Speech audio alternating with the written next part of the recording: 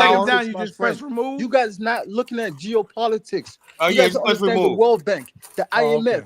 And Kala, Study the World Bank, the Hey, Frenchie, IMF, we're man. full right now. And look Frenchie, at They, it. they we're don't full. understand. They don't understand. They Yes, don't understand what Hey, what's Kala. foreign Sit Okay, policy. in. They guys, don't can understand we the foreign stop for a policy. minute? I don't want to have to remove Okay, Dollar everybody. Bill's Bring you down. moderating. Dollar Bill, you're not doing Okay, now? yeah, I can remove people. I don't want to do it right now. What I want us to do, guys, is try to Okay. engage in civil conversation. Okay, and so Kala wants to show you the towns. Now you can't keep saying you can't do two things, right? You can't once say you've never built something, and then you're going to go back and say that you control. They're two different things, right? We built Liberia and we built towns in America. Right? Even the one that was burnt, even those that have been burnt to the ground were built by us, by What our side are you hands. building No, now you today? see. No, This no. is See now you see this now is you the thing now again, see. man. Hold on one second. It is Hold on, entitlement. hold on. How you gonna tell You're us moving that the we gotta goalposts. never Now you're build moving. no town in Africa, Now, man? Come see on, what you man. want to do. No, What you dollar want to bill. Come on, man. Let's what be you real, want to man. continue. Excuse me. Come on. What It is you want to entitlement, continue? man. No, Come on, nobody's man. entitled Y'all to don't look anything. at No, geopolitics what? from the No. What up? outside. No. Anyway, See, Come on, man. there are more Y'all always look African at cities that are geopolitics built better than this one from the right now in white Africa. America. I can show you better African Come cities on, than man. this one right yeah. now in Africa. Excuse Yeah, me. but this was When way we back built in the day, so when this we was built impressive these at Okay, that okay. cities, point. Way back in the when days we too, we This built was got a some these hundred cities in years cities, ago. Africa. What's you were up? live. What's up This with People was were a that? hundred living in years huts ago. in No, you Africa. didn't build nothing in Africa. They were living in Well, you huts Yes, in guys have we do. Africa. We do Europeans build a lot When of we built built cities in them. cities. Africa. The only When black we No, people built no, built those cities cities, in no. Africa You guys was are under Liberia. Europeans government. Hey, European brother Dollar government gave we you Bill. built money. it by our European own government build hands. this stuff for you guys. What you talking about? Hey, brother Dollar No Bill, government built moderator. it for us. Yes, sir. I got a question. Hey, wasn't there a brother that was actually contracted from America to come to Nigeria to build a monorail? Yes. I think Yeah, Okay, talk my about that. friend Call us, John show Cash. that. I want to show them that. So we don't build nothing.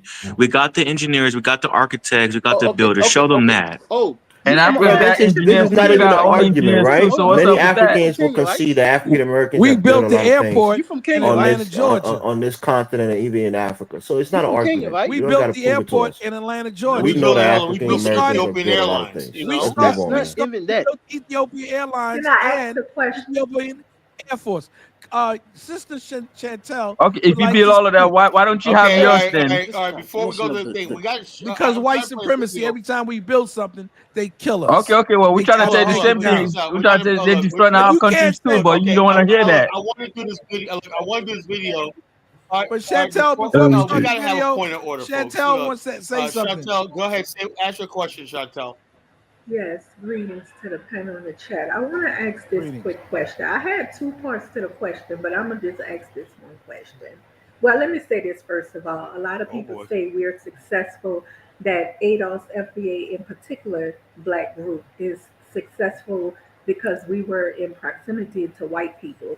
But since slavery has been over, there have been so many Black immigrants in proximity to white people in large groups, in their large groups that have yet to create anything or contribute anything worldwide. They have no inventions and they have not established anything that contributed to society, even though they're in proximity to white people since slavery ended. That's number one. Number two, I want to know, Kala, what do you think Afristan would survive without ADOS FBA members? Because it seems to me you really want us there. Okay. Hold on 1 second. Let me finish Let it. her, Let let me her, finish let her it. finish, Carla, It please. seems to me you don't think that you can do it without us because historically we have a record of achieving, inventing, and establishing institutions, especially in the conditions that my people were in, the strong slavery and suffering and oppression. Even with all of that, they still rose up and invented and established things. So I don't think you can have an app stand, what you call it, app stand, Afristan.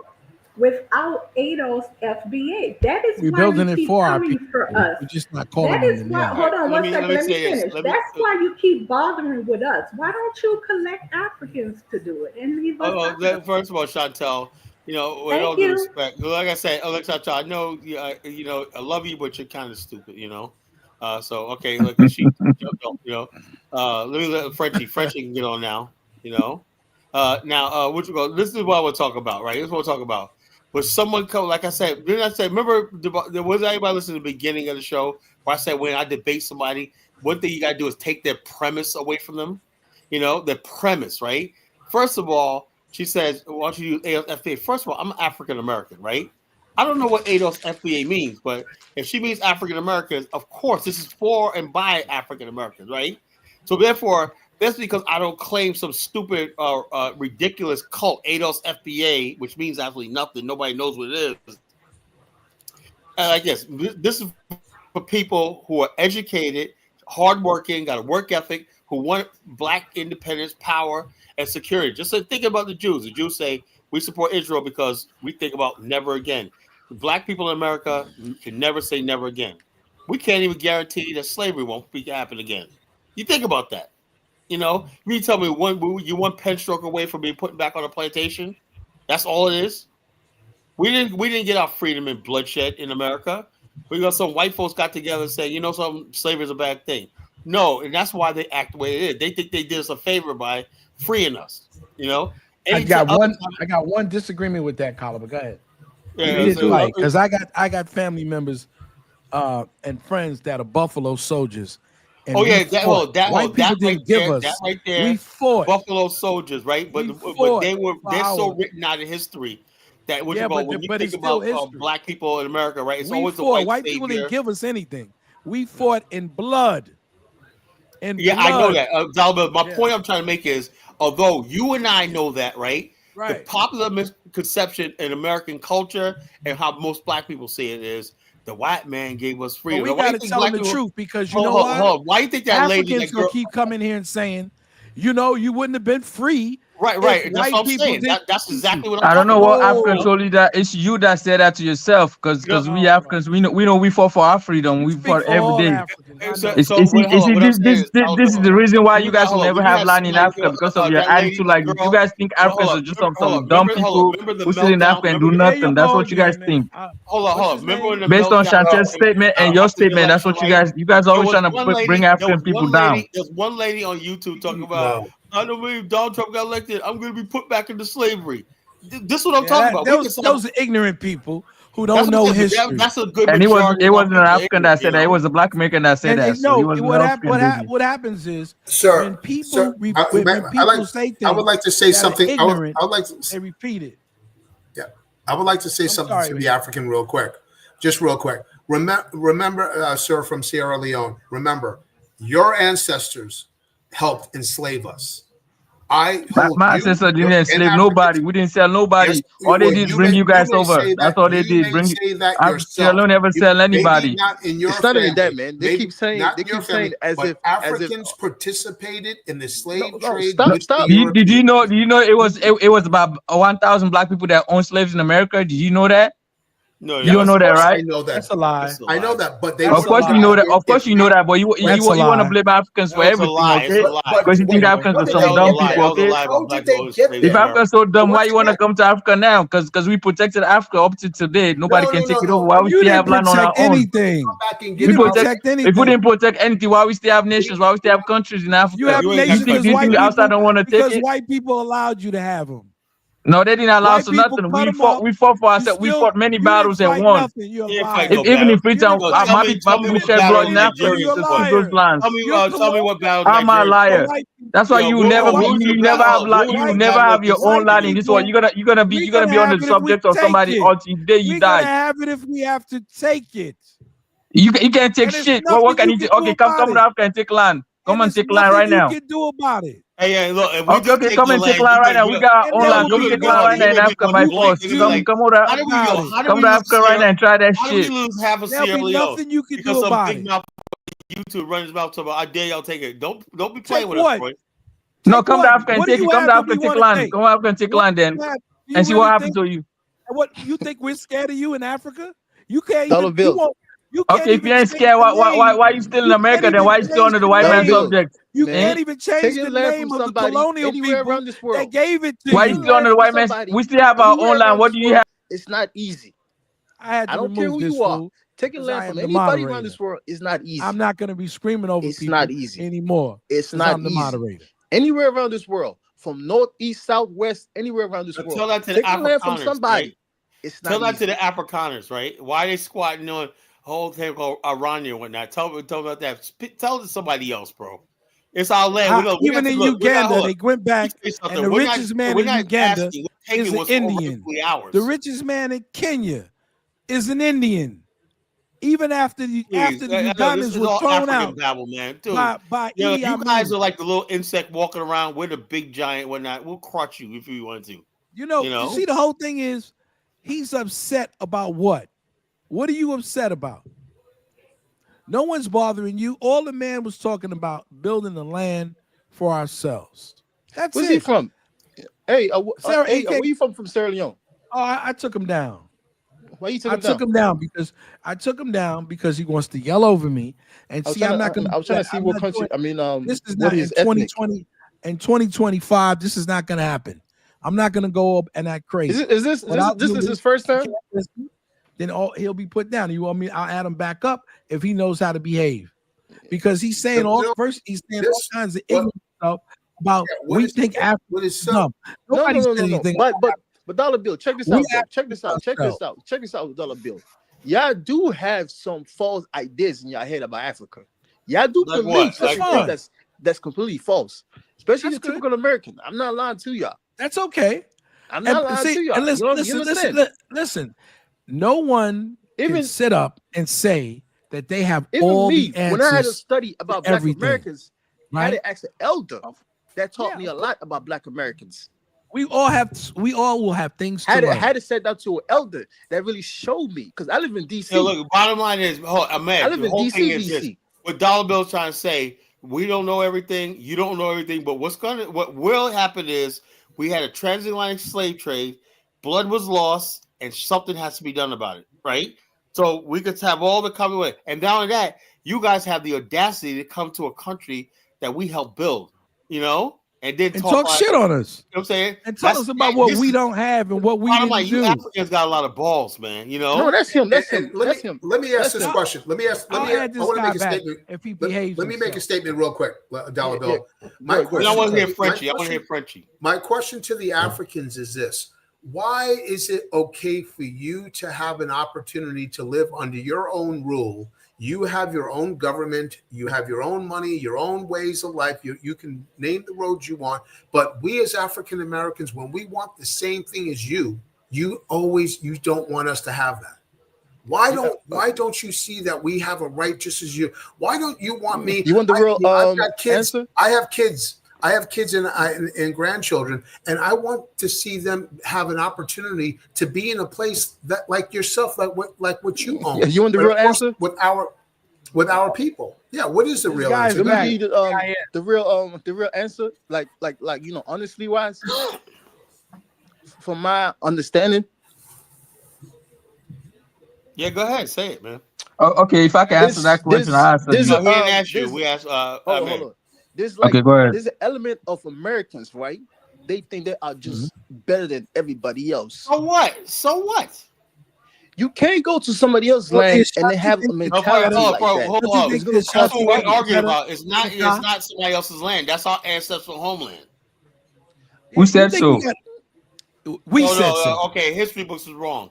We said so. This is why I tell you, these people be supporting this stupid, goofy ADOS FBA people saying that we're not African. That's what they love, That's what they want to hear. That's what they want to hear. Like, even me, I can't go to certain places in Africa. We have not Africated. Most of us have over 80% of African DNA after 400let I can't just go to any place in Africa. We might have left out there. Take anything. Let me say this. IAS, right? Look, the bottom line is the land that you see in Africa, right, are divided by Europeans. They don't even make any geographical, geopolitical sense and whatnot. Like, for example, you have a Frenchie might get upset when I say this, right? You have an English part of Cameroon, right? Instead of saying, something. There's an English part of Cameroon. They want to succeed because they want to govern themselves. Everything with English-speaking Cameroonians, right? But they're getting slaughtered there because somebody because of the French, by a colonial border that was written for somebody else and whatnot. The French government. The French government is a puppet government of France. Everybody knows that. Come on. So the bottom line is, this is what we're saying. We're in the G7. Hold on. Like I said, we don't honor respect any borders that America, the white man set up in Africa. Germany, do you understand British, that? Hold up. You guys like to blow your trumpet, and then diminish it. When I'm making a point, I want nobody talking. Look, what we're saying right now, this is how we can go the conversation go forward, right? We do not respect or honor any of these freaking borders because we were not at the table when they were drawn. You understand? That's saying we're putting our foot down for the first time in 500 years. You know? So the Bible, that's our ancestral homeland, was taken from us, was a crime against humanity. So the white man's not gonna give us justice. We're gonna take justice ourselves. And justice is if we say that we're making a stand. You know what an African stand means? That means where we stand. You know, if we say this is where we stand, that's where we stand, or we're gonna die trying. You know, this is not up for negotiations anymore, and we don't care what you think about it. You know, that's what it is. We try to be nice about it. We try to be civil. Brother here just broke it down how you can benefit and all stuff like this, and you guys still want to babble. Yeah, absolutely. It's amazing. All of the benefits would be for the host nation. They would benefit more than the political, social, America. and economic benefits. Their children and their grandchildren would benefit for the next 100 years. But they always want to come up with a reason why we can't have a place to call our own. Where we are probably almost 5 times the size and population than them. We come from a nation where we're astronauts. We have flown the space shuttle. We make rockets. We run governments. We are in the government. We have congressmen, senators. We've had a president of the United States who was the most powerful man on the planet. African-American man was the most powerful man on the planet at one time. The General Charles Brown, who was in charge of the most powerful Air Force in the history of humanity. That's who is in charge of our Air Force today. So we have the expertise to build and know how to run a nation. We are used to, as Kala would say, and a lot of the other people say, we're used to a first world environment. We are used to living in an environment in which hard work, dedication, technological advancement is a part of our DNA. That's what we are, and that's what we can bring. And everyone knows, and everyone fears. What does the world fear? White people fear African Americans having an independent state on their own and creating that Dubai and Switzerland of Africa. Africans fear it. Everyone else fears it, but not us. And we're tired of it. I am not. You know why, Mr. Head? I'm not going to condemn my children to being a permanent minority forever. Imagine that, dollar bill, Kala, our kids. We're going to look at our kids when we go look at our children tonight or tomorrow, or our grandchildren or our nephews and nieces, and say, hey, guess what? When I'm dead and gone in 50 years, you're still going to be nothing but 1 out of 10 people in America. You know what it is? You know what it is, Mr. Hick? No. Yes, sir. You see, there's several type of people, and they come, and African Americans too. The ones that don't like when other people come from other countries and succeed. They don't like the opportunity, yes, of course, because they don't want to work hard. They don't want to go to school. They don't want to do certain things. They just want to say, I'm an American, and this is what I deserve, right? So those type of people are the same. And then on the other hand, you've got Africans who are saying, well, why should you come to America? Why should you come to Africa? Because I'm coming to America. Why should you want to go to an area that nobody's at and build it up? You know why? Because it makes them look bad. It's the same way if you have African Americans who allow other people to come and do their thing while they're still watching TV and not taking care of their business, right? They feel bad. Oh, look at this immigrant came here and he's got this job. Well, the immigrant went to school. The immigrant worked and got a trade and did what he had to do, right? So that's the problem. I don't have a problem with the immigrant coming to America, doing what he has to do. They can have it. That doesn't bother me. It's not taking anything away from me. It never stopped me from getting an education. It never stopped me from making money. Okay? So why is it hurting the people in Africa that we would want, okay, to have our own self-determination? Because it makes them look bad. It makes them look like, damn, I had all this stuff and I don't care nothing about it. Yes. Yeah. And our goal, and for the Africans, I want you to understand, Africans, our goal is we are not coming there to make you look bad. We're coming there to build together, to reintegrate, but give us our opportunity, our right. It is our right to go back to our ancestral land and build a nation with all the expertise that we have. If you succeed, we succeed. We need you to be more successful. You're the host nation. We can't be living in a beautiful city and then right across the river there is squalor. That's not in our DNA. That's Nigeria. That's Nigeria. We want that. We want what we wish for ourselves. We wish for you. You're talking about competent professional men who are going to go over to build this nation. We are people who are not mesmerized. It doesn't matter by because Lamborghinis and Ferraris. We're not mesmerized by Rolex watches. We're not mesmerized by Fendi and all of that type of stuff and Versace clothes. We're talking about men who are focused on building a beautiful future for their kids. We're not mesmerized by the materialism of a 40,000 square foot mansion with marble and gold toilet seats. That doesn't appeal to me whatsoever. If anything, I am a very humble man. I can have a nice small place as long as my place is clean, spotless. I've got some good food. I ask my wife to make me food. I don't want to be going out. My wife has to make me. The one thing I've said, even when we've had domestic help overseas, I've always told my wife, "You're the one making my food. You got to make my food for me." And then I'm like, let me go diving. Let me go hiking. I'll go jump out of airplanes and stuff. Let me go fly. That's what I want to do. It's the idea, those are the kind of people that are coming, that are going to go there. We don't want gold chains. I don't want that. We want men among men. That's what we're going to bring to Africa. But Mr. Hitch, you got to understand the psychology of the mind. Of course, I understand the psychology. I know you do. I'm just doing a rhetorical thing. You got to realize that this is why you have people from all parts of Africa, right? Even though you said repeatedly that we're gonna go to a place where nobody lives. Mm-hmm. You know why that's a problem and an issue? Because then people are gonna start looking at them. Well, you know what? You were here in this place all this time, and you're sitting on all of these resources, and you didn't turn around and say, "Listen, maybe we should have an Afghanistan here." You see, the whole idea. See, their whole politics is based on tribes. And see, here we are coming back to Africa, okay, without a tribal affiliation. We are saying that anybody on the basis of their hard work and determination can live in the Afghanistan, but this is by us, right? This is something that we are putting together. And the thing is, that makes them feel like, damn, you know what? I thought the only way I can get my life together, okay, whether I had to go on an inner tube, whether I had to travel through 15 different countries, whether I had to go to Mexico. You know, there's Africans now that are going to Mexico. They're going to Mexico to come to America. Yeah, start off in Brazil. Yeah, they're going to Mexico to come to America. How do you leave Congo, right, with all the resources they tell us the Congo have? Go to Brazil and Argentina and make your way all up to the United States. I just don't. You know why? Because you in a permanent caste system in some of these countries.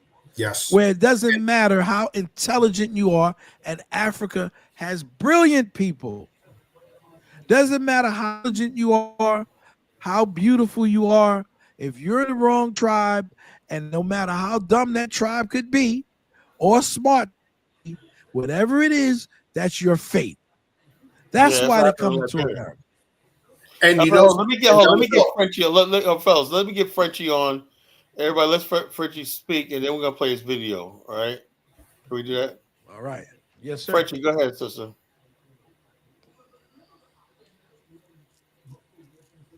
Frenchie, fall asleep. Hello, everybody. I've just got a couple of questions. Hello. You know, I think I understood you from the beginning. You stated several times that you wanted to, you know, occupy land that doesn't have any inhabitants in it. And that's fair enough. But when you say things like you'll take it by force, or you don't have to ask for permission. Sorry? Was that me? I'll say like this. I don't say take it by force. That's not our nature. But let her finish, Carla. Let her finish. Well, we will defend ourselves, you know. Yeah. It provoked their attack. That's what I'm saying. Now I'm being taken by force. I don't want to come in as okay. Okay, yeah, now that makes sense. You've actually answered my question because I was slightly confused. I misspoke. It was me who said it. That was a response.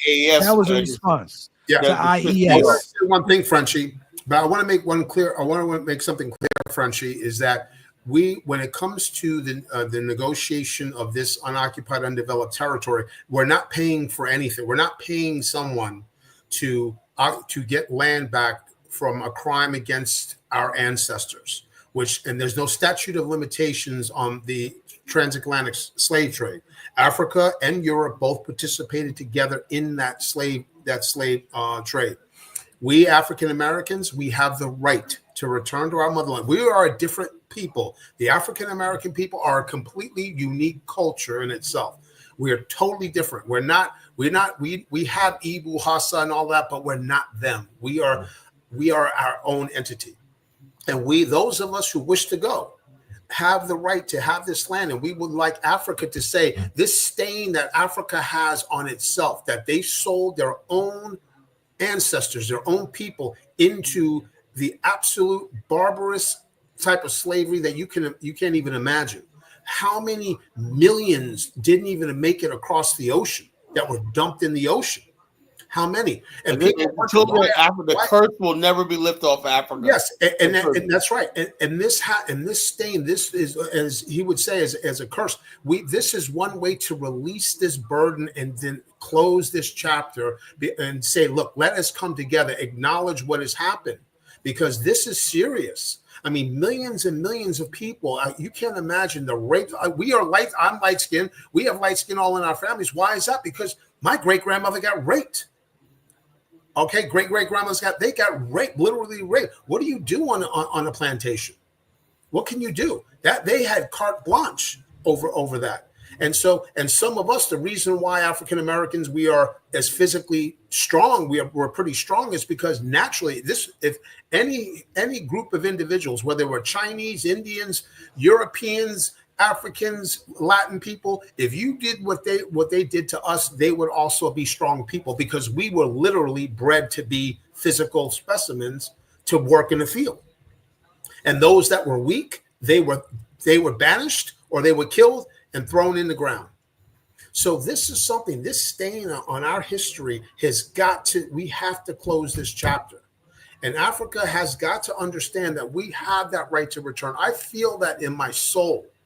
Because if we don't do this, then Africa is looking at us and saying to us African Americans, no, we want to continue to see you condemned to be a permanent minority in America. Even though you got a half decent house, even though you guys are catching hell, even though you guys are killing each other because of the society, we still want you to be a permanent minority. And I can't accept that at all.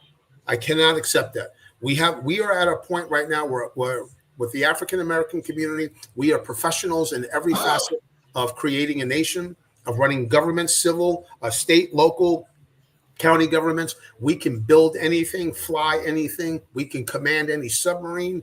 We can launch any missile. We can do it all. We literally can. And so this hopefully will be able to close that chapter. And what we wish for ourselves, once again, we wish for everyone. And I know that over time we have to play chess in this manner. Yes, maybe the Africans that are in that host nation are not going to have the great prosperity in 5 years or 10 years, but 50 years down the line, it will be that way. It can be that way. I know in my lifetime, it will be pretty much a construction site. We will be there to see the airport built, the port built, the roads built. It's going to be like building it's going to be like living in a new neighborhood that's constantly being worked on. And eventually, 50 years from now, 100 years from now, my kids will be able to say, hey, look, Grandpa, Daddy, Kala, Dollar Bill, I'm happy for their sacrifice and what they did. And that sacrifice now is benefiting all of the people in Africa. So there is no negotiation at all with us not being able to return. No way. The African Americans have fought and died in every single war so that we can preserve the sovereignty of other people. Just in France alone, we have thousands of African Americans that are buried in France, in their cemeteries. Thousands of them. So we African Americans can go fight and die in a war so that, for instance, the French, France, you can still be France. And we're the ones that fought and died for you. So we definitely will get that support. Belgium, we're going to get the support of Europe because our people fought and died for the preservation of their own sovereignty. Italy, Belgium, the Netherlands, all of them. So this is the time frame where Europe and Africa need to come together, and they will, and say, you know what, it's time for them to go ahead and build this on their own. And then the people, the initial pioneer force that we bring, that's on us. We need to bring hardcore and competent men and women that are down to go down to business. This ain't a place for motherfucking Sexy Red, Glorilla, Cardi B, and all these other dumbasses. That shit is out. None of that stuff. We're talking about people who really are going to focus on building this. Excuse my language, but sometimes I say that because I want people to understand that I am real and I am still straight New York in the end. Oh yeah. Anybody else like the same thing? Frenchie, you want to respond? Yeah, so I just wanted to ask a question because that there was a lot of information that was thrown at me there. Do you truly believe that the European Union will provide you their support with this Afghanistan vision that you've got? You truly believe that they'll give you the green light? Not that you need their permission, but let me answer that. Look, I'm like this. This is what I do know, right? Black people in America have yet to really flex their muscle, politically, globally. Remember the time when there was a thing before you was born, we had a situation in South Africa where the white power structure in the world was supporting an apartheid government in South Africa that was actually also funding a war in Angola and stuff like that. It was Black America that gathered together, right, and lobbied, right, in America, right, and got all these South African companies the hell out of America, right, and also threatened other European countries that did business in South Africa, and we put a global sanction that brought South Africa to its knees. Black America did that, So the bottom line is the only thing slowing us down is Black America. If Black America says this is what we want, it's going to happen. The world we'll turn the world upside down because the world will get behind whatever we do. That's what we don't need everybody. The whole thing is this is what some of these fools think, that we need everybody. We don't need everybody. We need everybody support. If Black America say, or if they poll Black America, say 85% of the people supports the Afghanistan or the African American nation in Africa, trust me, and they said and we will put our vote behind it. See, other people with IAS says stop BSing, Colin. See, that's what I said. People have no idea. That's why I say I can't mess around with these ADOS FBA people. All they do is waste time. Reparations movement, Tariq Nasheed, these people are goofballs, right? This right here is real power. Black people in America, Frenchie, want real power. We basically deny power. We watch gays, immigrants, and everything gain power in America, Hispanics, everything like that. And Black America slowly but surely slipping into obscurity. And the bottom line, we feel it every day. We don't forget that we don't matter until it's time to slam a basketball or hit a baseball or run down the football field, or rap, jump on the stage shaking our fucking ass, excuse my language, rapping and whatnot. That's all we're good for. And Black people in America are just tired of it. We want something more. We want power. We want control of destiny. We basically have lost all fear and respect for white people. That's what we're dealing with. The first time in our history, this is like that. We lost all kinds of fear and respect for white people. We don't respect them like we used to. That's true. We don't respect them. We witness in our lifetimes Black people under duress, told us for nothing, produce billionaires in their system. The Bible says, I shall prepare the table before you in the presence of your enemies. We know God is behind us. History is behind us. This is history. What we're doing right now is the next phase. Where's a group of people? It's a conundrum. What are the people who've done everything in America, put a Black man in the White House, did also create billionaires? What left is there? The last thing is an independent nation. That's the last thing on our list. We've done everything else. Look at our children in the face and say that you have we're something giving else. You every opportunity. We want to gain our self-respect back as men, so our children could say, "You allowed us to continue in this crap. You didn't want anything else." Hey, brother Carla. Yo. Hey, sorry to uncut y'all, Dollar Bill. Hey, That's you're right, talking young about brother. South Africa, and I want you to show in that video Blacks Without Borders. But hey, was there ever a follow up to that video? Oh no, they did one in 2006. That's what really started me on a journey I'm at right now. When I seen African American professionals going and help them with their development and doing more. Eugene Jackson put $30 million in. African Venture Partners was on the back end of a multi-billion-dollar deal with Virgin Mobile, Richard Branson, Virgin Mobile. You had this one lady that's doing diamond jewelry. You got them doing tremendous things in South Africa. Black African Americans relocated to South Africa. And I said to myself, you mean to tell me we're capable of relocating to another country? But until I saw Blacks Without Borders, that's when it hit me. You mean to tell me there's more to like, and there's one lady that she was a lawyer in Chicago, but she bought a house that was built like in the 30s. So South Africa used to build these nice, fancy, futuristic homes back in the 20s and 30s. She bought a house that was abandoned by the whites who left South Africa after apartheid, right? And she bought it for much of nothing one night, and I was like, "Whoa!" She built a nice house in that video, that movie. And she said, "She's like, I'll pull down $1 million a year." And it dawned on me, why was somebody basically making $1 million a year? Evidence she's doing business in South Africa. Somebody making $1 million a year decide to relocate to Africa, And then it dawned on me, right? When they said the Blacks Without Borders series, they said, "Here, there's nobody above you," right? He goes, "In this country, you are the man. The people that make the decision look like you," right? Now, I'm saying to myself, let's go even further. What if we were the ones in charge, right, from America, building our own shit, It would be like Blacks Without Borders on steroids, So it's... But my question is there ever a follow up to those people? Is there like a follow up video? Yeah, I keep in touch with you. Just go on Facebook and follow Eugene Jackson, Go follow African Venture Partner. Just get their names and just follow them on Facebook and it's a lot of them on Twitter and stuff like that. So all those people on Blacks Without Borders are still consistently in South Africa doing business. Everybody. Yeah, I don't know if all of them are still alive, but yeah. As far as I know, they were. Okay. Last time I checked, that was like 10 years ago. Okay.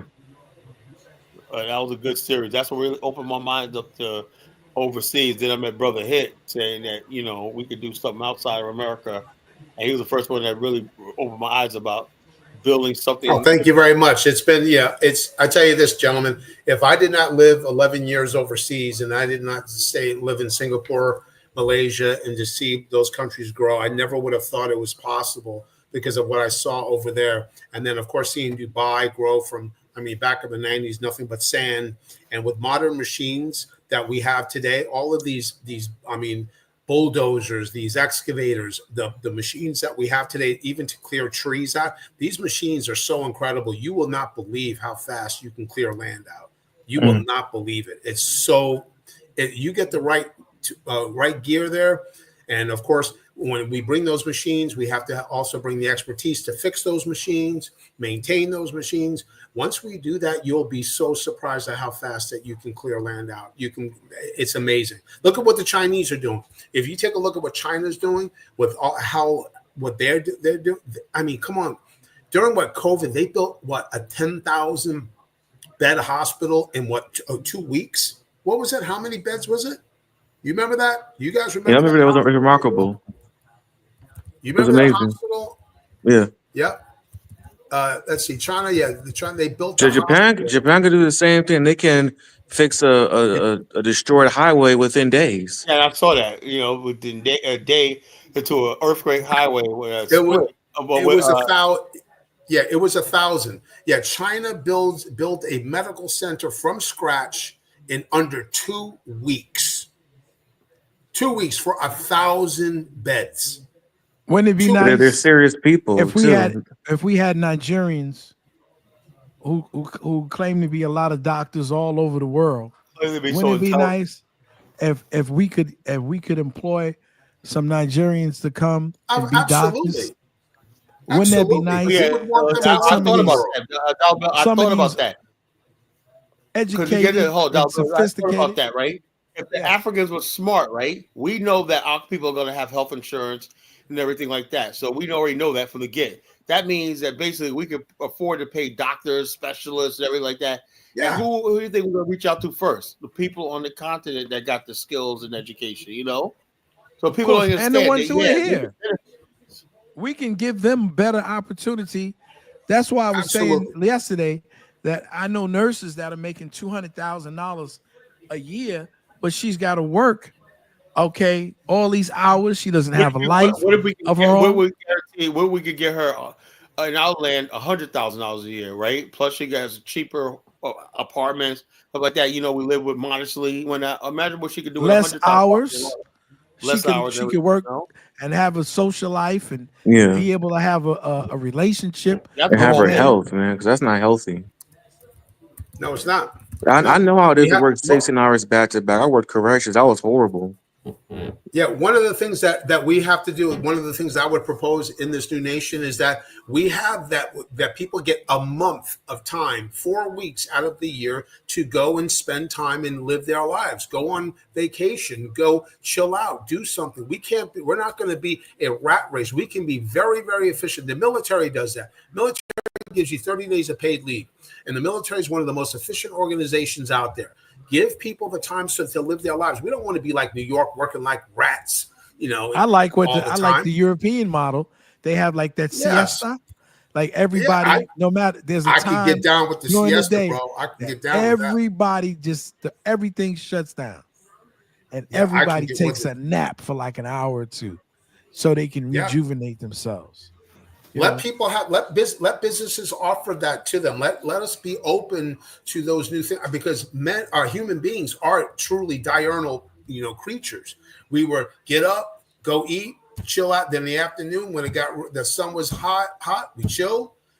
When it got cool, we got back up. So that's naturally, how human beings were designed. Is to somebody said this is not Martin Luther King dream. I'm sorry, with all due respect, man. I don't really give a damn. That's another thing. They always use these other people that came before us. Who is this guy? FB? Agree with this. He ain't Martin Luther King. Ain't here, is he? No. I always tell people that this mission. This is not a dream. This is inevitable. This ain't no dream. This is inevitable. And I don't understand. See, I do understand because I know. See, the thing is, I sat up there. This other place, they did a whole 5 hours, Carla, on your show. They did 5 hours on your show. Yeah, I call him Coonzorian. Coonzorian did 5 hours. I looked, I said, they're still on 5 hours because you know what it is? You're not coming in here. And that's why I said, you know what, this year, I'm thank you for letting me moderate. I'm not going to get into these big arguments with people. When you just can't get yourself under control, just drop you off the stage. Right? Yeah. So we don't have to get into nonsense and we can get down to business. Business needs to be taken care of. There's a trip coming up. Colin, please tell them about the trip. Okay, we are going to the promised land, Liberia, right? And the reason why this trip is so important is because I do believe Black people have to get into the mode of this history of us returning and building in Africa is 200 years old. It's not new. Actually, it's 400 years old. The first people who thought about returning to Africa, building something, that started in the 1600s. When I first enslaved Africa. It started on the slave ships, actually, And so, therefore, this idea of building this Shangri-La, this Utopia, Black Utopia in Africa has been in African-American culture, popular culture, and underground culture, and secret societies since slavery times, This idea of this Black heaven, we called it heaven, right? But the bottom line is it's like, heaven was actually a place in Africa that we could be as Black man Zion, And so the bottom line is this: what we're doing is continuing what our ancestors built in Liberia, paying respect to our ancestors that came and built. What started off as a colonial experiment with Francis Scott Keys and Bushrod Washington in the early 1800s ended up as a Black nationalist haven, global and Pan-African haven. By the end of the 19th century, it started like going to the lion, started off the lamb, going to the lamb and started and went out like a lion. So whatever you want to put it, Liberia produced exceptional Black men in the world, statesmen, taught the world that black men could be good statesmen. They negotiated territories with world powers and the first black country that ever had borders and boundaries that defined itself. Liberia is the only country in Africa that really had its own boundary. It never was invaded by a foreign power, and it always had its own sovereignty and territorial boundaries. And so therefore we're just paying respect just to that country. It's a beautiful country, absolutely stunningly. We're gonna stay in two 4-star hotels, right? Resorts, right? And another 2 hotels we're gonna be staying in. Let me tell you something. When I first went to Liberia, I stayed there for a month, right? The last tour I did with Bamani last year, I did more in 7 days in an organized tour than I did in a whole month, right? Because everything just flowed logistically, place after place. Pick up bags, blah blah blah.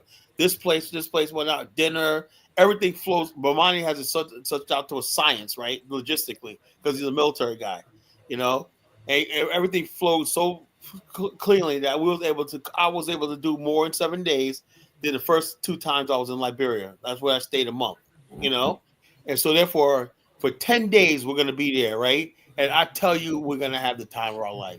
The historical aspect, we're going to be all take a group photo on J.J. Roberts, who was a father of Liberia. He was Liberia's Black George Washington. He was a black nationalist of the 19th century. He's from Virginia. We're going to take a picture on Duke Hill under the statue of J.J. Roberts. That's a group photo. And we're going to go to the museum. We're going to go to Province Island, where our ancestors first landed, and drink from the first well struck in West Africa right there on 1822, right there on Province Island. We played a video. Mine and I played a video the other day of me drinking the water. That wasn't my first time drinking. I was there a year before then. I drank the water but I made it for a reason. I made it like, it's the first time drinking the water. And I had already drunk the water before, but I was just playing like this is my first time. But anyway, we're gonna have a good time. We're gonna go the bonding, the nightlife, all that stuff's gonna come together. If you guys want to have fun, you want to get educated and learn about this beautiful country, our history and everything. Liberia has 16 tribes, and all the tribes are great. They have something to offer us and whatnot. The people are the friendliest people you're ever going to meet in your life. They welcome us and whatnot, and they always say, welcome home. They don't tell you welcome to Liberia. They always tell you welcome home. They treat you like you're at home. They treat you like with respect and whatnot. Like I said, Liberia was the first time, when I went there, the first time I really felt like a person, because I was like, wow, these people treat you with so much respect you don't get in America. I was like, wow, these people give you so much respect, and they actually care about you. So it's like I said, the trip's gonna be great. It's gonna be a good bonding experience and whatnot. We're going with Romani and ourselves, and hopefully Brother Hit and Dollar Bill. We are going to have a blast. A couple other people say they want to come, and everything like that. I'm gonna even start fundraising because there's a couple of people that I want to take on this trip. I have a brother, it's a friend of mine, right? And he doesn't look it, but he's in his 80s and he's an artist, man. And I really want to take him. He will have the time of his life, Yeah. And let me tell you something. I if I had to do it all over again, my first time in Africa, I would have went on one of these tours. I'm thinking about that. The first time in my life, first time I went to Africa, I should have went on that tour because I wasted so much time. Then again, I went to see my wife and everything, So yeah, I get that, but I think about it. I spent that whole month or whatnot, but yeah, I didn't get to see not anything what I did in 7 days because Bamani, who never even been to Liberia, he used to put my secondhand information from me. I was just winging it. I didn't really know the hotels. I knew a couple of them went to, right? But basically I was like, he's a Bamani. And, Bamani just had me a collar, man. Right until he got there, I was like, oh man, he's gonna kill me if this shit don't work out. But everything just worked out. The hotels, everything was above expectations. I was like, because I didn't know. I was just winging it. I just wanted this trip to go on. But he said, man, Colin, you did good. And plus, we got 2 new hotels that we're going to this time. We're not, 2 resorts that, to be honest with you, man, if I could live there, right? If look, let me tell you something. If I was able to do my business in Liberia, I'd move there. That's how much I love that country. I would move there. And also, I would launch our nation building movement from there as a headquarters, because logistically, I know we're going to need a military and stuff like that. Military training. We need our own Wagner group, our own Blackwater. That's what we need, and we got Liberia will provide that for us. Land and the space to do all. It could be one state. Yeah, this is where you and I will.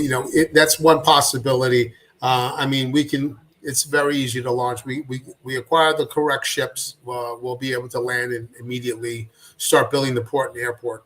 We have all we need is a few landing ships, as we used to call them, LSTs, tank landing ships, and then you just get off the ship and that's it.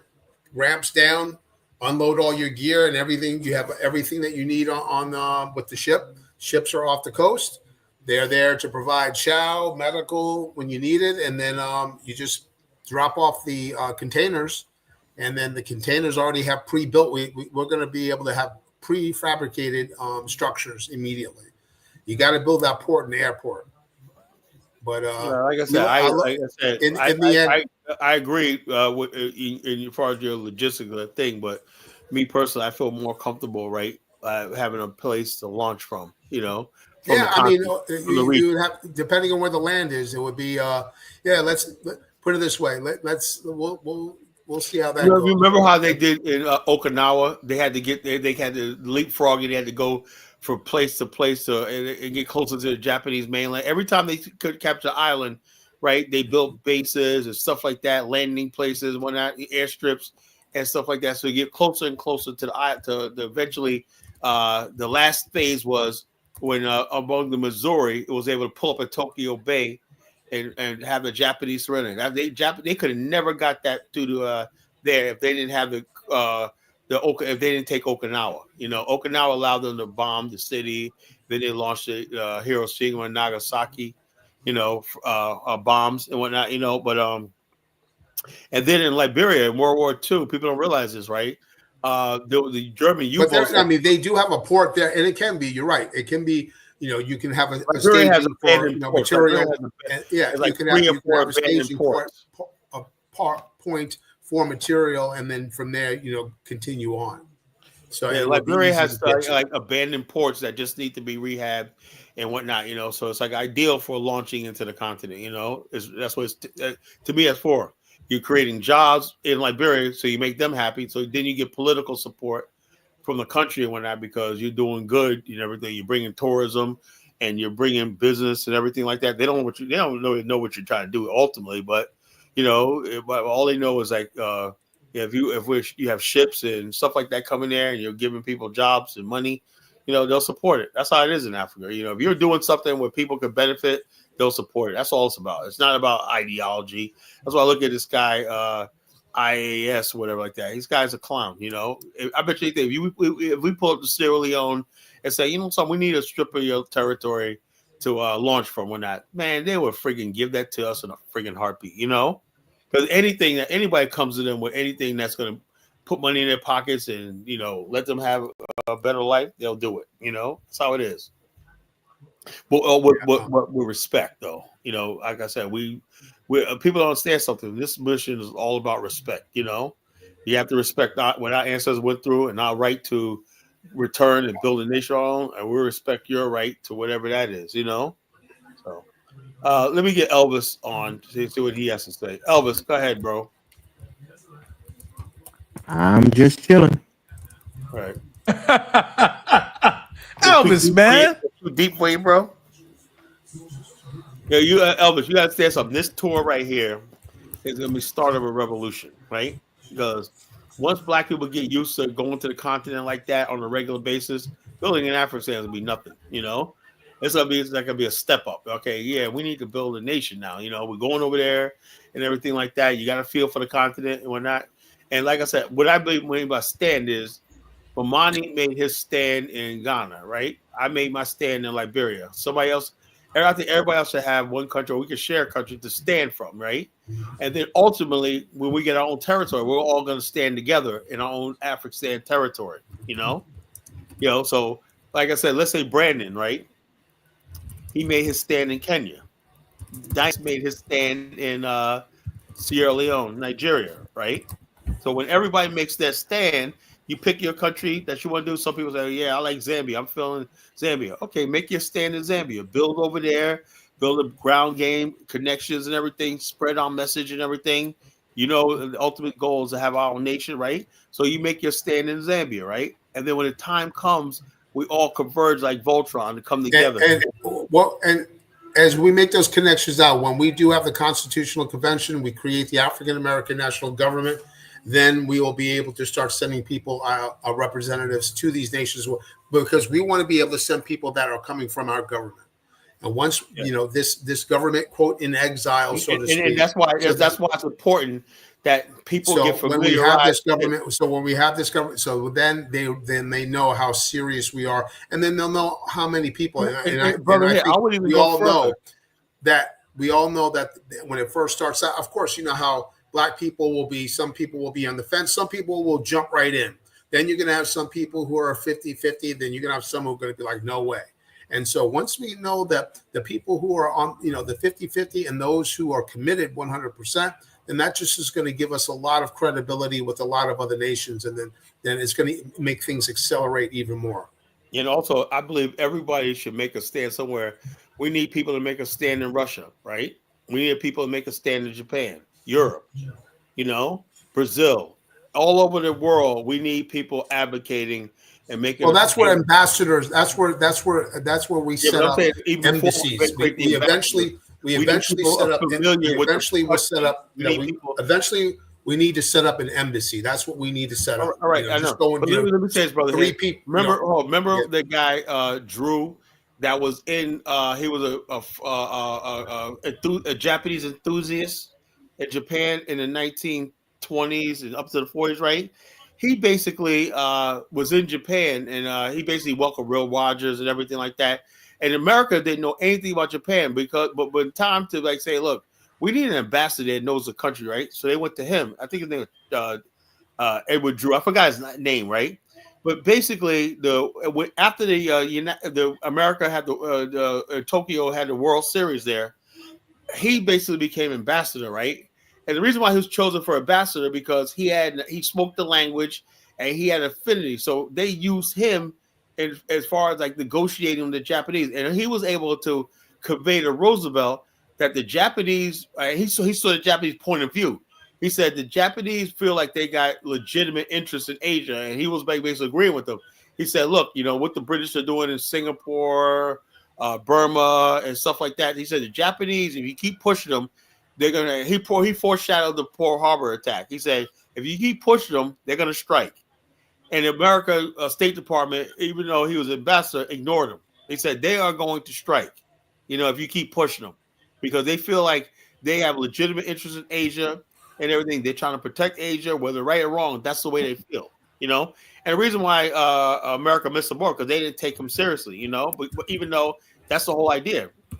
They let him become ambassador because he spent so many years in Japan. He lived in Japan, No, of course. We understand that. Yeah, of course. And, today we have, modern technology and all that type of stuff. But we do know that, first step is we got to create this government, get this land. And then everybody will have plenty of people that will be able to, negotiate. We have to really figure out on the strategic side of what countries to establish bilateral relations. That's going to be a really important concept. I mean, I'm all for dealing with China.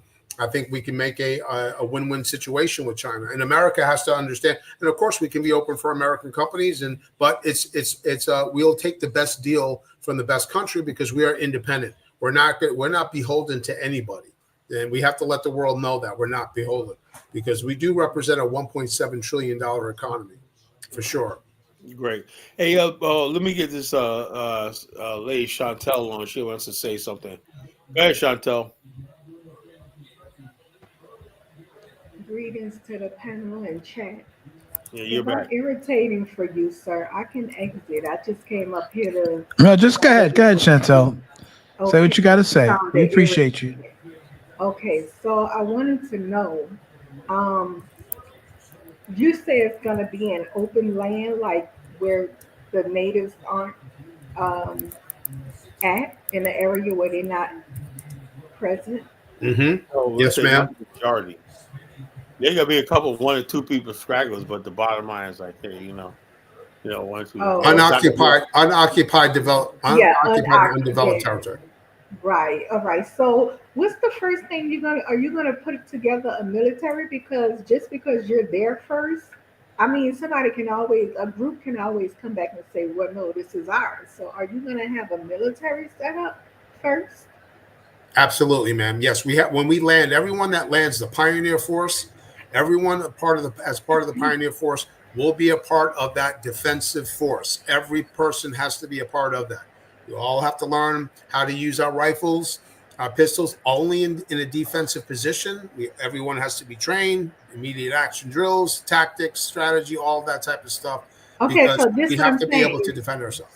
Is that right? So, are you gonna bring the people first, or are you gonna establish your military first? The people the Pioneer Force lands with, they are people that can build. I mean, those engineers, those administrators, the people that we need to build. Essentially, we have to build a port in the airport, and of course, structures for living.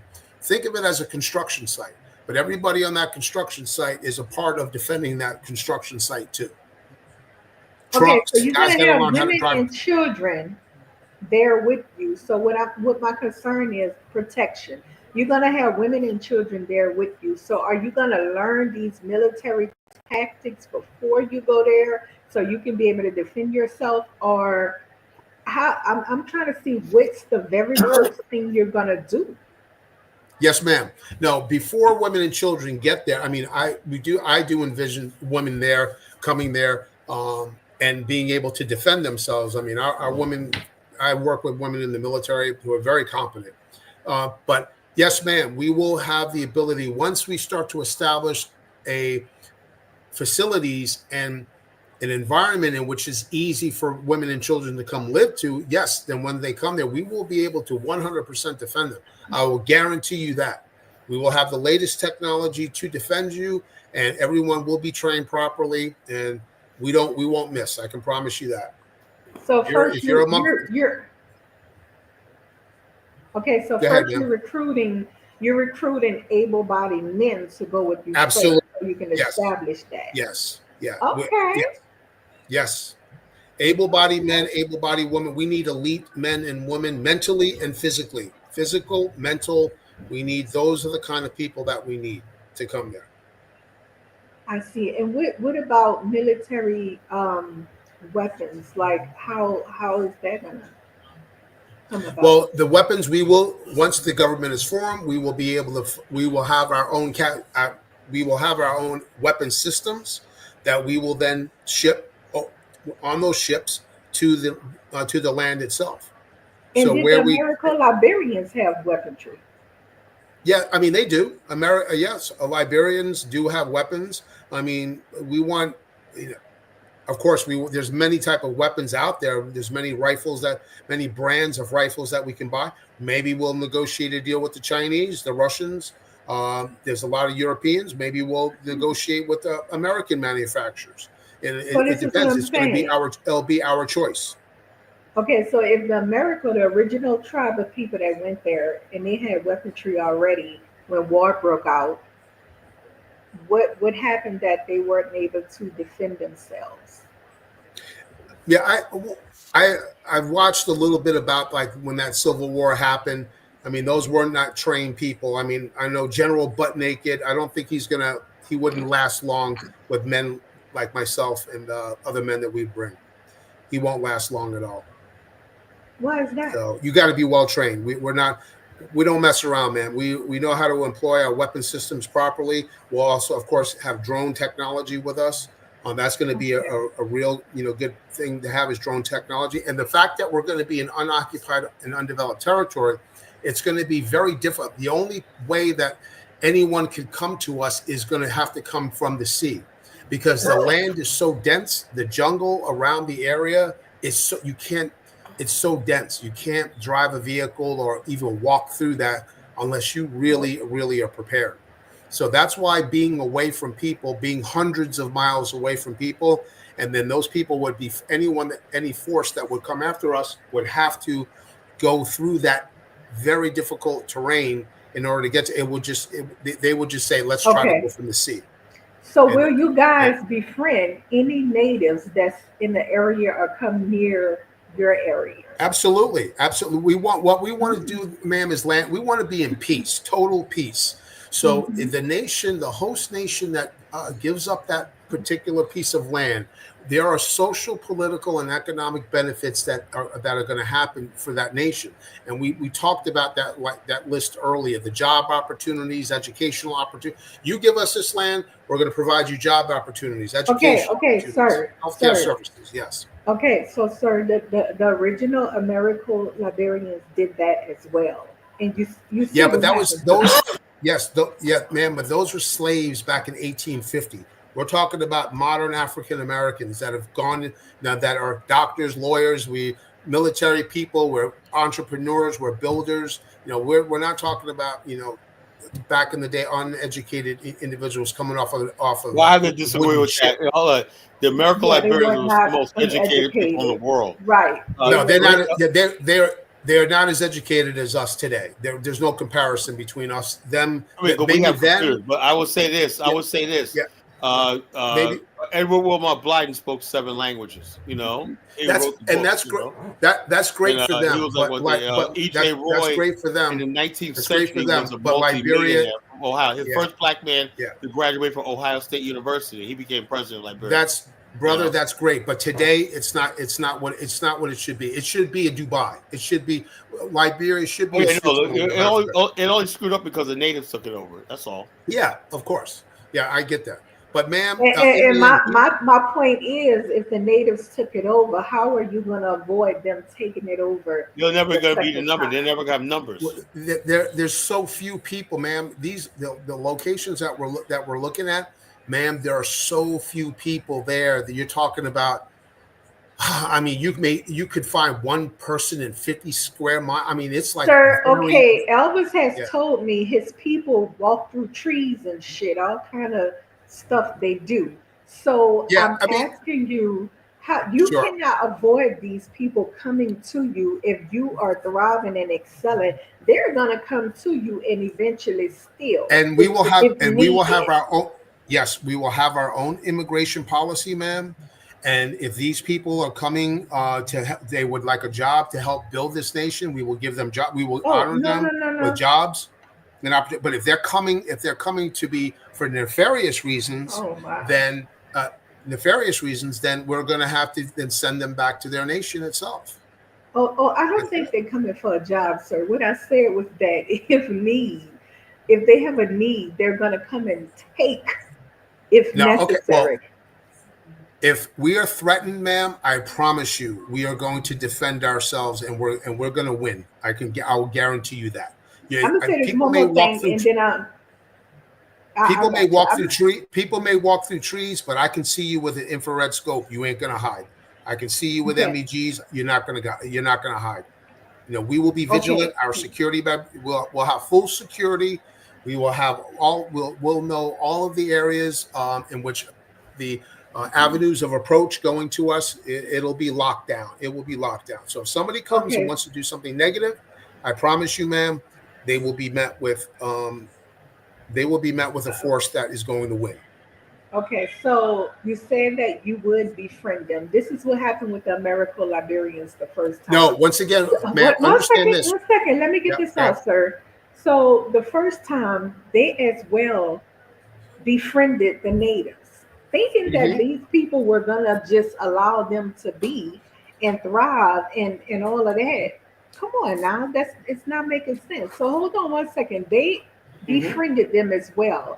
And those people waited out for a very long time, decades upon decades. But the whole time that they were smiling with them, they were plotting to fucking eat them.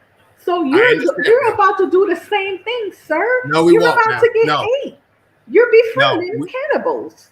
No, what we're talking about, ma'am, is this. We would be the citizens of the nation. Those natives would not be citizens of our nation. We're talking about separate citizenship. And think of it as like people with a green card. Sir, I'm not talking about legal documents and all of that. when it comes down to people being savage behave, it has nothing to do with legal coming to you and talking to you. Now It's a form of backstabbing. Ma'am, we know. Look, we have to worry. Not only do you have to worry about, we are prepared not only for that type, we also are prepared for the internal backstabbing amongst our own people. So, man, we know the history. We know that we're going to have to watch people even internally amongst ourselves. No, we all know that in-house fighting happens, but when you're in a foreign land, you have to make sure people don't come in from the outside, because inside fighting could be resolved. We understand that. We okay, totally so I'm not understand talking about in-house fighting. I'm strictly talking about what's on the outside. No, I understand that, but man, what I'm saying is this: we have to concern ourselves with all of it. And we have to concern ourselves with in-house fighting and also with external, fighting too. But to answer your question, ma'am, we understand history very, very well. We're not going to be slipping. Okay. There ain't no slipping right here.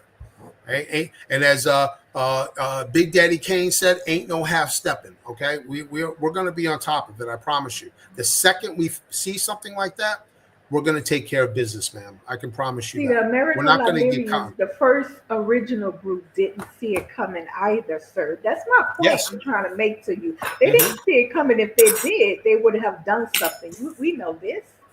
Yes, they didn't see it coming either. So that's what I'm saying. You said you would befriend them, and that's where you mess up right there.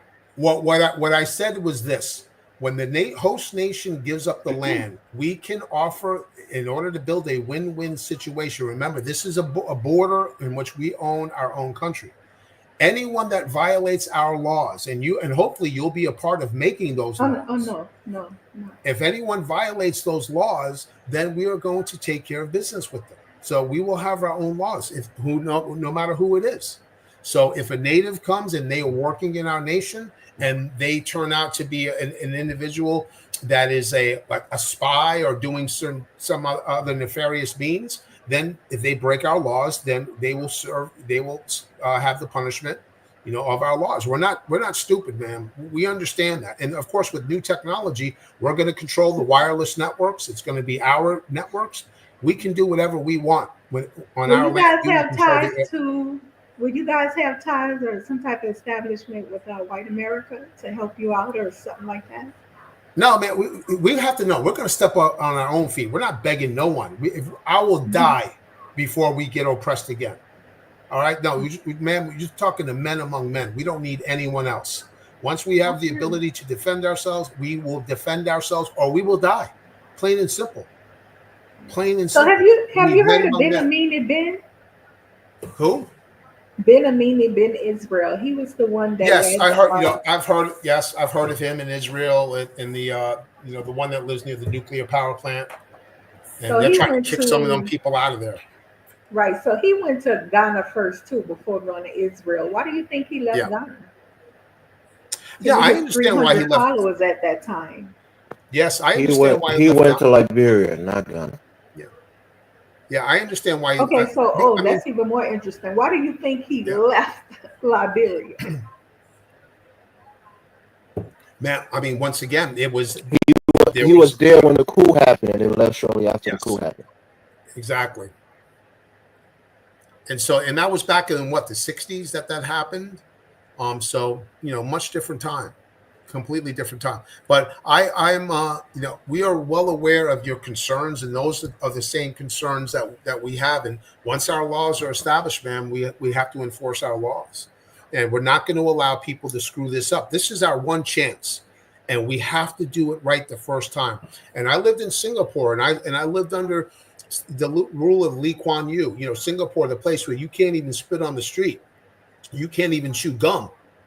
And then they had to clean. The place was filthy. People were living in filth. They had to clean the place up. They took shanty towns down, build up new buildings. They took the buildings, and a lot of Singapore is made up of Chinese, Malaysians, and Indians, and they made sure that each building that was occupied would have that same exact mixture because they wanted them all to be Singaporeans.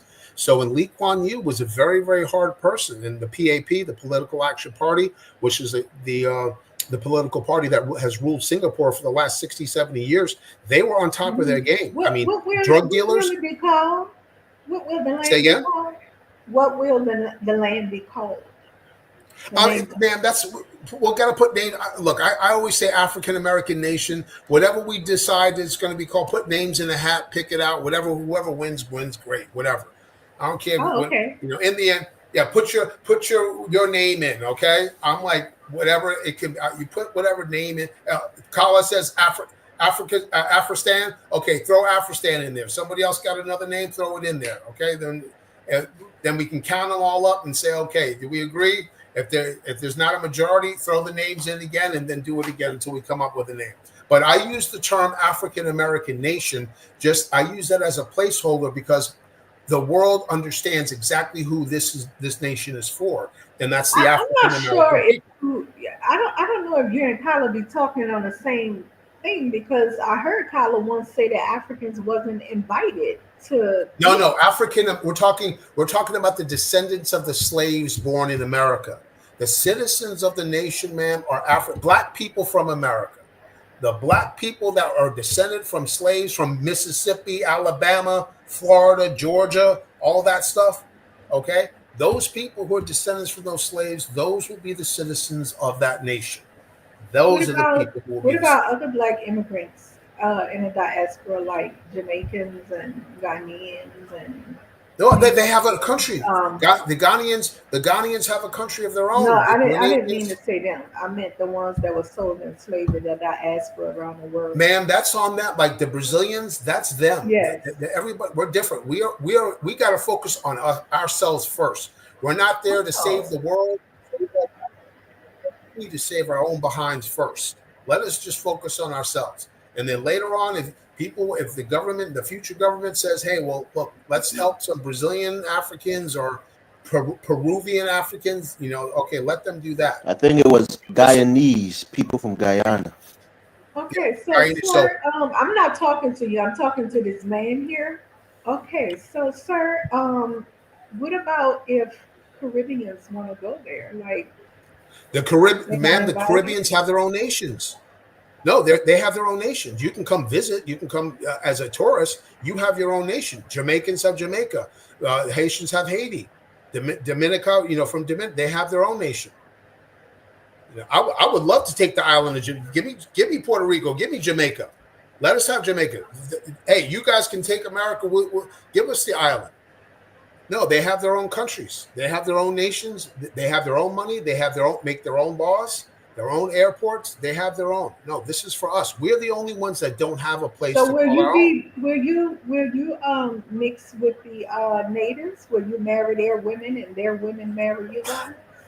Good question, ma'am. I'm sure that if the black man and woman build a nation like a Dubai or a Zurich of Africa, I'm sure women from all over the world and men from all over the world are going to visit.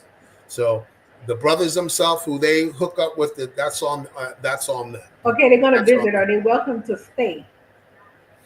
They can, they have to go through the immigration process. The green card, they have to apply for a green card. So if anybody from around the world is welcome to visit and stay, I don't understand why the Caribbeans can't come and be a part. No, they can come. No, they can visit. Anyone in the world can come visit and stay. But we're not going to say a Jamaican comes over there, gets to the country, and says, "Here's citizenship." No, everybody in the world can come and stay under a green card. You're not a citizen. Okay, so you're trying to make sure that it's understood that it's established by a particular group of black people. Absolutely, it's like Dubai. Dubai is 10 million people. The Emiratis only make up 2 million. So the Emiratis are only 2 million people. There's 8 million people who are living in Dubai that are not Emiratis. But the 2 million Emiratis, they control all the laws. That's what happens. So now we will be the majority, so we will control all the laws, the legislative, executive, and judicial branch. We name every street. The dollar bills are people from our history. We name every single building. We determine where every single light pole goes. We determine the color of the street signs, everything. Let's see. So are you guys going to have like hospitals or clinics or? Of course. Herbalists? I've done a video. Yeah, I've done a video. I showed a video a couple of times on here of what it could look like. I've done that. Yeah, I don't know if you've seen the video or not. No, I haven't. Have you What's your seen it? name? No, I haven't. My What's name your is name? David. David. What's your channel? No, I don't have a channel. Well, the channel is being worked on right now. I've been working on. Okay. I've been showing some sneak peeks of the videos on here, and getting it together, so you can see what it would look like. Hey, Kala, I'll share real quick. Hold on, let me see if I can pull this up. I'll share real quick. Give me a second, man. Let me do this. Where are we at? Ma'am, where are you from, by the way? What state? Yes, ma'am. Louisiana. Oh, Louisiana? Okay. Yeah. Okay, let me do this window right here. Okay, I'll share this. Hey, Colin, if you can hook it up, man. I'll show you. This is a quick video. I thought you was asking me was I African because my origins aren't African. No. Admixture. Yeah, I understand. Definitely from Louisiana. Hey, Kala, could you share my screen, bro? I don't see nothing up here. Oh, hold on 1 second. So let me do it again. Share. No, do you see it? No, not yet. No, I don't know. Maybe. Oh, it's not happening right now. Yeah, you gotta do it. You gotta put present and then hit the blue bar. Yeah, I did present. You gotta hover over what you're gonna highlight and then. Yeah, I did. I did do that. Window, entire screen. Hold on. Let me see. Let me stop sharing. Okay, I removed what I had. Now let's try it. Will you guys have liquor? Liquor? I mean, good question. I mean, I'm not drinking myself. Did that work? No. Did that work, bro? Hold up. Let me scroll down. What about almost did? It almost did, but it went out. Okay. Would you be like vegan or vegetarians? Because over in Israel, well, I'll tell you this right here. I personally don't like nobody telling me how to pray and how to eat. Two things I'll do. I do what the heck I want to do, and I believe that should be it. It's all everybody to keep. Did it come up? No, it didn't come on yet. Whatever they want to eat. Whatever you want to eat. You want to eat whatever the hell you want to eat. As long as you eat nothing like that's gonna kill you or outright, but whatever you want to eat. So bushmeat would be fine. No, I want no bush meat. We have standards. Okay, so you do have restrictions on food. Yeah. Well, Reason. Hold on, within reason. Within reason. Okay, so food restriction, drinking. What about drinking? That's not. Well, look. Alcohol. Me personally, I'm like this. We tried prohibition in America; it didn't work. What happens is this: you just have to create the society where people are educated about alcohol and figure out why people drink it. What if you have a society where people desire to drink and drunk? There's something wrong with this society, and you have a society where people drink modestly. Things are all right. I think people should be able to do what they want. Alcohol may be sinful, but should not be unlawful. Okay.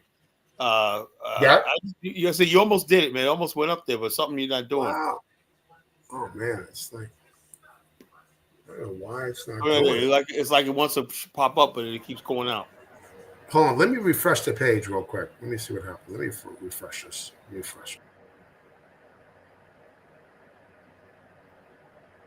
Yeah, sometimes you gotta do that. You gotta refresh the page. Now, what about marriage? How old would be the age limit for? Oh, that's stuff like that. That's stuff like that people start day to day. We're just trying to put together a framework, marriage and all that stuff like that. Look, what we have in America is simply what we have in America. Simple as that. Okay, Dave, I see it now. Okay, there you go. I say what we have in America works. You can't marry a 12-year-old. We don't do that. Yeah. Go ahead. This will give you an idea. This is the point where we've already negotiated for this piece of territory. Everything's been done. All those agreements are done, and now this is what it would look like in the beginning, and then this is what we would love to be able to provide, Bill, for our children. So now you talked about security. We will defend ourselves.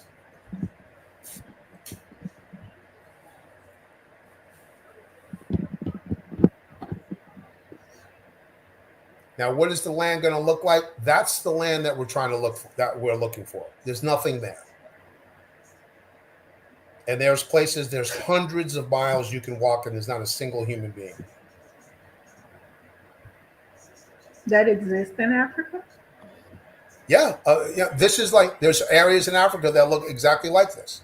So now, this is when we land on this beach. So after all negotiations are done, everybody's happy. Yay, come with us. Get there, plant our flag. Now it's time to get to work. Bring in all the Where's machines. The flag? Well, there's one proposed flag in the lower right corner. Yeah, I don't know. Maybe you can't see it. So now this is where we're building the port. For one of the first areas you have to do is build the port, because you got to be able to bring the containers in with all of the materials that you need, the goods you need. That's money right there. Oh yeah, of course. Yeah, I'm Y'all not gonna playing, get man. it like a loan or something? No, we can do it ourselves. We can self-reparate. We have $1.7 trillion economy. Oh, okay. Or how about this? We take the $175 billion they gave to Ukraine, and we can do all this. That's what I asked you earlier. Were you going to have any ties with white America? So if they're giving you money, they're going to have some. No, it's not giving us anything. We are citizens of the nation. This is something that we did. That it's our money too. Okay, it's our money. This is our taxes, our tax dollars. We can say we want our tax dollars to go to this, and then we begin building structures, and we begin building hotels, condos, all of that type of stuff. And then in the chat, it's not delusional. They have had people do it before. It's dangerous though, and you have to be ready to. You have to go prepared military wise. Yeah, so if you don't have a military first of defense, I don't see what sense it makes to put people in danger. But it has been done plenty times before. Yeah. So that's what we're talking about, building this. And this is something for the year 50 years from now. Hopefully my grandchildren and my kids will be able to have this. And this is nuclear power. Definitely believe in using nuclear power. You got beautiful port facility, become a hub, and yes, that's what we like. We can build this. I have 100%. Will you guys practice polygamy? Say again? Polygamy. Ma'am, that's a good question. I think the law should allow polygamy in there if they want to. Let's see. I do believe that they should. If you want to. That's it. Okay, I'm going to stop sharing. So what'd you think of that? It looks nice. Yeah. Yes, ma'am. So that gives you an idea. And I have absolute confidence in us as a people in order to do this. We can get it done. We can do it. Yeah, we can really do this. Yeah. What do we have to lose? Yeah, what do we have to lose? I mean, your life, but, if you're willing to risk your life. Yeah, I mean, you're going in an area where people give us liberty or give us death. There you go, dollar bill. There you go, dollar bill. Hey, listen, oppression is worse than slaughter, ma'am. Okay, so you're talking about men. You're talking about men among men. We're not men who can get bought out with a Ferrari or a Gucci watch or a Rolex. No, we're talking about men among men who are willing to sacrifice for our future generations. That's what I'm willing to do. Okay, I'm at the age where I'm like, no, that's my legacy.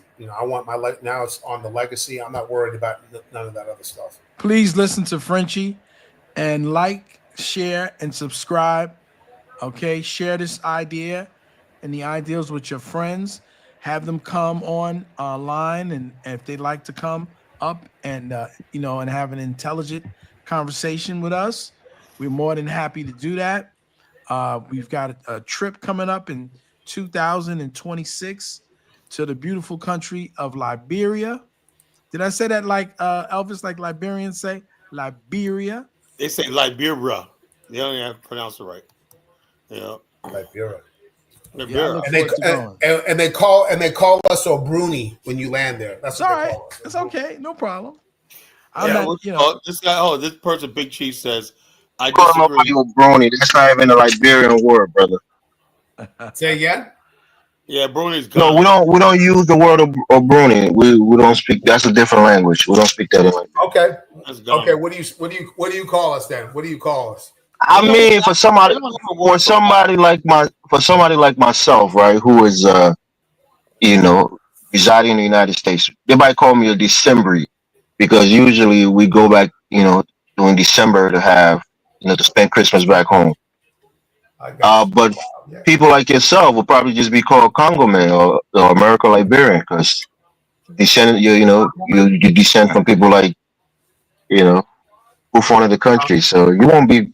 I mean, but again, you are high yellow, so they'll probably call you a mulatto. They're that blunt. They'll probably call you a mulatto if you mix. You're very bright. Yeah. But you know, Yeah. check this out. The Big Chief says, "I disagree." FBI. I hate that. That's I can't have an intelligent conversation when people use language like FBA and like Well, you that. know what? We gotta you know what we gotta call her? What? We gotta go past that. Let them, I listen to people all the time, and people Should always not say, be located or Florida. and I hear a lot of people, right? Oh, you are a Hebrew Israelite. And it's funny to me, right? Because the amount of people that are in Ghana today are people who were Hebrew Israelites, right? So you have so many people who want to clown on people. Listen, I don't even care. We're gonna have the Afristan. If you guys want to get your little section and be Indians, man, you can have your little wigwam and your True. powwow. Just pay your taxes. Yeah, as I say, that's what about America, right? When you come to America, right? The bottom line, as long as you know the majority of people, you're gonna pay taxes and laws, no matter what you consider yourself, Same thing I was that's what having a land is all about. Look at You want to be Big your Chief little said FBA. You want to be. You want to be. You we should want to build do our that. nation in America. How stupid that sounds. Yeah. Look, let me tell you something, right? Maybe you can become foundational Afristanians. Yeah, check us out. Check us out, Dollar Bill. Look, this is what I said in the open show tonight. I said, all you Negroes that talk about America and that, now you guys got to think. When you hear people like Michael Eric Dyson, what a freaking idiot, talk about this is going to aspirate whatever the big words he says, when I aspirate the blah, blah, blah, because Donald Trump, see, white people, blah, blah, blah, blah. They lost their credibility because you can't call white people racist because they elected Barack Obama twice, So white people cleared their thing, right? So basically, it's like this. Okay, Donald Trump's president, right? What are you going to do about it? Well, blah, blah, blah. Sit back for 4 years. We got to sit back and listen to your complaining and babble? No. So therefore, That's how you can't call white people racist when they have a black friend collar. You no. know the deal. I'm saying, look, Elvis. One thing you'll say for me, right? I don't believe white people have the power that they used to. They if they're racist, that's fine with me. Because to be honest with you, Elvis, we all are racist. I'm a racist. I admit it. We're all racist. But the thing is, though, racism is prejudice plus power, right? White people are losing that power, right? When we talk about building our own nation, that cancels their racism out because their racism only is effective when they hold the cards, right? The people who are seeking reparations or land in America, whatnot, that's all the white people have made, or trying to get a black person elected or offered, whatnot, or trying to get a black man as a MVP in the NBA and stuff like that. That's how, or getting a black man being. I remember the stupid thing about Oscar so white. See, when you go by their institutions, they try to fit into that thing, and you're integrationist. Yeah, racism is real, but somebody like me, racism, Elvis, not mean a damn thing. Can racism stop me and Bomani for doing this great historic tour? No. It's not going to be a white guy saying, "Oh, well, you guys can't do it." This is demonstrating black power. That we can go across the country. Me and Bomani went across the freaking world and brought 20 people to Africa that had the time of their life when that. No one could stop us. And that's what the African is all about. Nobody could stop us. This is Bamba, what are you talking about? Let's see what he got here. Dr. Claude Anderson called it Native Black American. Another African American called it descendants of slavery.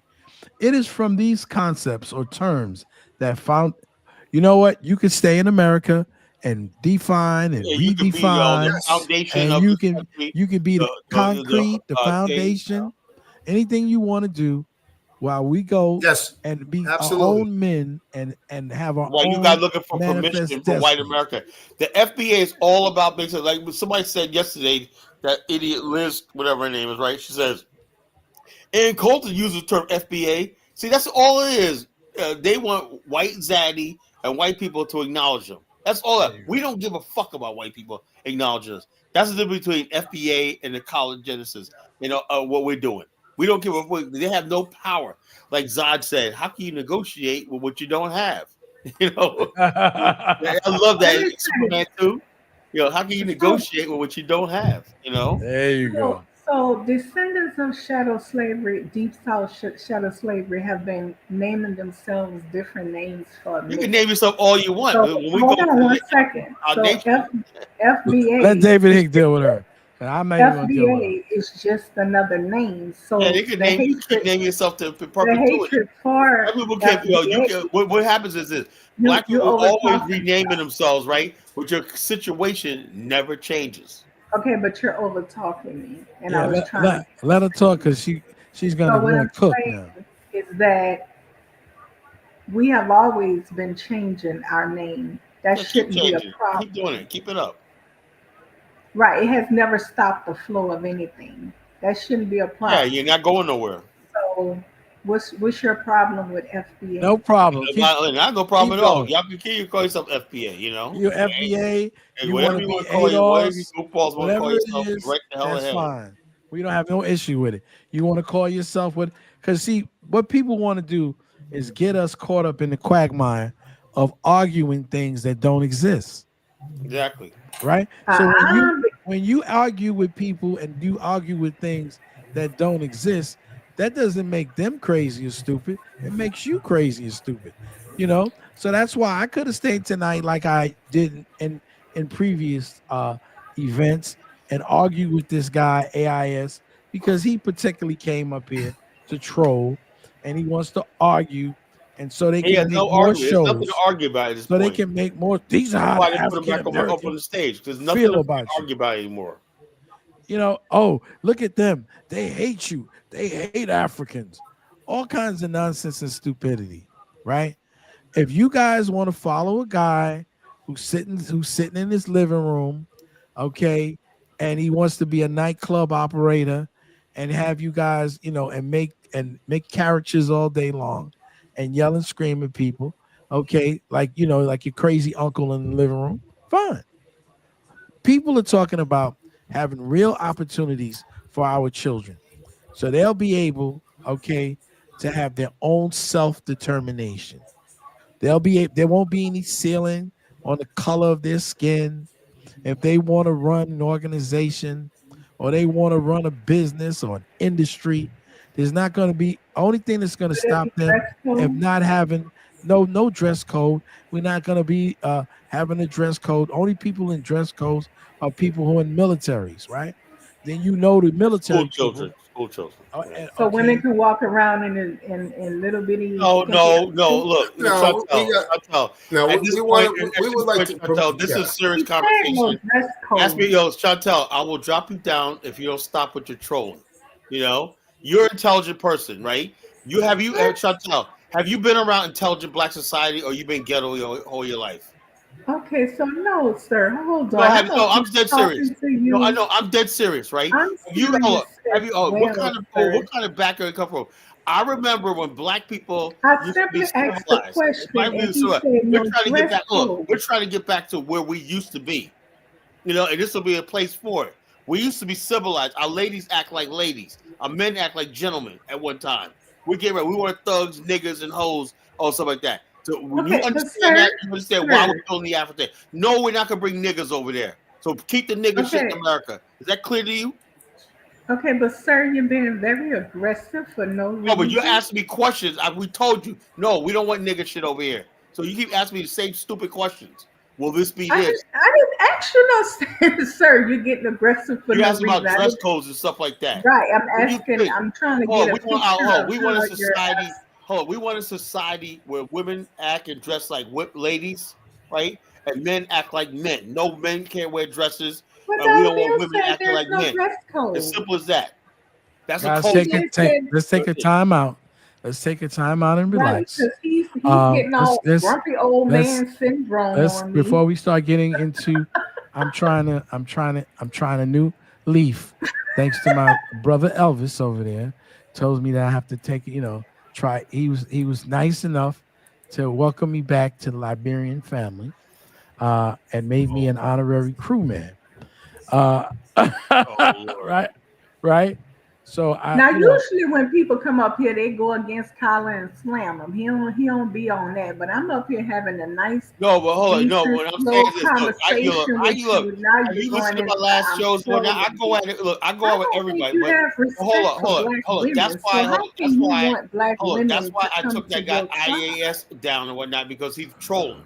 He's being a jerk. What makes you think I'm trolling though? Because you look. Hold up. You know who I am, right?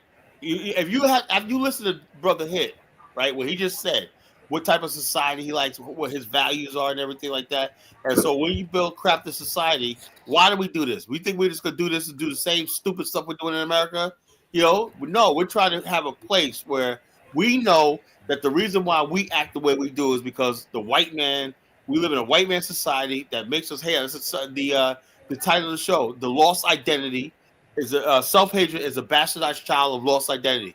Once we have an identity, right, you're gonna see a people that's gonna rise to the highest levels of science, intellect, and everything like that. And that's not no booty shaking, bonquisha, pookie culture. Well, now you wouldn't be a good example because you don't have respect for women, sir. Well, I do respect women. Okay, guys, let's not get into a personal thing, Chantel, because we got to stay above board. That's not personal. He's been disrespectful to me. What we want to do, what we like to do, sister, is try to become civil. And sometimes we have to, yes, you are. And yes, he is. So, and I am today also, right? I'm trying to turn. I'm not always civil, so I'm trying to turn a new leaf. Right? I didn't mean to come at you, Chantel, but let me tell you something. I'm listening to reading the chats and stuff like that. People say stupid stuff, and it's triggering me, and I took it out on you. Okay, I apologize, but I'm saying like this. Look, you have to understand one thing, right? You asked about alcohol, right? Look, I for the one would never live in a place where somebody say, "Oh, you can't do this, you can't do this." I believe people should be able to have the free will to do whatever they want to do, but we have to tell people you are responsible for your success and your failures. As simple as that. When you have a society like that, then you're betting that. Yeah, let me say something real quick. Yeah. That when we control the airways and we control the billboards, we want to be able to promote. Like, when's the last time you saw a billboard of a beautiful black family, mother, father, and the two kids smiling? When do you see a billboard of a black people just helping each other or helping each other out? So we want to promote, and then of course we want our women to be dignified. We don't want women to be running around in bikinis and showing themselves. In this society, women have been trained that in order for you to get attention, you need to show your body. And when you don't show your body, then all of a sudden society has an issue with you. So we want to once again we want to provide an environment for our women to be dignified. We're not going to put Sexy Red and Glorilla on a billboard in this nation. No, we're not going to do that. We want to be able to put that young sister who is a beautiful woman, who is an engineer, a doctor, or whatever she wants, or she wants to be a mother to take care of her children. We want to be able to promote that type of values in our society, and these are the common values. Like that's why do you think China is so strong? And then you've got India growing. You have even the Russians. When they have children right now, the people give the families like money and whatever they want. They're so proud to see another child being born. And we want to be able to do that within our nation, to build our kids up and to have our girls safe. Never worry about being raped, killed, murdered, disrespected, beat up, or anything like that. No, or traffic. Or traffic. Yeah, traffic. And that's where I was going with that question. Yes. And I have and I would propose laws for sex trafficking. I have no problem with execution. I have no problem with executing pedophiles. I have no problem with executing people who are drug dealers, like in Singapore. I have no problem with that. Because I remember growing up back in the days of Queens when we were in Queens on Bedell Street. It was a great time. I've had such a great upbringing back in the early 70s. I was in Glassboro, Upton Boulevard. It was a great time, and I remember that on the weekends. Sutton Boulevard. Yeah, it was. Say again. Sutton Boulevard. Farmers Boulevard. That was near Farmers Boulevard. Something. Yeah, it was Farmers Boulevard down the way, almost in the Y'all probably know my family, man. Right next, to the place down here. Beautiful place to be a teenager. It was such a nice time. People were dignified and all of that, and people were responsible for themselves. So getting back to what you're saying about alcohol, okay, I'm not drinking. You want to drink? Okay, just be responsible. I mean, I don't think we should be a weed nation and having weed all over, like smelling in New York City. I don't think our children should be doing that type of stuff. But I mean, for medicinal purposes, I understand, but let's not get zooted out all the time. If you want to get zooted, then stay in America. You want to wake and bake, stay in America. That doesn't do anything good. See, I was going into how women will be treated, and Kyla, before I could even go into it, he was disrespecting me. And he apologized, sister. No, ma'am, he's reading the comments. He sometimes gets caught up in other things. And please, ma'am, he apologized, Chantel. I heard it, but it's not an excuse. But what I'm saying he didn't make any excuses. He apologized. We got you, ma'am. Kyla's lingo on his channel.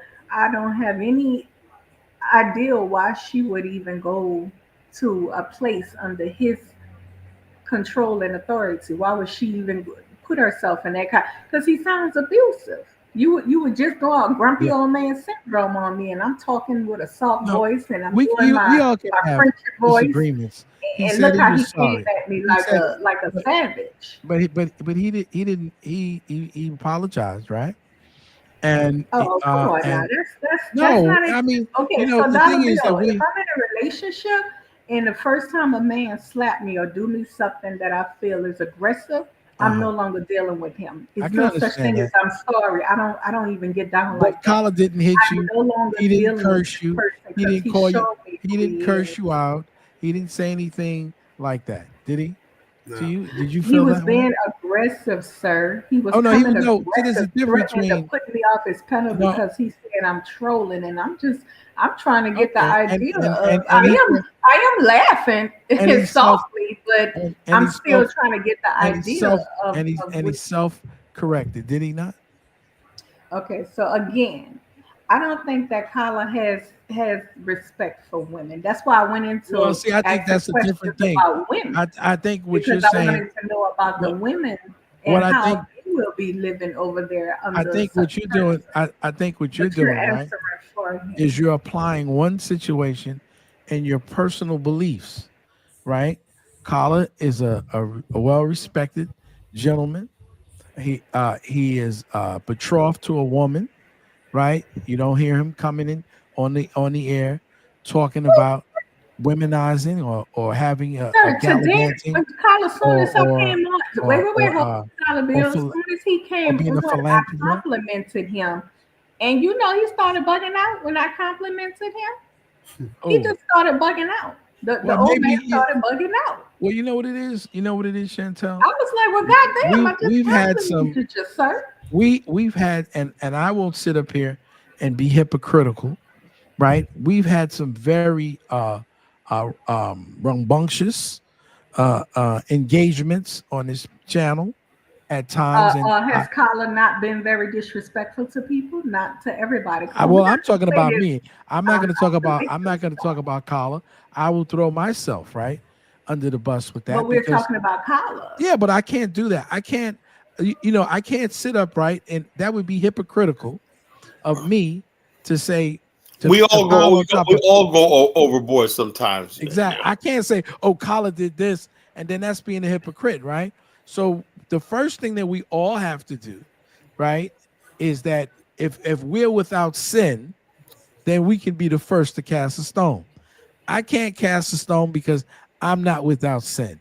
I am guilty of saying and doing some things that are not right and ethically, and like I said before, would even make myself cringe. Elvis has also said that. Okay, so none of us are perfect, right? None of us are perfect. We're human beings, right? And we do get angry and we do get upset, and sometimes we say things that are not always flattering. But one thing I do know is I just don't listen to what a person says. Like when we deal with our families, we look at what people do. So what do we look at? Kala never has always come up here, irregardless, and tried. The only thing I get angry with him, I tell him, don't talk about the big girls. Other than that, the brother's an honorable man. He's always talking about families. He does not allow the other men on this channel to use this as a dating site or trying to get with anyone. Okay, so if we have contributed, and I say we, in any form, fashion, or manner, to make any woman we have feel bad, or then I'd like to apologize, because I truly love my wife, my mom, my niece, my daughter, right? These are all women, and we all know we come from women. So obviously anything that we're interested in is for the protection, okay, and the sanctity of women.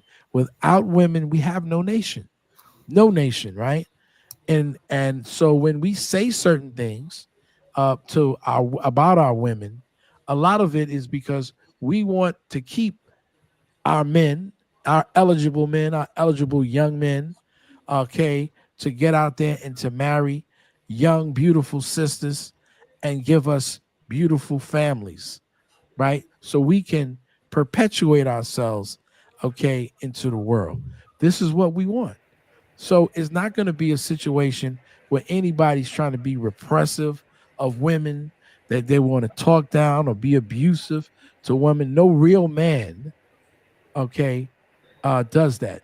When men go against men, like I told the people on the panel, I will not apologize for fighting a man, because I will apologize if I said something to a woman.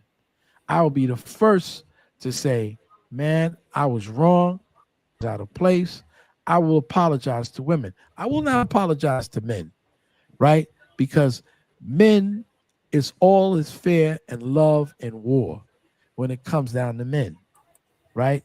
Men settle their disputes on the battlefield. That's what it is. And so we have to understand that. So I wouldn't say anything bad about the brother. I know we've had some situations between you and him in the past. Let's not use that brush to paint something that is totally untrue of Kala. That is not who Wow. Mr. Genesis is. Wow.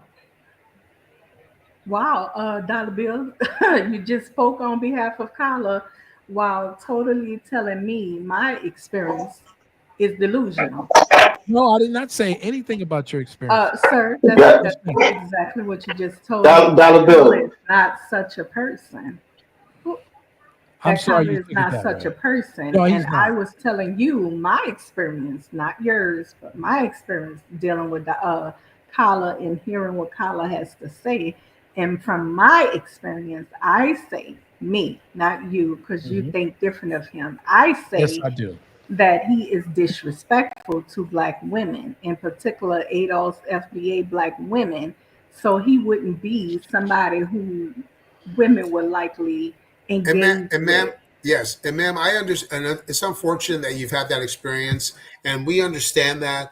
And then if it's something that if that turns off people, then we understand that, and then we just Right, move and you on. This just is, witnessed it as yeah, well. You just yeah, witnessed yes, ma'am. it. I understand that, and hopefully, I have been very cordial to you and respectful of you Oh, to you you. have. Uh, Yes, you have.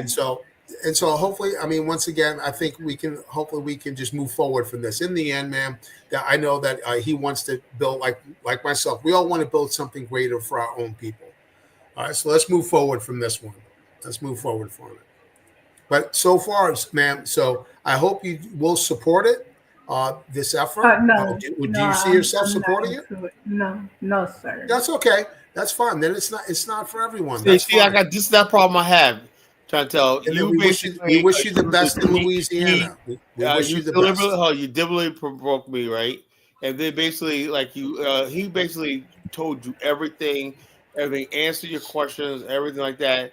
And you said, "Oh, this is nice," blah blah blah. Then you using me as an excuse why you don't want to support it because deep down inside, like the title says, you have a lost identity. You don't want to identify as a slave descendant who's trying to return to.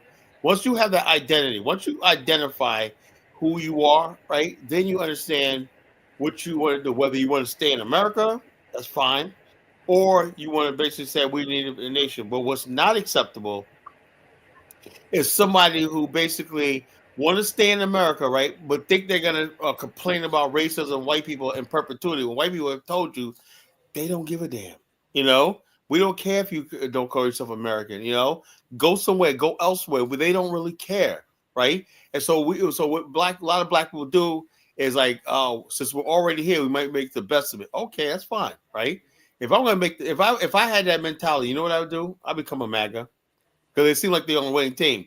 But what a lot of times black people want to do is sit back and have everybody sitting in a corner crying about racism and everything like that. Okay, let's build black businesses. Nobody shows up. I mean, we had shows, Dynas and I and O'Shea Du Jackson. We had a lady up there that was helping people get their credit scores and everything. She would have areas where she put out there, I'm going to be in Chicago. I can show you how to do this, get small business loans. Right? Nobody shows up. All this talk about, we need this, we need this. Then when it comes time to do something, right? Black people always retreat to, oh, well, I don't have time. Just like this tour. People tell me they always want to see Africa. They always wanted to go to the continent and whatnot. So we make an affordable trip, right? That what we're going to do is affordable, right? You look at what the white tourist companies charge. It's almost double, you know, to do half as much. So we make a trip affordable. Right, we'll take care of you. Everything, plane ride, everything, including everything like that. We give you safety, enjoyment, historic, everything like that. Still, you got people attacking us, right? Oh, y'all charging too much, blah blah blah. So at some point in time, like this is not just you. I mean to explode on you. Sometimes it gets to me because I do this from my heart, and I do this because I really mean what I'm doing. You know, I do believe what I'm doing and promoting nationhood and all that is for the best of our people. You know, and people don't want to support. That's fine, but to keep trying to discredit me and whatnot, and just call me names and I'm scamming. I'm not making no money off that stuff. You know. Okay, so can I say something? Go ahead. Okay, so when we hearing your channel, and I'm gonna say we women, because when we hearing you speak, sir, you the only one that's being disrespectful first. Well, you first started when you disrespect my wife. Oh no, sir! You started with disrespecting I know. You was claiming I was ugly. Well, like I said, this happened months ago. I always say, what about my wife? She's the sweetest person on the planet. I said, sir, you're playing the victim. You're playing the victim, sir. You're playing the victim. Guys, can we go past this, please? Can we all go past this? Because she wants to start, right? It's not going to, because what not used to is somebody. This is what's going to happen, Colin. No matter how you respond, this is why, no matter, what people do, right, is bait, right? And I realize that people just like debate. And on this particular channel, you have all kind of baiters, right? And what they do is they bait you so they can go on other shows and talk about this and make personal attacks against you, right? And so instead of us trying to get to what we're interested in, which is the topic of the show, we're going to veer off into personal situations. There's nothing that you can do. Don't even try to defend it. Just say, we're sorry. Yeah, and in all honesty, ma'am, I mean, we should just kick her out of this, and that's it. Just kick her out and move on. That's what my advice would be. Kick her out and move on.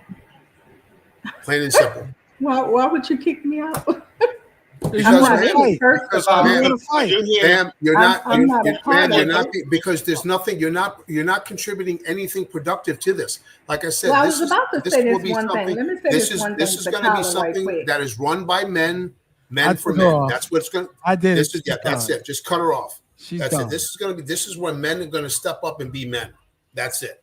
And that's I'm glad Tyler Bill did that, right? Because the bottom line is, look, I always said, look, I apologize, I overreacted with that, but she keeps going. She has an obsession with me. You know, I'm like every day, your wife, you're talking about my wife, whatever, like that. Carla, this is where we as men, we just move on. That's it. Anyone that's trying to degrade us or get us off course, we have to cut them out. That's it. Goodbye. Plain and simple. Yeah, let her talk to the air. Or go to another place. Absolutely. We don't have time. We're not going to have time. She's going to take her case before righteous and after. Yeah, that's good. Let her. Let her find her. So what? That's her community. This is what it means to be leaders. This is what the leadership of this nation has to be like. When you try to get us off this, out. You're out. Goodbye. We wish you all the best. And we got to start building with people that's serious.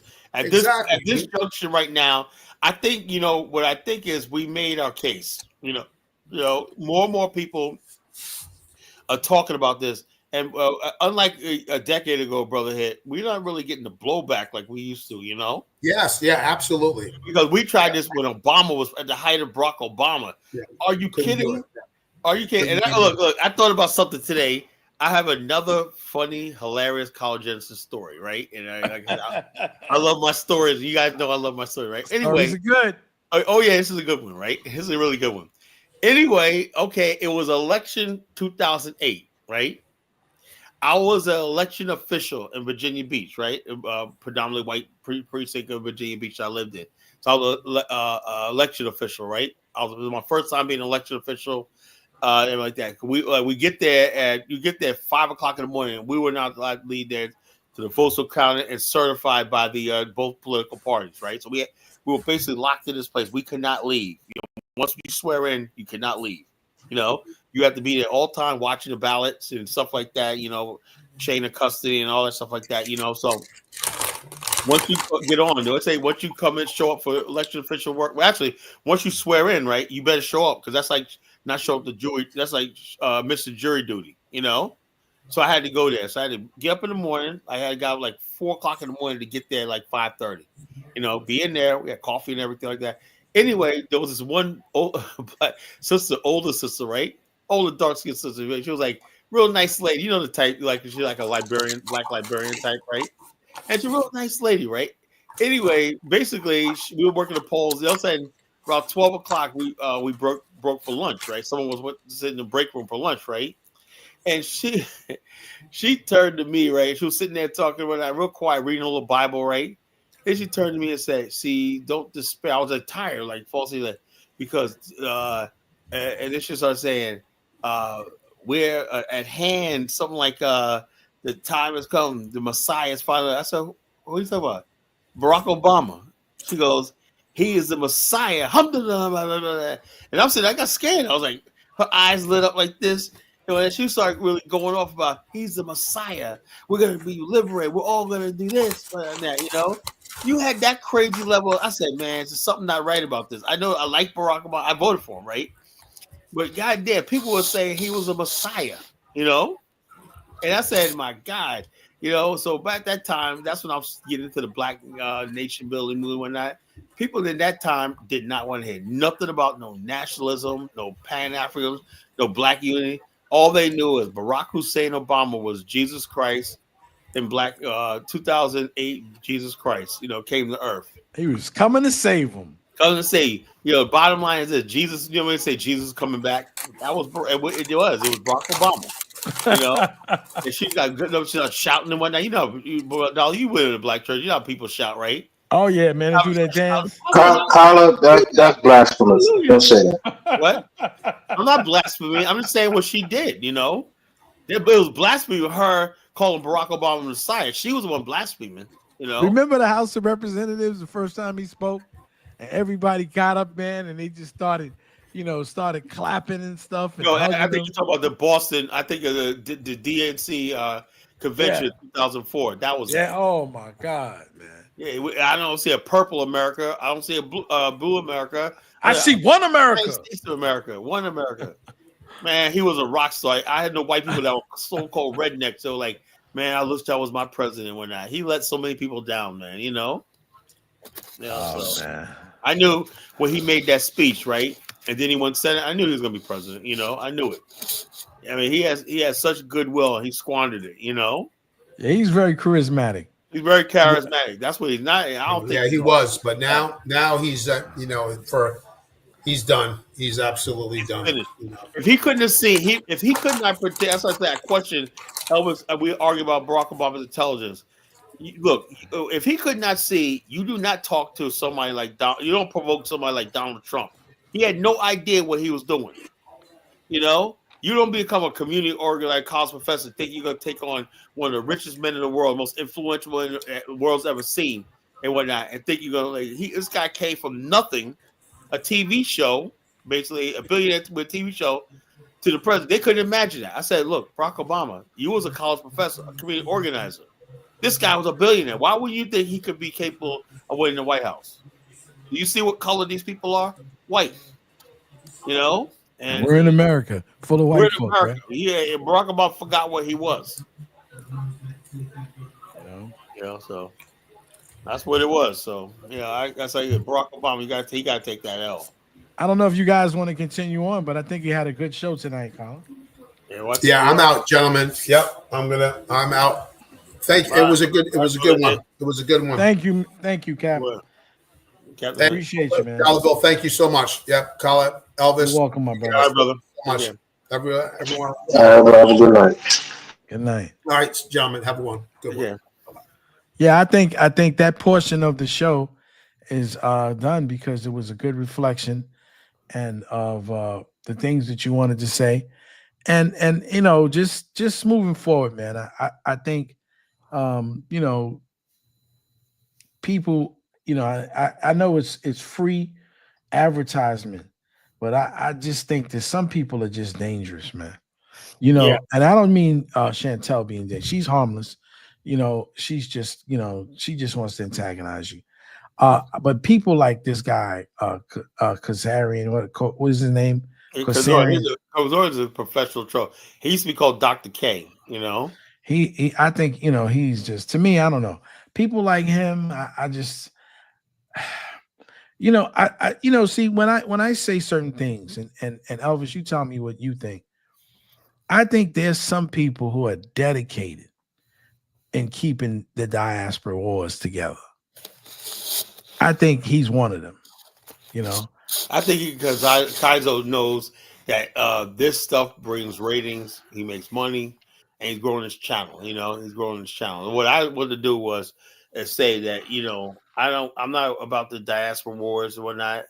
I mean, look, this channel is a last stand for the whole identity of being African American. The reason why I say African American and David here because we want to remind people, right? In the age of what I liked about Kaizorian's show today, there was a guy up on the show that was absolutely crazy. This guy actually said English was his indigenous black language in America, right? I told you about that last night. He was on again today. And then not only that, he said that I said, well, what about England? Oh, they spoke some other language or whatnot. English is our language. These people, look, when you get to the point where you lost your identity, the self-hatred is just, it's like a mental illness, That's why, let me tell you something. I do not play with this self-hate, mental identity stuff. It all comes from, and like I say, it comes from the fact that we basically have to be honest with ourselves about our history, who we are. We're never going to get further with that. We are sub-Saharan Black Africans. No, I mean, no more, no less. We're not Egyptians. We're not Ethiopians. We're not Moroccans, Moors. We're not Berbers. We're not none of that stuff like this. We are Black. You mean I got to throw away my red fez, man? I got a red fez with a long tassel. Man, you throw that shit away, man. Let's just stop, And so throw away your turban, your red fez, all that stuff like this, Remember that Negro that came on a month ago, Dollar Bill, from Mississippi to Chicago, talking about he's a Shiite Sunni. Remember that? Oh yeah, I remember that crazy. Look, this is what I'm talking about. How the hell? I want G to come back, man. G had a visceral hate for Africa. What was his name? G? No, what was his name? Ben Yusuf. Ben Yusuf. Ben Yusuf. Yeah, you down there, your mother. I go. What about Ben? We're gonna get reparations. What about education? Motherfuck the education, man. I'll give him my check. Fuck that crap. Education. I laughed so much. Yo, man had he a said visceral motherfucking hate. kids and whatnot. Oh my god. That was if you're in your truck somewhere, man, riding around Canada, yeah, please call in, man. Please call in, man. I need a good laugh, man. I miss Zongo too. If anybody knows Zongo, get word out to college. You know something? They might have deported Zongo. You know, that's what I'm thinking. I think he said he was going. Tyler, stop the shit, man. Zongo's probably back home in Africa enjoying his time and God. Oh, that nigga got deported, man. He probably went back home for Christmas or something. I hope they didn't beat his behind up there. And they out said, in Seattle messing with the snow bunnies. He probably thought there was a snow bunny shortage, so he had to go back somewhere. Zongo, we're sending an SOS. SOS, where's Zongo, man? Come on, man. Come on back, Zongo. We'll trade Zongo for Chuko. You know, I like Chuko, man. Where's Chuko? And Chuko don't come here anymore. He was no. Chuko got ate up, Big Black was going. Big Black, man, he's on some shit, man. A Big he Black going up on everybody. I didn't know he knows so much about coding. I didn't know. He got speaking Greek to me, man. Jonathan was on there. That was so funny. I was like, Big Black, what's your point? You know, Big Black, all of the primetime players. Yeah, from the panel. Hilarious, man. I was fucking cracking up today, man.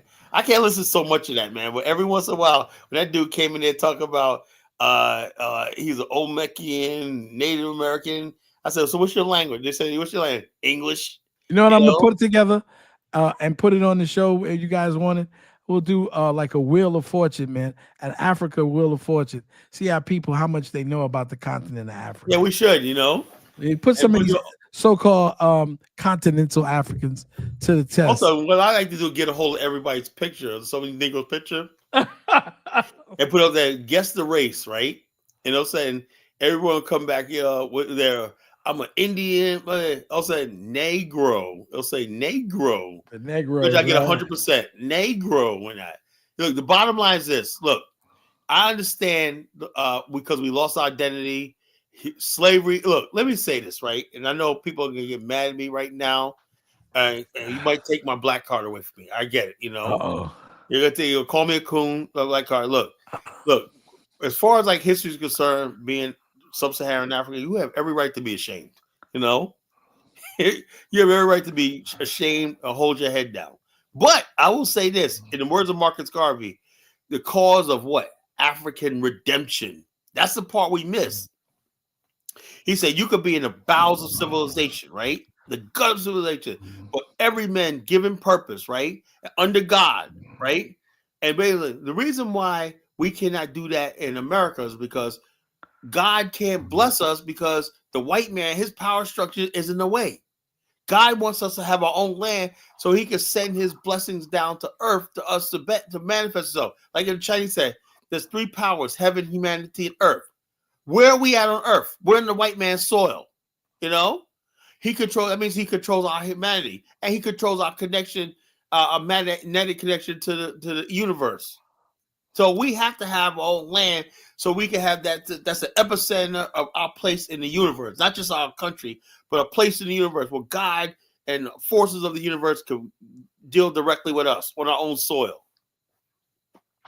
And folks, when I say stuff like this, right, nobody else besides me, my brother Dollar Bill, David, is talking like this, right? Everybody else is talking the same old Negro stolen tactic, and I know what it is, right? You think that if you keep making this fake ass movement about reparations and everything, we're gonna go away. Let me tell you something. We are not gonna go away. We're not gonna crease. We're not gonna fold. We're not gonna bend.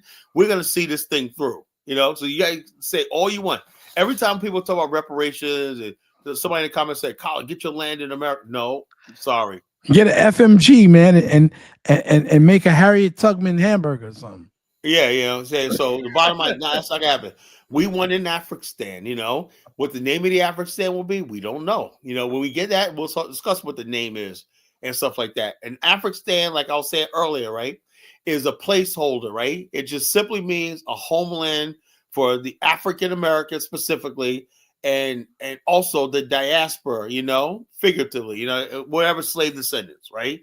African Americans primarily, and other Africans, slave descendants secondary. Why? Because we're leading this, Other Africans in the diaspora managed to become majority people in certain territories. So they don't have the same issues we do. Jamaicans are the majority in Jamaica. Haitians are the majority in Haiti. I don't know what the Guatemala's got a lot of black people. Maybe they could be considered like us, Honduras got a lot of black people and whatnot. I don't know. I never studied Jamaica. Belize, I think. What is Belize? Dalvin, is they mostly black? Yeah. I think it's mostly black, except for so white they're not even on the expats. same level as us. Brazil, this is what I think about Brazil, right? People keep saying Brazil has the largest black population. I don't think so. No, they don't. I used to think so too, and then I read something about it. We are the largest black population. We are the largest black group outside of Africa. That calls themselves black. They have majority black DNA. They have majority African DNA. See, they have more people than it, but they don't have as many people who have the DNA that we have. DNA, exactly, Dollar Bill. That's what it is right there. That's what it comes down to. We're the largest, but think about it. We survived race mixing and all that stuff like that for 400 years. The DR black people are just bleached out, whatever. Brazilian black people are pretty good because the Portuguese try to bleach out the black race. That's what they try to do. Well, they self-ethnically cleanse themselves. Yeah, so they see, always people in light, Latin American countries marry light. They marry white, so they can ethnically cleanse themselves. So we're the only people, okay, that have so many ways we didn't lose our identity. At least 80% African DNA. But we didn't lose our identity. That's why I say 2025, I still say I'm an African American because I'm 80% African. That's something to be proud of, given the race mixing and everything that went on in the New World. That's something that's strong. How we was able to maintain ourselves. That's remarkable, to tell you the truth. Yes, it is. As a minority group, It's extraordinary. So the bottom line, we want people to be proud of to be black African, from sub-Saharan black African with the nappiest head on the damn planet, Lisa, maybe you're not, and you ethnically cleanse yourself by getting yourself involved with a. She's a white woman. She's a white woman with a Negro features. But every night you come on the show to worry about what we're doing. So that means in your heart, you haven't done the right thing. I know this is all guilt. Look, we're gonna keep doing this, right? You know what she's gonna be doing Monday? She's gonna go to work, and you know what she's gonna be saying? Collar, you nigga, you crazy nigga, you. I had this one lady say that one time, right? When I first got on, and let me tell you something, I was a fucking troll. I'll be honest, when I first got online in 2006, I was a fucking troll. I was an asshole, right? let me say, you know why? Because this is what I remember. Nothing has changed since 2008. I got worse. No, actually, I got better. Let me tell you something. When I first got on, right, this is what I do, right? I wrote my first blog post. There's a topic there. I said self-hatred is the number one problem in black men. It was like a hip-hop forum, right? And I went to bed, right? It was like 12 o'clock and I went to bed. I woke up in the morning and there was like 20 comments, right? And I told people, first of all, I want to thank y'all for replying to me. That was the first time I got a response back online. That was this new thing called social media, I never forget that. I said, you mean tell me I write something and I can make people piss people off or like this? I said, cool, man. So I started writing blogs up and people were like, who's this asshole that we let in here? Kick him out, man. He's causing trouble. They said, yeah, he likes going in and chat rooms and stuff like that, overheating the situation. I said, nah. And they start calling me. That's my job now. Yeah. You say, Colin, you're overheating the situation. And they'll sit there and say, yeah, there was a big blow up on such and such site. What happened? And somebody said, let me guess, Colin was there. And so, that he's the main culprit one night, he was in there overheating the situation.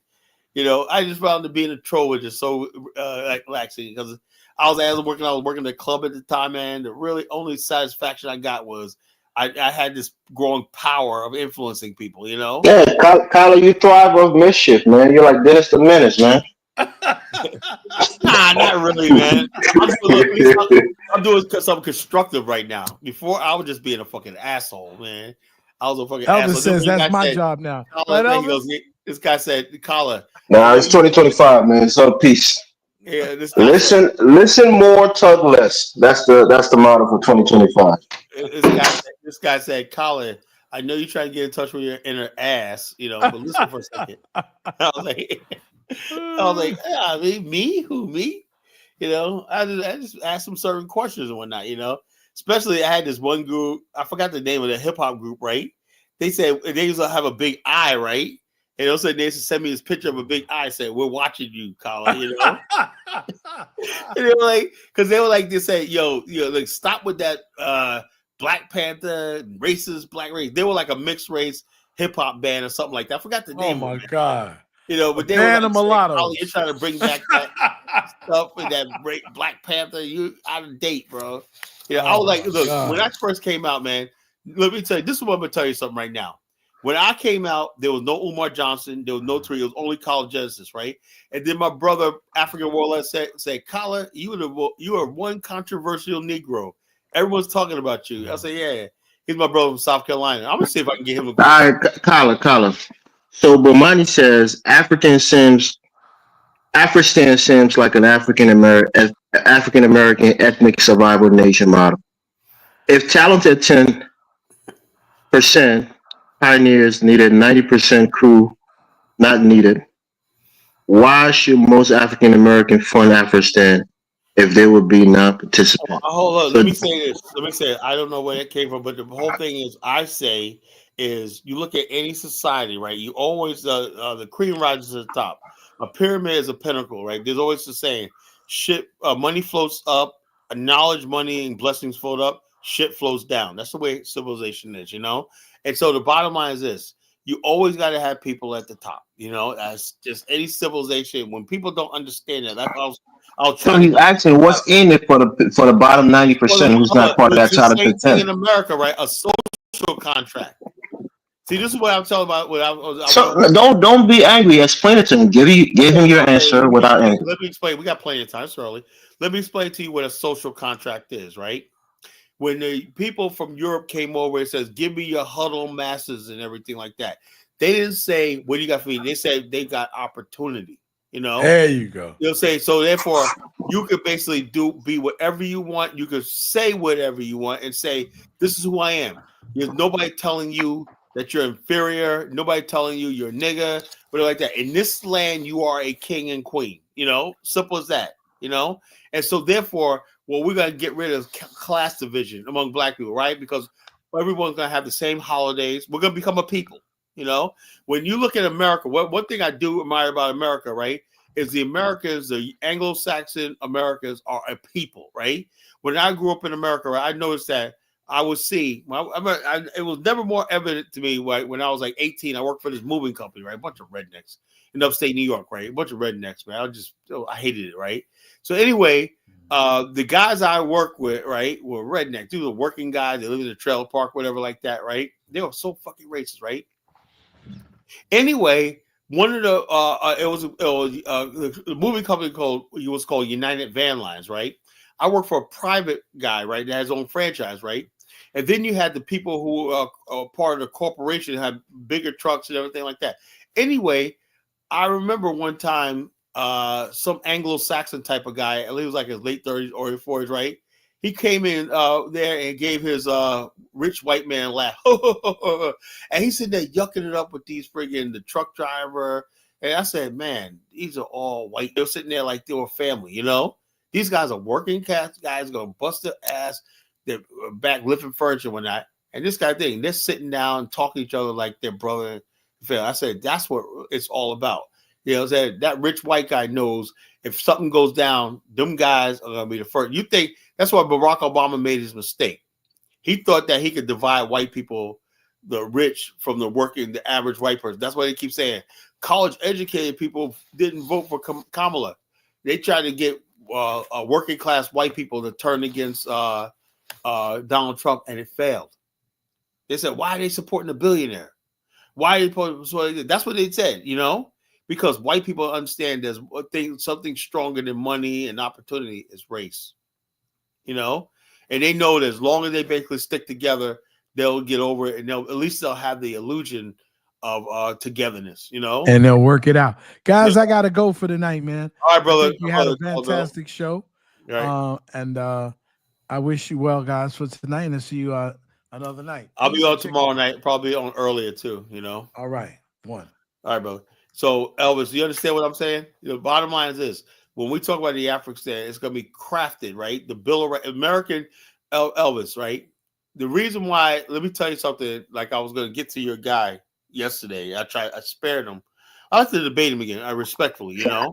No, Colin, just leave that alone. You miss your opportunity. But let me say this. You, Elvis, you panicked. You panicked. No, I'm not in panic. Nothing. Right? He's the guy. You know, everybody. I got feedback. People are like the guy. He bumbles. Anyway, He bumbled. That's what people told you. He was very quiet, very respectful. Elvis, let me say this, right? The reason why this is going to work, you know, is because, like, well, you guys don't seem to understand, right? Our laws that we operate under, right? Even though we're Africans, right? There's part of us that's English, right? One of the things is Black America, just like our ancestors in Liberia, right? Our structure, right, is based on the Magna Carta, you know, which means in the property, individual property rights and stuff like that, limited power of the elite and stuff like that, and then franchise and the right to the pursuit of estate, you know. That's in the American Constitution, right? That's what the Bill of Rights is all about, right? We took that same model, right, of the Bill of Rights, whatnot, to Liberia. That's why Liberia has land laws like the Americas, because it's based on the ideology that came from England and the Magna Carta.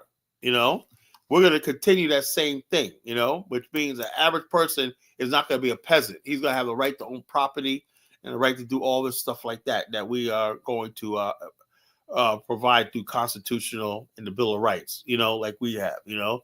So bottom line, yeah, I have every effort that we're going to succeed and it's going to work and everything. People are going to benefit because we need the average person to do all the things. We need firemen, we need police, we need that warrior class, you know. We need the working class, we need the professional class.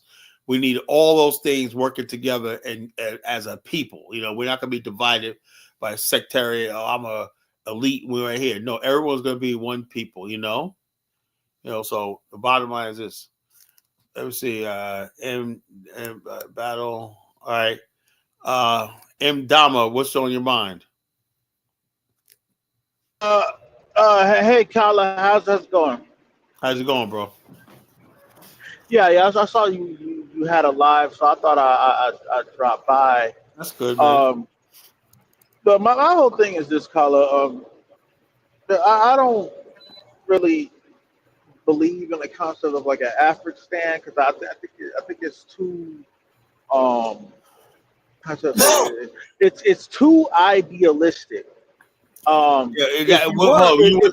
think that because. But brother, hold on. Let me just finish my point. And my whole thing is this, Colin, is that we should it's actually more feasible if we just invest into Liberia, go over there, buy property, encourage our children to buy property, build businesses over there, and just see, how far we can take the Liberian economy. See how far that we can go. Let me say this, brother. Brother, hold on. I'm almost done. See what type of new industries we can attract there, what type of investment we can attract there. We need to just start there. Because all this stuff about, okay, we're going to have a whole new society and a constitution and all that, and you know what I mean? We already have that with Liberia, and our forefathers, they fought for Liberia.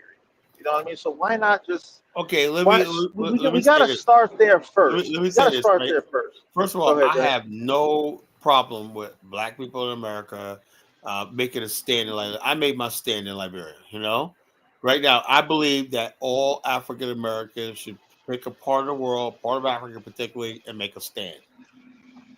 Why? Because I understand that African Americans should be in every country in the world, and every African country specifically, right? And make a stand. Because me and Brother Hit disagree. I believe that black people and the African Americans should look at Zambia, Angola, South Africa, Cameroon, any place to make a stand. What I mean is, you go there, plant down roots, and see if you can mingle into the society, right? Learn the culture of these societies and everything like that. So therefore, when this time is come to have our own nation right now, we have the diplomatic, political, cultural, and even economic base on the continent and the globe to form like Voltron. You see what I mean? So going to Liberia, to me, I think Liberia is going to be the main place we make a stand until the African is created. I think that's going to be the main place. I think that's going to be base camp for the African diaspora Americans going to the continent. I think Liberia is going to be base camp for the time being. Like I said, like I said, a lot of my partners don't see it because I'm vested in Liberia. I believe in the country. So therefore, yes, I believe everybody should go. And like this, one thing is, brother, is I think people how do you get involved in Liberia is going on this tour with us, and through next year, this tour we're doing next year and whatnot. You got plenty of time. If people got a credit card, I'll tell people all the time, get your credit up or not, save for half and finance the other half.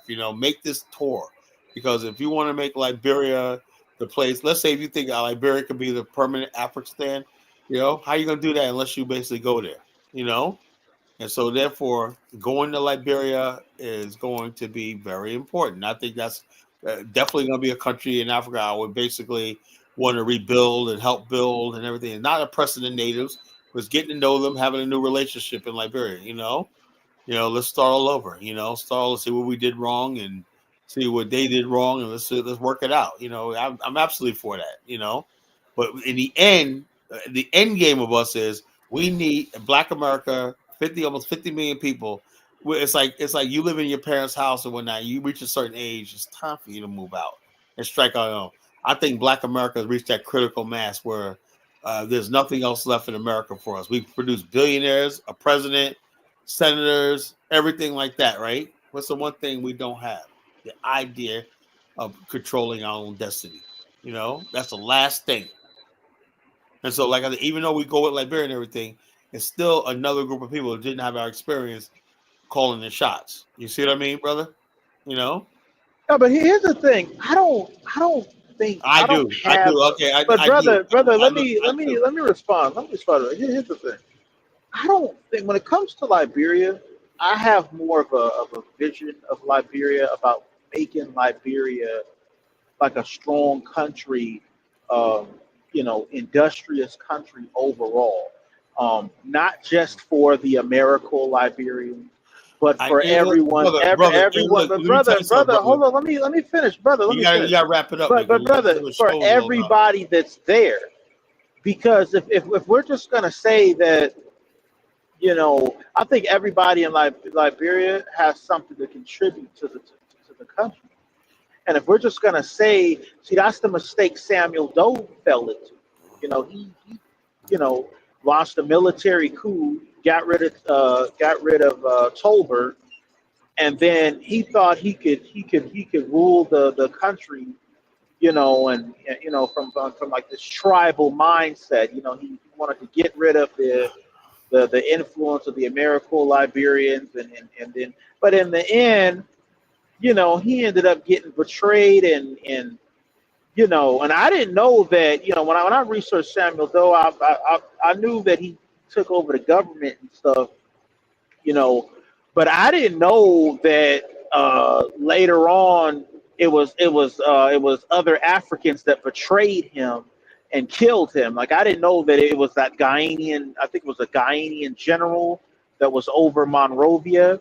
He was the one that told the soldiers that were under Prince Johnson. Yeah, his name is Quino. General Quino from Ghana. Yeah. He was the one that told Prince Johnson and his soldiers where Samuel Doe was, and they captured him, and they did what they did. They ended the man's life, but at the end of the day, it was other Africans. It wasn't so much American Liberians. It was other Africans that took out Samuel Doe. All right, let me respond. You know, and so my whole thing is it don't matter.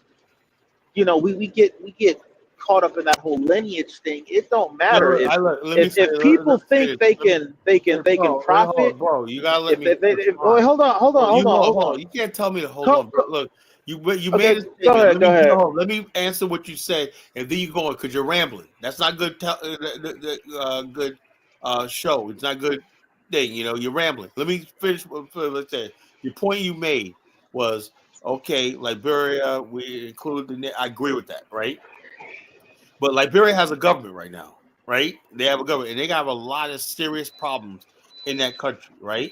There we go. They are tasked with feeding a population, you know, and that's their primary thing. I noticed about Liberians and nice people and everything, and they listen to the Pan Africans and everything like that, but they understand what really comes down to it. They really got to do business with the Chinese, Lebanese.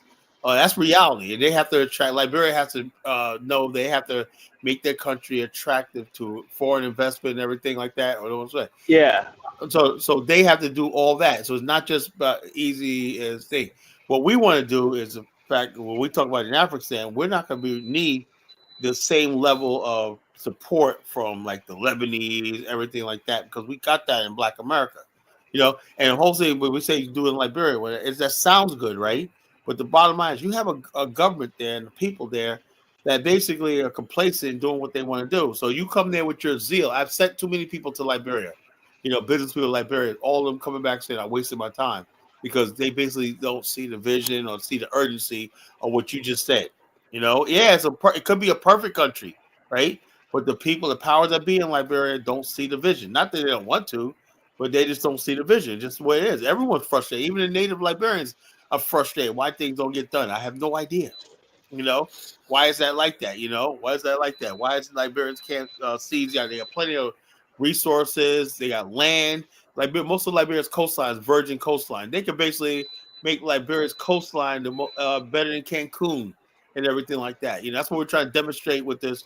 We're trying, in our way, is trying to showcase to the world, the Black world, of Liberia being a definite place they can come to, relax, invest, and do things and plant roots down on that. We have look, that's what Bomani and myself are trying to do, you know. But the bottom line, there's only but so far we could do in a country like that. That basically is, you know, there's still the native people run the country and everything like that. And they're, you know, be honest with you. Look, let me tell you something, brother. You know, I basically would never want to have a Liberian citizenship. You know, I would never want to have. I'm not one of these Black people that want passports in African countries. You know why? Because when I was back in 2023 when I was in Liberia, right? And me and my wife's Liberian, right? We was at the polling station in Brewerville, right? And I got videos. I want to put some of these videos up. I was sitting at the polling station. I'm just watching the people, and they were doing real state of the art. They're Liberian election system is probably more advanced than the United States. You know, where they have biometrics and everything like that. America's elections don't even run that good. You know. So anyway, I looked at these one lady, right? And she must have drove like a few miles on a bicycle, right? To get in line to vote, right? And then it dawned on me, these people have nothing, right? That vote is all they have. And for me, as an American with a U.S. passport who can go back to this great life in America, to have a passport where I can vote or participate in their politics is not justice. That's not right. That's why I say the voting and the government office and everything should be for the Liberian citizens only. You know, now if if they want to give Liberian Americans dual citizenship, I'm fine with that too. But as far as African American citizenship in Liberia, dual citizenship, hell no. You know, hell no. We do not have that right. You know, we should show support by going there, investing, and doing what we can do. But the think we're going to participate in Liberia like it's our own country is just wrong. It's just wrong and immoral. You don't think we should have a right to go to a country our people started? Yeah, but the thing is, Jonathan, we lost. You lost it. Yeah, but you don't think we have a right to go to a country our people started? And this is why Liberia is a test state for making sure something like that never happens again. You don't build something, right? You always plan worst case scenario, right? They didn't do that. You know, The bottom line is they went on this stupid idea of black unity and pan-Negroism and all this kind of dumb stuff whatnot. And the bottom line is they say, well, has anybody ever seen Pan-African actually work? No. Liberia was the experiment of Pan-African or pan-Negroism, as they call it at the time, right? How are you going to bring that to tribal Africa? You know, of course they eventually going to overthrow you, you know, because they don't know that we're all black and it doesn't really matter what background you are. They don't understand that, you know. So, and the same thing can happen again. We could basically go there, and the bottom line, we would not have the rights and the privileges of the average Liberian because we'll always be seen as a foreigner, you know. That's why, but we could still go there, enjoy. There's a lot of African Americans in Liberia right now, owning property, doing businesses. When I met the sister that catered for us on this tour, she's from Jamaica, Queens. You know, she catered for us at an event. You know, but she has good food too. You know, she has wraps and everything like that, all kinds of food. You know, but she catered for an outdoor event for us at You got rats? Wraps. You know, wraps. Oh, okay. You know, and she didn't give us wraps. We wanted food. You know, she had these nice dishes, she put them in boxes and whatnot. And we were based. Only thing about it is we didn't get a seat inside the place. Right, we were sitting in the burning ass sun at Unity Park and whatnot. You know, so that sucked. I hated it. Anyway, we had the shades, but it wasn't enough, man. The sun just beating on you when that Liberian heat. It was terrible. Anyway, but she catered for us and whatnot because we paid her and whatnot. You know, there's a good network of Black Americans, African Americans who are in Liberia. You know, we was meeting them all. You meet them all and whatnot. And so yeah, there is a little small, tiny community over there, like you have in Ghana. You know, that's noble. You know, going over there and just getting in where you fit in and helping the people, helping the situation, participating in education, you know, and investing and helping the people and enjoying yourself. That's good. You could do that in Liberia. You know, I think that's what Liberia needs. But for those who are politically ambitious, like myself and Brother Hit, Liberia is not the place. You know, because there's going to be conflict. You know. I tell people. All right, now, hold on. Let me respond to that, Kala. See, here's the thing, Kala, is that I think younger guys like me and the other brother that's in here. I'm sorry, brother. I don't know what your screen name is. I can't see it right now. But we still have that energy. You know, we're still young men. So you know, we still have a vision of wanting to go to Liberia and give it a try. I mean, I understand, you know, Kala. But brother, here's the thing. Here's the thing, Kala. I understand you was over there for many years and stuff, and I'm not saying anything about, you know, bad about what you did, but it's like football, Kala. It's like, okay, you played the first quarter or the first half, okay. Now it's our turn to go. We got to go and see if we can move the ball forward. But let us go. Don't tell us how hard it is. Bro. Just let us go. Let us do our thing. This guy, you know, that's all I'm saying. You guys didn't start Liberia. Yes, we absolutely did start Liberia. The Constitution, everything came from our culture, the Magna Carta. You know, it was modeled after the U.S. Constitution, was based on the Magna Carta. Absolutely is our culture. You know, the landlord now. What's beautiful about Liberia right now is the native people are now adopting the ways of our ancestors, and they're turning their property, their traditional land, into real property. You know, and they were like, damn, I'm getting rich. I can go get a loan off the probably. If I got 10 acres, I could mortgage 2 of it. But not, and still got all this land right here. You know, I only got 2 acres on the mortgage, and I can build a house. That's what houses are going up left and right in Liberia, because houses are going up faster in Liberia than any other part of Africa because of the land laws that were laid down by the founders. You know, it's not like Ghana where you can only chiefs own the land and you can only lease, whatever like that. Liberia, you can actually own property like America. It's yours, a deed. It's yours. You know. Okay, that's good, but why would you speak against it? Look, I told you. Look, this is what I'm saying, brother. You know, this is what I'm saying about Black people in America, right? You know, look at Ghana. You know, what Black people are doing in Ghana, if they duplicate Liberia, they'll be much further, right? Black people in Ghana are not over there participating and getting involved with government and whatnot. You know, look, as long as you go to Liberia, invest, build money, and open business, I'm all for that. But what I don't want is people getting involved in the government, like they're going to basically seize power, or even give that mention, or start asking for dual citizenship and stuff like that, that's where you're going to run into problems. It's going to be conflict. Because Liberia, when I remember 2023, let me tell you something. Me and my boy Ross, right? When I first got in Liberia in 2023, right? And I said, man, I'm forget that was a long ass flight, man. Let's go get something to drink. So we went to this little bar, right? And we said we want to get some sodas and some beer, right? And some water. So we went there one night. We were going out there. There's one street. I forgot the name of the street. Right? We went to this one street, right? Was outdoor bar.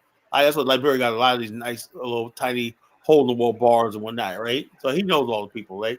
So anyway, there was everybody's like, oh, there's a conflict right now. Fights were breaking out. I said, is it the Bloods and the Crips? No, it's a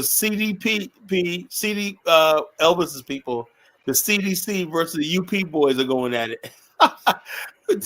Two political parties fighting gang fight style in the streets. That was hilarious, man. Political parties. Okay.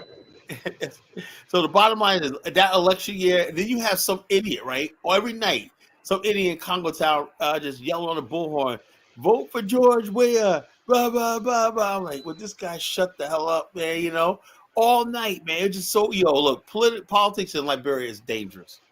It's really dangerous, Just saying the wrong thing can get you into a lot of trouble. That's why I said I don't want black people going over there thinking they're going to get into politics and stuff like that. Don't do it. Kyle, if you're scared, it's okay to be scared. No, okay. But to the people that aren't scared. You don't know Liberia. You don't know Liberia. I ain't scared, but I'm just telling you, don't be stupid. I'm not stupid either. I go over there. But bottom line is your politics is yours. It's about being respectful. I said, this is your country. You're going to have to deal with this reality. Like I told Isabella's brother, right? I said, I showed him the video of the wealth of Liberia. He said, this was Liberia? I said, yeah. He goes, man, blah, blah, blah, blah, blah. I said, let me guess, you voted for Weah. He goes, yeah. And I like George Weah, too, because he was the president when I first went to Liberia. So I realized that people love him, right? So I'm careful not to say anything bad about him in front of people, So anyway, they're like, man, life is so hard. There's no job. There's people sit there haven't worked in 3 years, no job, And so therefore, when you're in a country like that, man, politics is everything. Who they vote for and everything. A lot of times means who's eating, who starves. Because like a trickle down effect for real. If your guy is going to become superintendent, he's one from your tribe or your group, you're going to eat. You're going to get jobs. You're going to get favors. You can make points with the main guy and whatnot. That's like my boy Hassan Fajita, right? That's my guy right there, man. Him and me met up in Liberia in 2021, man. I brought some cigars. We were having drinks all night. I said, Colin, finally, good time to meet you. He came down from Guinea because he heard I was in Liberia, right? He came down from Guinea, and he lives there. He got a nice house. He showed me his house and everything like that. But now he's one of the top, one of the directors of the Liberia's Drug Enforcement Agency. That's my boy right there. He's in the BAIO. He's one of the top members. He's one of the top officers. Tyler, stop it. You're like 1 year behind. Elvis, do you know who I'm talking about? That's what I'm trying to tell you. You're 1 year behind on the news. Hold up. Do you know who I'm talking about? Of course. That's what I'm trying to tell you. That's my partner, bro. He got fired. He got fired for insubordination. Well, whatever. The guy. Okay, that's what I'm trying to tell you. But you're way behind. I didn't know that, but the bottom line is, you know that, of course. For a couple of years, he was a director of the Drug Enforcement Agency. He did a good job. He wasn't a director. He was a deputy for administration. He was deputy director. Can we agree on that? Yeah, he wasn't a director. That's what I'm telling you. He was deputy director. He's a good friend of mine. That's fun, Carla. Half of you work in government doesn't mean it's not a big deal. Whatever, He got embarrassed. So I don't know if you want to really be attached to him. He got embarrassed. How come you're not over there with a government job? I don't want a government job, But second of all, whatever. Don't try to attach yourself to too many Liberian people, because most of them are corrupt and they would do things that would make you embarrassed to be associated with them. Don't do that. Don't brag about it. That's another thing, right? In Liberia, they always deem anybody successful as corrupt. They're jealous of, I'm only giving you a warning, Carla. You know Barney Sherman, right? Look, Barney Sherman, whose wife you try to associate yourself with, the United States government put censor on him for being corrupt. right? If this a foreign warning, don't get involved with their politics because you will not win. You know, Right. I mean, that's a smart idea. That's pretty much the same kind of advice I'm giving you. Most of these guys will be friendly with you. They'll act like they're honorable people. But once they get into government, they become corrupt. They steal money. So most of the reputable people and honorable people also you a think lot you of people know, get accused of most of that. them are corrupt. Taser, I know a lot of people get accused of that, and it's not even. It's not. I'm just telling you, Barney Sherman, like you said, this guy is a He smart didn't. guy. He Went to absolutely Harvard. nothing. He didn't. He did No, no, nothing. listen. Right. Went to Harvard Law Ron School. Sherman went to school with Martin Luther King. He was an honorable Kind man. of, listen to me. Let me just speak, right? He went to Harvard Law School. Very smart guy. Comes from a Vai and a Congo mixed family. Has a great pedigree in terms of Liberian politics, and his family was a part of that oligarchy, the old guard. He came back to Liberia, became a powerhouse lawyer, had probably the best law firm in the country, was representing a lot of foreign nationals in the country. There was a mining company from South Africa called Sable Mining Corporation. They wanted to mine in Liberia, but they couldn't get the permits. So Varney Sherman orchestrated a corruption scheme, a bribery scheme, to go to the Speaker of the House and some other key officials. He was caught on tip admitting to it. And he even went to court. They actually took him to court, underneath Ellen Johnson's Salute government for bribery. He won the case, but the United States government sanctioned him. He had a house in Maryland here in the United States, a very nice house. He was a successful lawyer here before he went back home. They seized all of his assets. They seized his home because he was That's very another thing, corrupt, brother. But like and they this, took all away your his. things are all. You'll get your assets seized and put in jail under an assumption. That's Liberia for you. You don't want to get involved in that. Stay No, out. that's the United States. I'm not talking about I Liberians. know, That's but something that you the got U.S. government did. Sirleaf pressured the United States under Barack Obama to do her bit of dirty work all over the United States. Trust me, she persecuted her enemies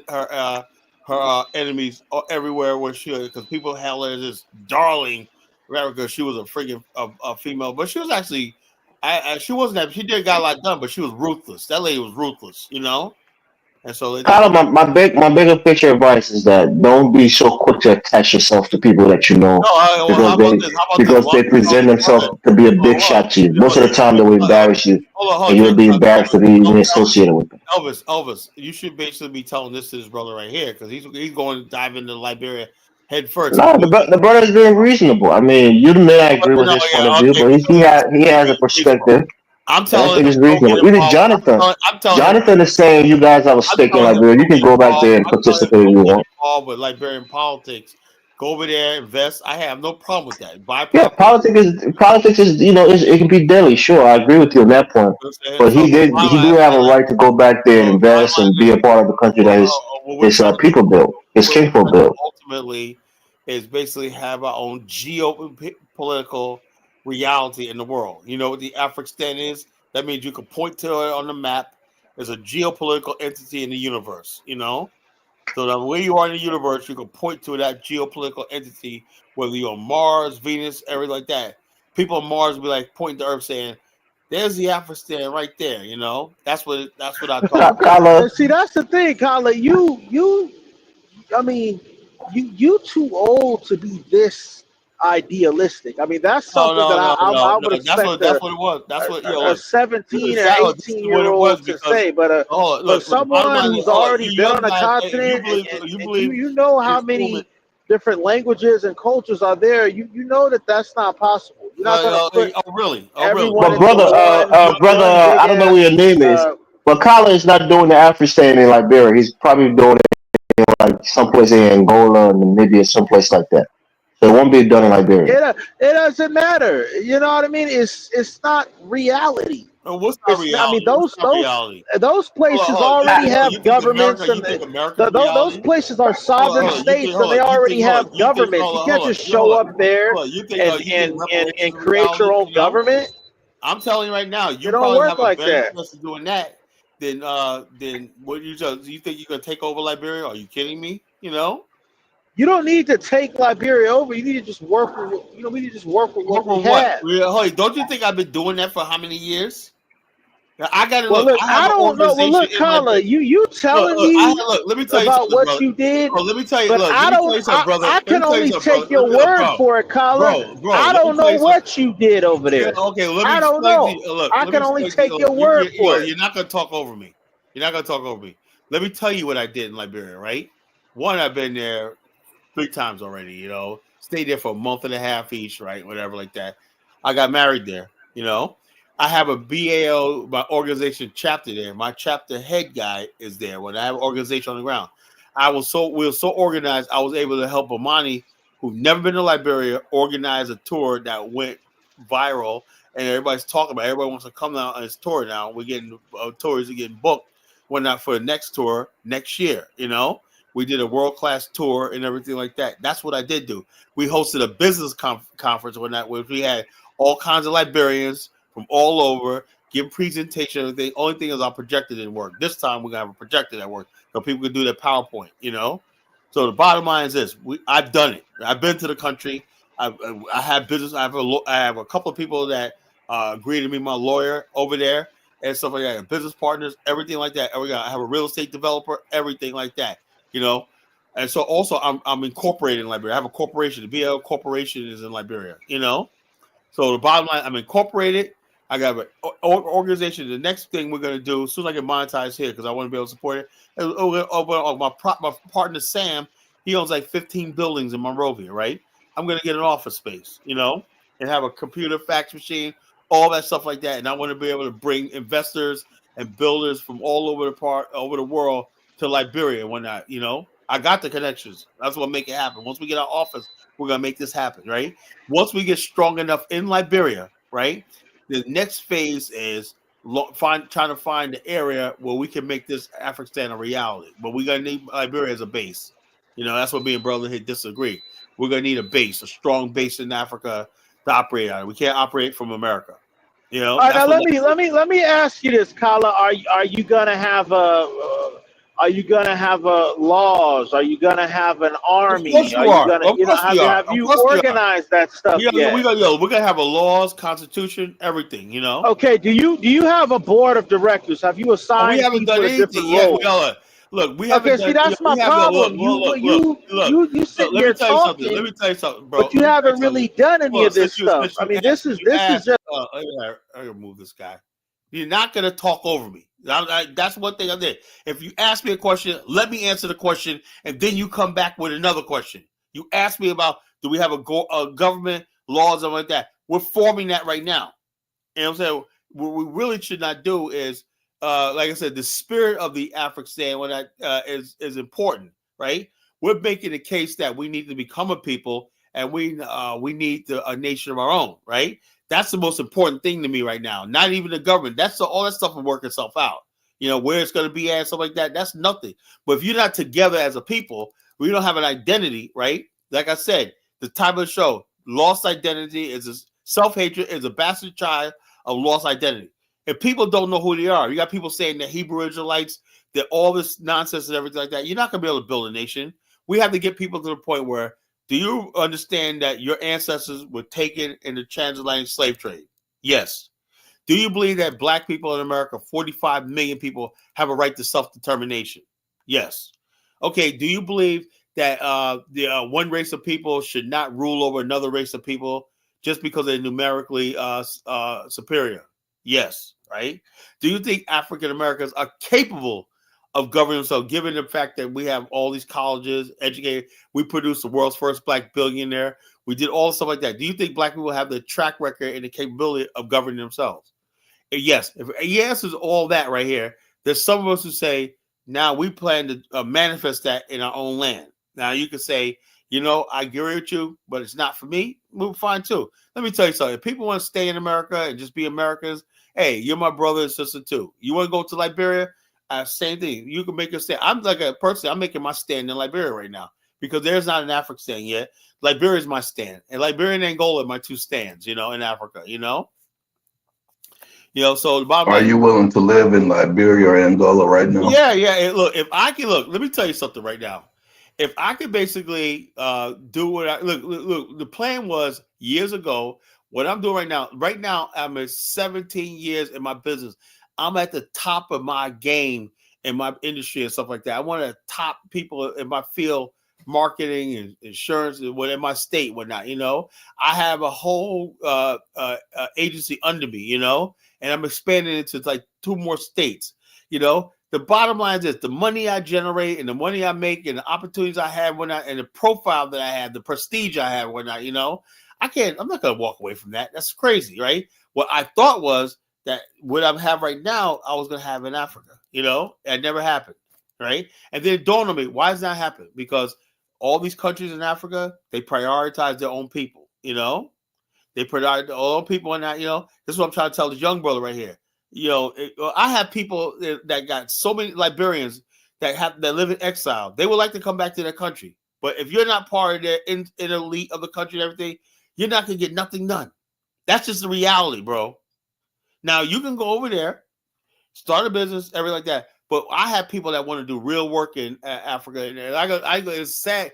I'm one thing, right? But I feel bad for one of my Liberian people that got to live in Ghana. You know, what I mean? The Liberians live in Ghana that are doing really well. They're able to go to the Ghanaian government, say I got this, but that, and be building stuff on that. The same thing they could do in Liberia, right? But basically, they can't even get when you go there, and the government they don't even give you a friggin'. They be waiting out in the hallway for like 2-3 hours or whatever. Nobody comes to see you. Everybody's sitting there giggling and laughing. It's an unserious country right now, you know. And I'm not gonna tell people anything different. I love Liberia, but they're unserious people, you know. I'm telling you from experience, you know. So when you say here and tell me, oh, we could do Liberia or not, and no, we need to have a place where we're on people on the ground. We're absolutely serious. We have a government that can green light whatever we want to do on that sees what we're trying to do, and I give it. We can only do that by having a good host country and with their good infrastructure, and we're building with them. That's it, you know. So I mean, so you talk about I'm old and whatnot. Yeah, I may be old, but I got wisdom. I'm not stupid. Let me let this good brother back on. You know, so Yeah, but you know, that's the whole thing, and it's like, you know, those days of, you know, you're not just gonna show up on somebody else's land, whoever right? said And that, whoever they said just that. gonna give you land. Oh, It don't work like that, first of Tyler. all, whoever. Tyler, explain the concept to him so he can get a better All right, understanding of what you're look, talking about. bottom line is this. Let me say this, right? First of all, when people say we're just going to show up on land, I mean, I know my brother here, he's a military guy. So he sounds like that. We're just going to go there and build. That's not, anybody listen to me say, I never said that, you know? I say, let me tell you what an Afghanistan is, right? An Afghanistan could be a small town, it could be a county, it could be a autonomous zone, an industrial zone, it could be an independent state, wherever it is. It just means a place where the African American and the slave stands. That's all. You know, not kneel, not crawl. When you talk about Liberia, right? Just basically go there, enjoy yourself and everything, and sit. You're not going to stand in Liberia. I'm trying to make a stand in Liberia to do something else. You know, you're not going to stand until you have the ability to make your own laws and write your own rules. You know, that's making a stand. After 400 years being on your knees, brother, you got to make a stand. You know, and you got to make a stand where you don't have conflict. You know, you can't make a solid stand in Liberia. You can lean, you can hang around, whatever like that. You can contribute, but you can't make a stand in Liberia because you will perish. I'm telling you. You will perish. The native people at that 1980 coup, things have changed. They're the ones running the country right now. It's theirs. You know, they spilt blood, right? They paid for the Liberian blood. The houses ours because they paid for it. They paid for it in blood. That's how things are done. Until you basically pay for land in blood, whatever like that, that's it. Now we saying that we could do this peacefully because we have something to offer a host country. You know, we have something to offer a host country because, like Brother Hill was saying tonight, because him and I never talked about this but I was like this. I said, look, when we Black America and when we organize this, we'll be a tax revenue generating machine, right? The host country is going to benefit from the tax revenue we're going to generate through goods and services, sales, real estate taxes, whatever like that, property taxes, all stuff like this. So basically, they're going to see the vision. Yeah, we want more people to be like that because we're getting tax revenue. You know, that's how governments work. Well, you can show them how they benefit. They're going to say, of course, you can build this thing. You guys are providing all the logistics and expertise. Yeah. What they do is provide the initial infrastructure. You know, we want to hook onto their power grid, their sewer line, their water grid. You know, all these things. You know, and then over time, right, we build our own power plants and stuff like that. We manage our own stuff, but initially, we're part of the host country's infrastructure. You see how it works? You know, so that's just feasible. Now, brother Hit and I just don't see eye to eye on that. He thinks we can just day one just go, hey, but that's him. He's a military. He maybe know something I don't know. You know, but me, I'm like this. We just need to be set up, and I got several places I know we could set up because we're already building a community in Ghana, right? Now, when Jagazi and Sabo become municipalities, they're going to be part of the Afrikstan, and Afrikstan has to at least be a municipality. You know what I'm saying? Where you can point to it on the map. That's what we now. What are Ganazi and Gasebo? Are these counties or cities? No, it is the settlements that people are building. We're building roads and stuff like that in Ghana. In what country are they building it? In Ghana. They're in Ghana, and we're gonna build the blacks. Call Yajazi is called a Black Star Pan African community. But that's a prototype community we're gonna build all over the world. You know, and we're gonna build like hundreds of them in Angola. Hopefully, build a few in Liberia. When that these are places where they have their own infrastructure, everything like that. Hopefully connected to a okay. Now let me ask, Colin, where is your board of directors? We don't have. Look, let me one, right? Look, let me tell you something, bro. Right now, we're just organizing the thing. The only board of directors is Mamani, myself, David Hitt. We're the board of directors. How about that? You know, I'm the board of directors. Okay. Do you have this formally in writing? I'll say no. You go to my website. Is there documentation that you can point to with all of these people's names on it? Yo, look, are you gonna listen again? You know what I'm saying? You don't listen. I have a website. You want to go to our website? You go to Mine's website. We have everything spelled out. What else do you want? That's what we got websites for. Dear brother, what you're asking Kala is something that he has stated plenty of times that he has not done is set up an organization. I don't believe having a board. Having a board of directions by default says you have an organization. I need documents. I need official documents. We can't give you documents, bro. I don't know who you are. You know, bro. He's not that far into the brother. Ladies and gentlemen, if you have ever registered anything with a government, that shit is searchable in public space. Anyone can look it up. People that support me that want to be down with this, I keep that confidential. I don't let people know because people like I've been working in the government and whatever like that. I'll need people to know like this. So I gotta keep confidential. I'm not gonna give you a list of who was involved in this and what they do and whatnot. Okay. Well, you already on the internet, bro. You already. I don't have to give nobody names. You know. So you might as well. I mean, you can't be transparent. I know. I'm sorry. You don't have no documentation. Look. Let me tell you something. Then you don't have an organization. I never said I did. I don't want an organization. Organizations fail. You know, if you don't be ready when the organization fail, you know. You try to get Negroes organized. First thing is this. When people don't understand something, right?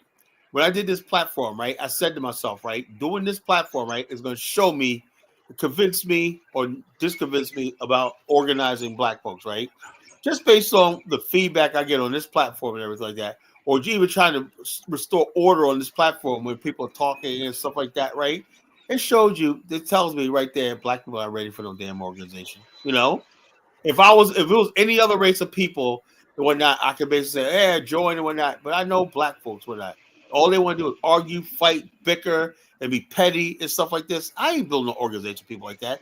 You know, when the time comes and whatnot, those who are in are going to be in. It's going to be trusted people, knowledgeable people, and everything like that. I don't want just everybody, you know, because I'm just seeing even now on the internet, all the people I see now right now on the internet, stuff like that. Just I don't want nothing to do with them. Only a couple of people. If I don't call you on my outside this show, or I don't speak to you or not. If I reach out to you and speak to you, that means I respect you. I want you to be part of it. If I haven't done that yet, that means you haven't impressed me yet. about anything. I don't mean to hurt nobody's feelings, but that's the way it is. Right here. You called me outside the show, Colin. We talked a couple I of never times. called your ass before. I never will. I never will. So the bottom line is this. I guard this idea, what we're trying to do with my life. I've been at this for 30-something years. I've been crafting this most of my life, And so the bottom line is I believe deeply in this. I know that this is the final story in the chapter of the African American, the road to nationhood. That's what I believe, Now you guys can talk all you want. Like I introduced the world for the most part. I introduced Black America to Liberia, I did, And the bottom line, I love Liberia, I love Liberia, I love the country and everything like that. But I'm telling you now, that cannot be our end game. That was already decided in 1980. That's Liberia. Had that coup never happened, yes, you're right. We would have a country to rebuild. But right now, not even Liberia. Okay, well, the coup is over. Samuel Doe is dead. Samuel Doe's spirit still lives in Liberia. They still No, see it. see, now you're talking crazy. I agree with you, brother. The coup is over, and the fact that they bring up the that coup whole every single issue has time. already been solved, and you sitting up here talking about Samuel Doe, the ghost of Samuel Doe is gonna come back. Colin, Samuel Dead been dead for like 40 years already. You still bringing that dude up? I don't know about this, Colin. What? I don't know, man. I don't know. They got you tied on that pole and you getting shot. Okay, didn't tell me about that. So look.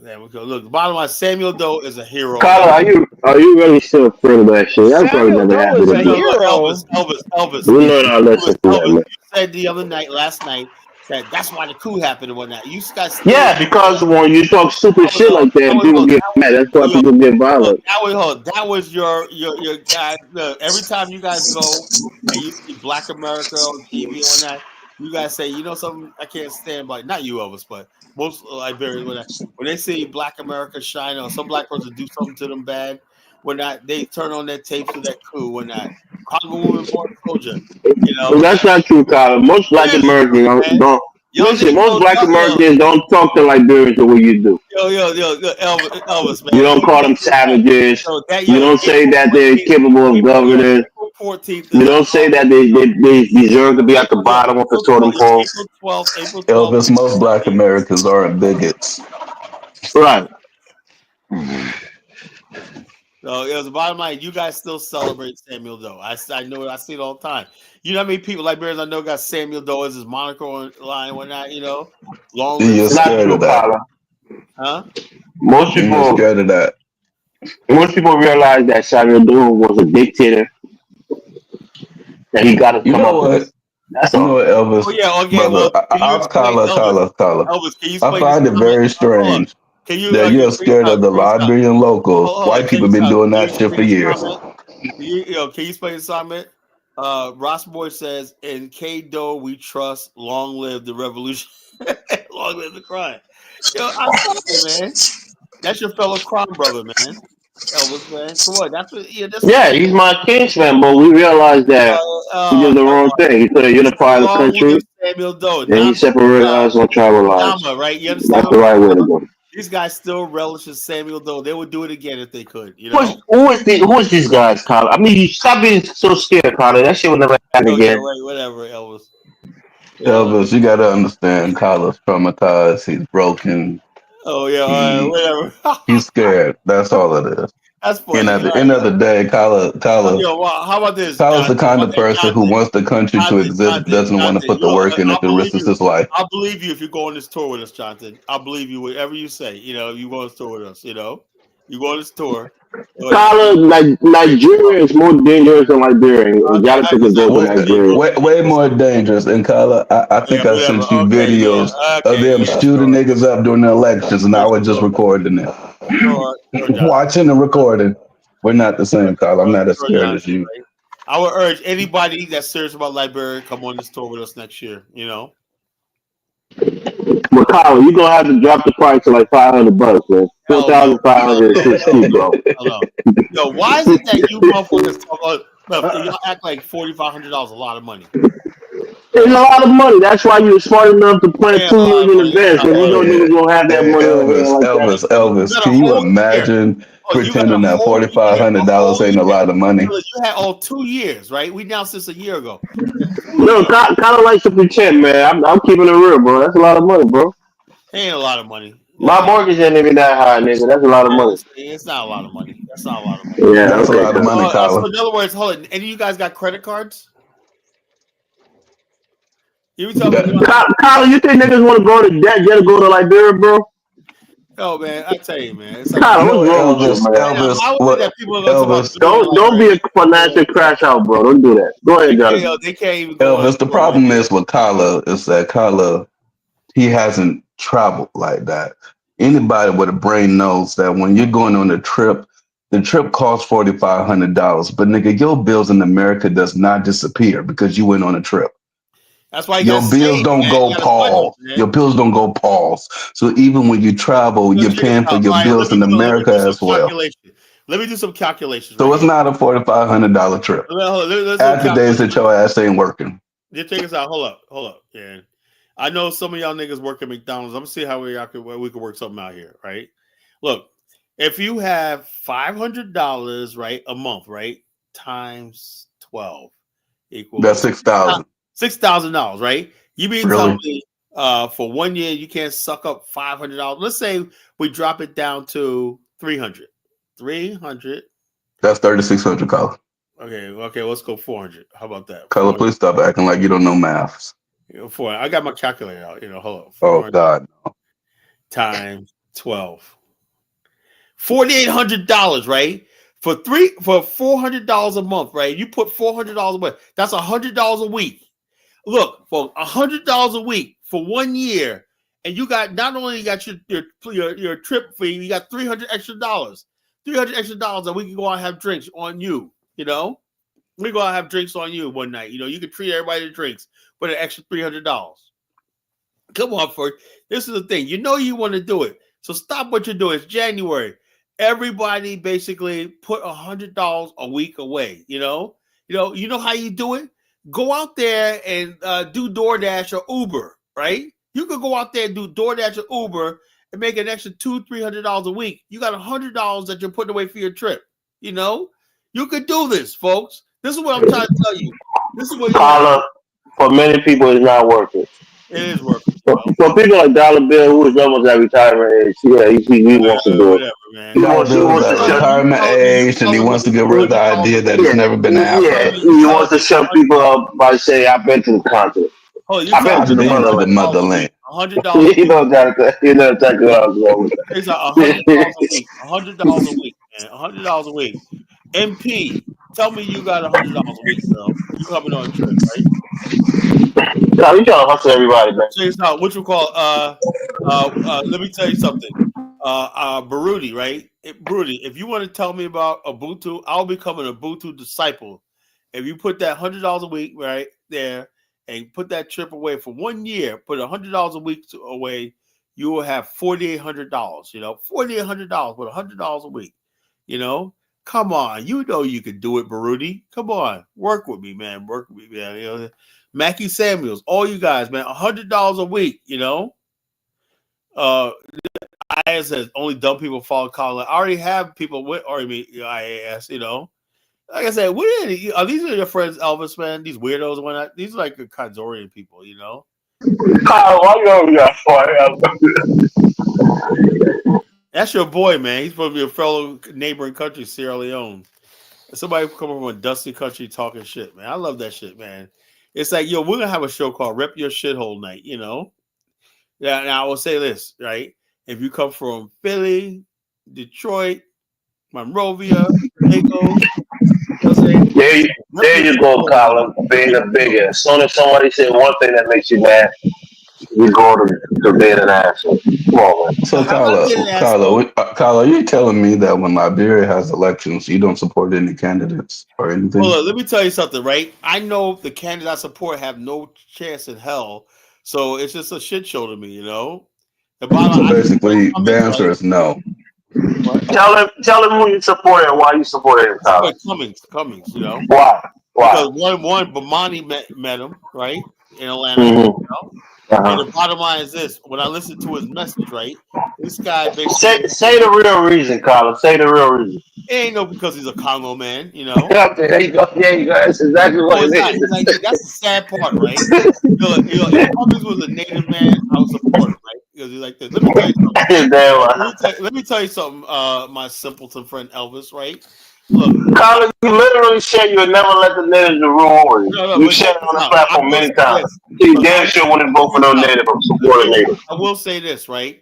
My favorite African politician is actually a Nigerian.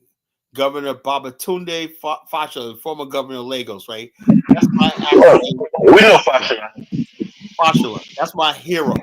You know? And that's like, to me, he's like one of the Yeah, best. Fashola did well. After Tinubu, he came in there to Lagos. He did pretty well. So this idea that I don't trust Native Africans is a lie, you know? I trust smart Africans. Fashola is the best. And what gets me is Fashola should have been president right now, you know, of Nigeria. But that's what I'm talking about, African politics, right? We don't want that. We don't want the African spirit of stupidity and mediocrity and whatnot, you know? So the bottom line, Fashola should be president of Nigeria right now, you know? Makala, when I mean that, did you support a candidate in Liberia? I mean, you actually even campaigned for them, talked to people, I was down donated there. money. Look, you want to ask my question, right? My partner, my sister, God, man, you guys may make me forget shit, you know? Dr. Kula, she came in there after she met with Bomani, right? A couple of days later, she came to Liberia, and I met with her with top Liberian. She was a head of Cummings, one of Cummings' campaign. One of the guys that I'm friends with now, John Fellows, right? He was Bokai's campaign director for the diaspora outreach, and also he convinced Bokai to include African Americans in the diaspora program for Liberia. That's my friend, Dr. Fellows, you know? And so, yeah, I'm connected with a lot of people in Liberia, you know, high-level people in Liberia in different political parties, you know? And also George Weah, you know, we're connected with, we was connected with his wife's, his vice president's, I knew his vice president's son, you know, Charles Taylor, the little Charles Taylor. He was a kid, you know, he came to meet me, you know, where I was staying at and whatnot, you know? So I met, you know, a lot of high-level people when I'm in Liberia. You know, I met Von Sherman's wife when we had lunch, and we sat down and talked. Stephen Tolbert, President Tolbert's nephew, his father built a basketball group company. I interviewed him. He's late now. What? He's late. Yeah, he's late now. I didn't even know that. You know, that's sad. That's why I tell you, you don't know things in Liberia. You just because of brother, you know. You don't know the ongoings of the country. You know, Liberia don't have the best media, bro. Because let's be honest with ourselves, man. There's no television. No, it's not that. It's just not hold on. Are you saying there's media opportunities to invest in college in Liberia? Yeah. Well, try. Hold on, Elvis. Jonathan. But you go over there and try to do something one night. Everybody got their hand out. Jonathan, let me tell you something. You're gonna invest in Liberia. I would say take like $30,000 and like put in small bills. You know, because that's what you're gonna need to get shit done. You're gonna have to pay everybody. You know, look, when I was leaving last time, you know what angered me? When people asked me why I was acting. Well, you know what? It wasn't even getting arrested in Nimba, right? It wasn't even the lady with the monkey, the crown lady with the monkey, right? Wasn't that? You know, when I was. Stop saying that about people. So basically, what you're saying is you'll have to tip everybody. Hell yeah, to get something that's how done. it works in Liberia. Yo, look, when I was leaving, okay, right? cool. That's the opportunity. That's the opportunity I can actually work with somebody like you on and start a media company. When you go to Greece and you want to get something done, you got to tip motherfuckers. Yeah, check this out. It is what it is. Play the game like everybody else. The last day I was there, right? Getting ready to get on the airport. I'm sitting out Isabella. We're sitting out there. And anyway, I said, look, they said, well, you can't leave. I said, what the fuck you mean I can't leave? So the security guard took my boarding pass, right? And said like this. And I said, what the hell is all this about? Well, you got your boarding pass. I said, I'm just going outside, you know? Go outside, see my wife, you know? And so I came back, right? And the security guy is like, I said, where's my freaking boarding pass? He gave it back to the girl. She acted like, oh, yeah. Basically, she wanted a tip. I said, if girl, I was about to reach over the counter, give my fucking pass, you know? Then when I went to go check in, the final check in before you get on the thing, you search your bag and whatnot, the guy was like, oh, yeah, you know, we appreciate tips. I was like, is this guy asking me for a fucking bribe? You know? That's not a bribe, it's a tip. If you help me with a bag, that's not a bribe. Wait. Color. Are you complaining about the normal people asking for money? Well, no, I'm like this. Look, the whole time I was there, Call it a cheapskate, bro. You don't even know who it's The whole time I was there, I was giving it to poor people and that. And then the one guy, right, grabbed my. How much did you give on average, Colin? I give I carry singles, you know. I carry singles. I give like you give people dollars, like what? $2, $3. I couple dollars. I give them like $3, $4. You know. So I was when you go to Liberia, get singles. You know, always make sure you got singles. Man. Get those stacks of singles from your bank. Get plenty of those, man. You know, because you pull out singles, they call you Tanu, big man. You know, you're a big shot. You know.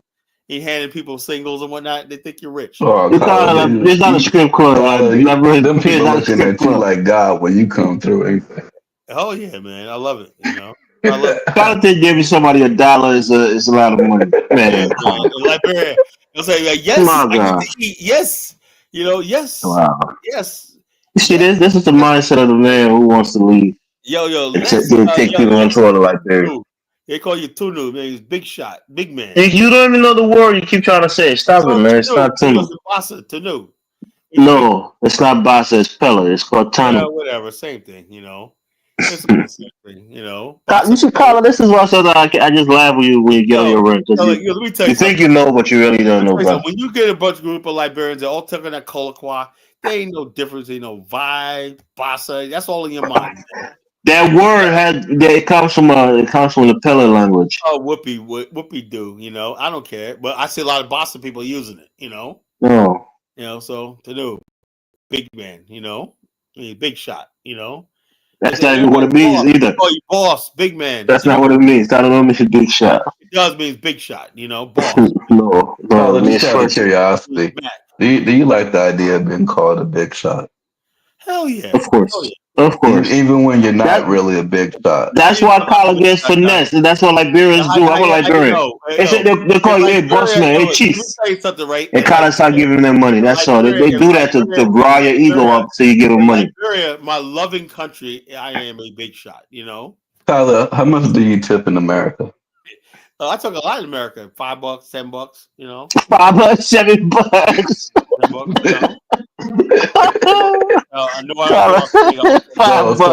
you trying to say that my American people don't deserve that 15% gratuity? I go to Hooters, they get $8. You know, if I go to Waffle House, $5. You know, delivery drivers, $5. You know, simple as that. You know, so what is Kung Fu Panda talking about? What an asshole. You know.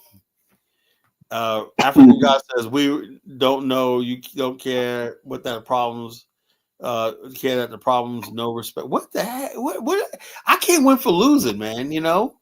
Because you're showing your ass, Colin. That's what you're doing, man. Come on, don't do that.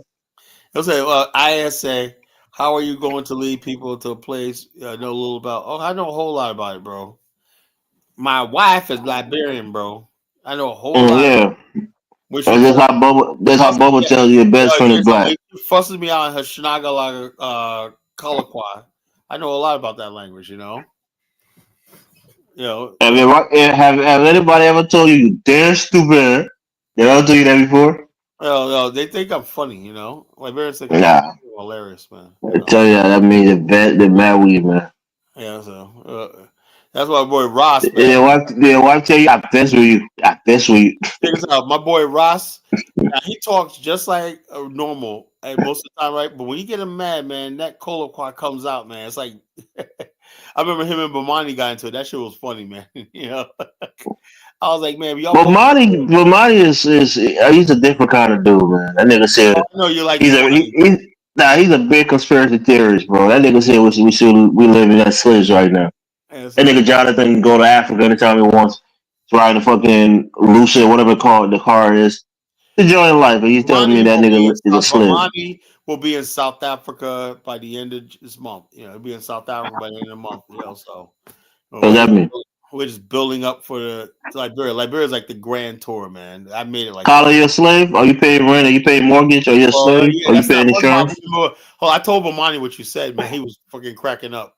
You know, what I said. Because we say you guys don't understand figuratively. You know. We're all slaves. You think that dude was speaking figuratively? He was speaking literally with testimony. He kept saying, "We're slave to the system." I know Bomani. Bomani, he treats nickels like a manhole cover, right? He don't like giving up money like that, you know. But the bottom line is this: if the same people, black people tell him all his life, right? He came to America. They told him the white man was the devil and all this kind of stuff like this, right? And he told him the white man. That's why I said every one of our leaders before us failed us, you know. I overstand. He overstand everything, bro. No. He basically really believes that black people should have their own shit, you know. And if you're not, You still have to pay taxes even in your own country, bro. I know that. But the bottom line, what we want to do is, like he said, Jagazi, when it gets to a certain level, when it becomes a municipality, everyone's gonna be paying taxes. You know, no ifs, ands, or buts. We're gonna have our own taxes. We're gonna be taxing niggas my damn self. So we're gonna draw that tax money. You know, so let that money, that tax revenue that we're gonna get from your ass, you know. Build our roads, infrastructure, schools, hospitals, everything like that. That's what we're at. You know, we want an African, you know, and Jagazi will one day be part of the Black Star community in Ghana, and hopefully Sable will be part of our satellite of our African, you know. Maybe I might want to build one we might want to build a community in Liberia, make that part of the African, you know. So we got this well planned, well mapped out, man. You know, we've been praying this for years. You know, we know exactly what we're doing. So the main thing right now is building the freaking energy for Africa. African guys says calls for it. About time somebody recognized my comedic sense of humor and everything like that. Thank you, African guys. I know I'm funny, you know. At Frenchie, right, she was like basically cracking up because I was like making fun. I was like, yeah, about talking about the airport. Himdulillah. She cracked that shit. That was funny. Himdulillah. Like I said, when I went to JFK Airport, man, all I heard was Himdulillah, Shnagalaga, Himdulillah, Shnagalaga. I was like, damn, I see the brother. I went over to him one night. I said, hey, you got a brother there. Me, I strike up a conversation. He turns around, Shnagalaga. Oh, okay, sorry, man, you know, because he was Senegalese or something, you know, whatever, you know, Shnagalaga. You know, I was like, damn, I'm all snagalaga up, man. You know, geez. Snagalaga, snagalaga. I was like, snagalaga, you know. I was like, okay, you know, nobody speaks English, man. It's all snagalaga, you know. So like this, you see a white guy, right? You say, okay, that must be a cool guy, white guy, you know. And he turns around, snagalaga, sorry, Dutch, you know, snagalaga. Hey, sir, how you doing? Snuggle. Are you waiting for the flight? Snuggle. I'm like, what the hell, man? Damn. Does anybody speak English anymore? God damn. You know, JFK Airport is scary, man. It's like, damn, that's what the New World Order looks like, you know? Nobody speaks English and shit. You know, these foreigners all over the place. What the fuck, man? You know, if you go to Dulles Airport, it's nothing but a bunch of immigrants working there. Yeah, they work there, but the bottom line is JFK is like, damn, I said the Americans travel. I said Bomani's a fool, dude. Bomani is untouchable. Nobody talks about Bomani on my show. Chris, I got a question now. Why are the East Coast airports so damn red? Oops, African goddess. I accidentally timed you out. I meant to time this clown out. You know, I meant to time this guy out. Sorry, African goddess. That was a complete accident. See, the thing is, this thing don't allow you to reverse somebody when you time somebody out. It doesn't matter. Well, that's why are you timing somebody out anyway? Because this guy called. I did it again. Shit, man. Bomani is a fool.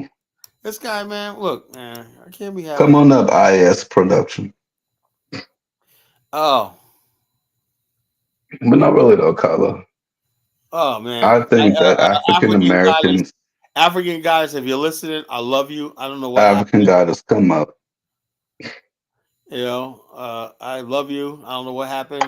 This guy right here, I'm trying to time out this fucking IAS too, and it times out African guys. I swear I can't stand this StreamYard shit. I'm gonna freaking write a letter, you know. And then also when I do, hopefully it wasn't permanently banned, you know, just a temporary ban. You know, it just says it was banned and companies removed. Okay. That was not a permanent ban, so African guys should be up in a minute. You know, I love African guys. She's a great contributor to this platform. You know, why is he calling Bomani a fool? You know, That's why.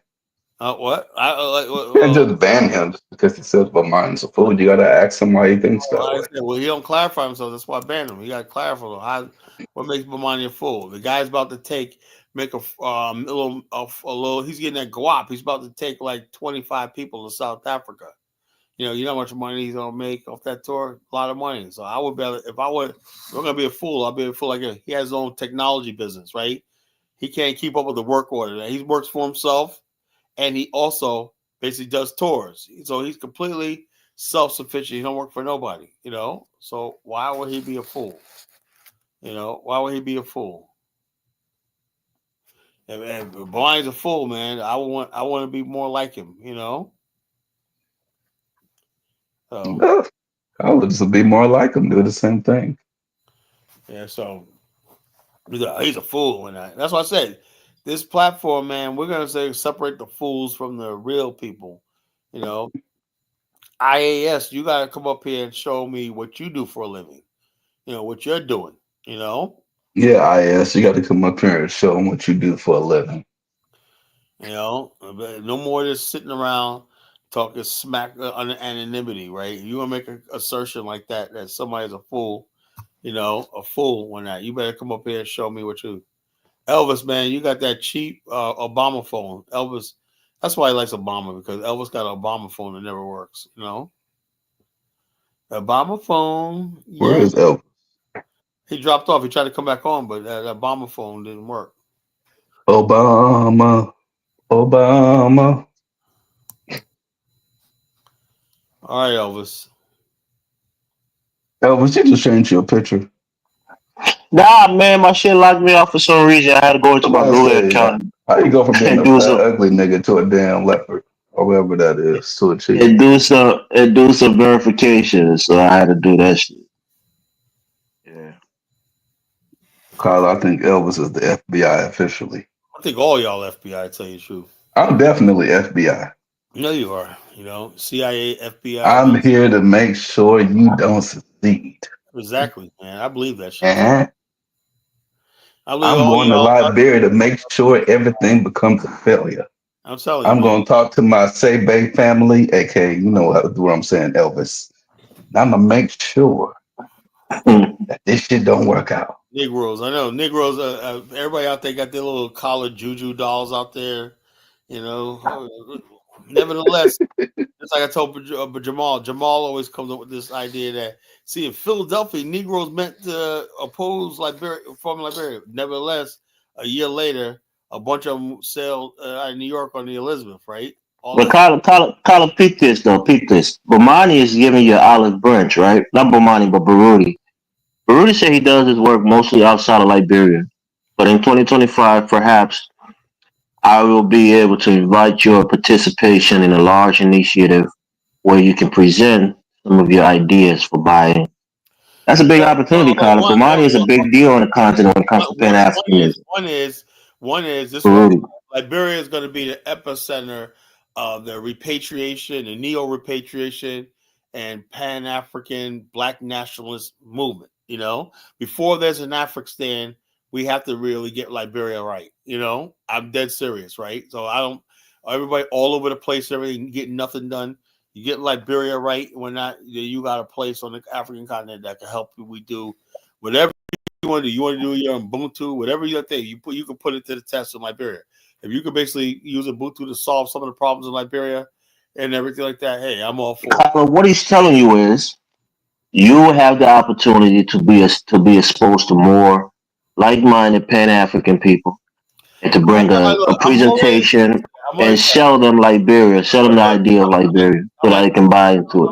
I'm like this. Like, if somebody wants to get on a virtual, I got a virtual software taken on for my business. When I can set up a virtual Baruti. If you got people interested in, first thing to do, everybody, is you got to freaking email me, right?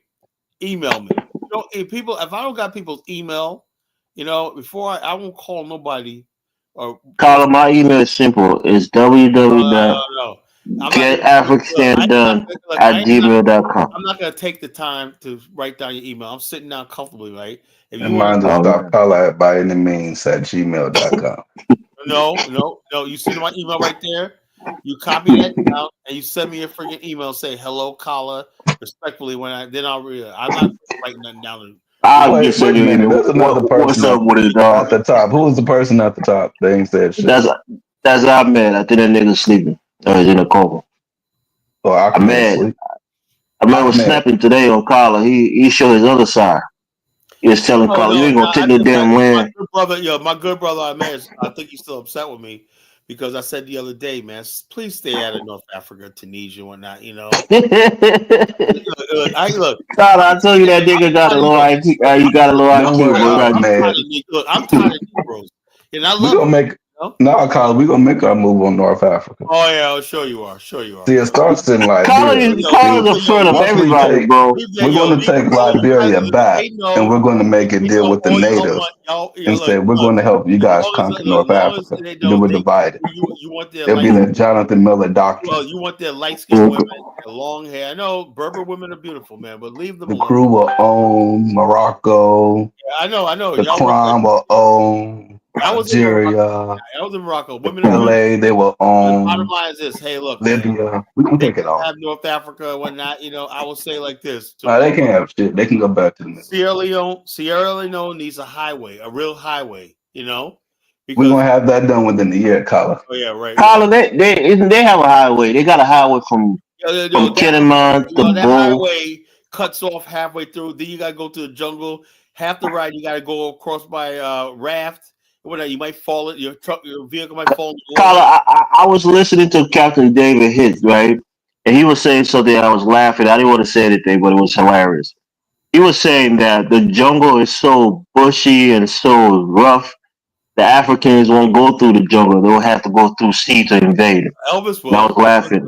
And I was saying, I'm like, do you know about people? Yeah, I said, do you know about people? We live in trees, been eating in the bush, sitting in the bush, and walking through the bush all day long. You think we're in front of the jungle? You're in front of the jungle. We can go through those trees and do what we need to do, but we don't want to hurt nobody. But I think Chantel was trying to make the point because she was trying to poke fun at me, like they will come and get your land. I'm like, nah.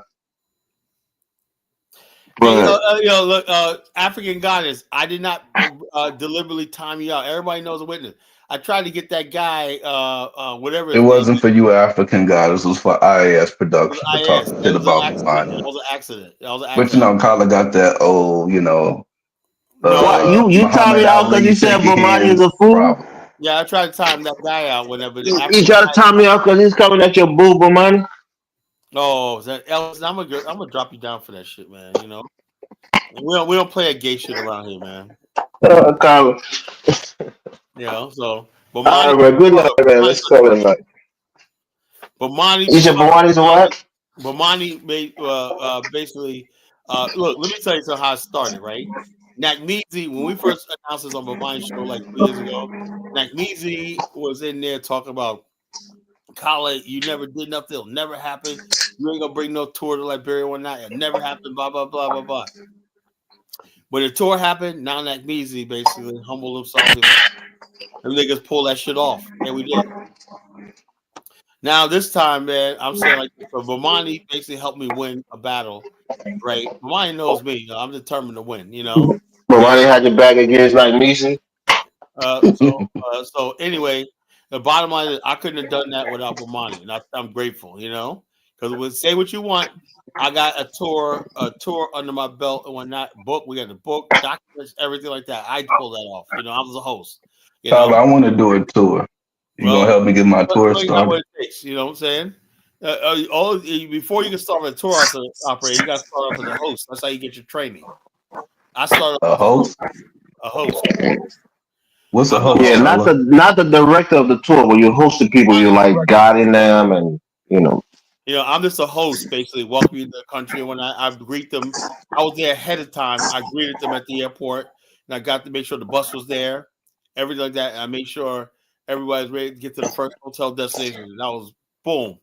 That's when that happened right there. We get made to the hotel within 20 minutes after landing in the airport, getting out of the airport. When I got everybody loaded, everything, bags, everything I handled, and got everything, bags on the bus, and I had my other vehicle. Colin, you was a bag handler? No, we hire people to do that. You know. Okay. I basically tell them like that. So don't they already have that at the airport? I know when you pull up to. We're ready for them. You know, we had a team ready for them.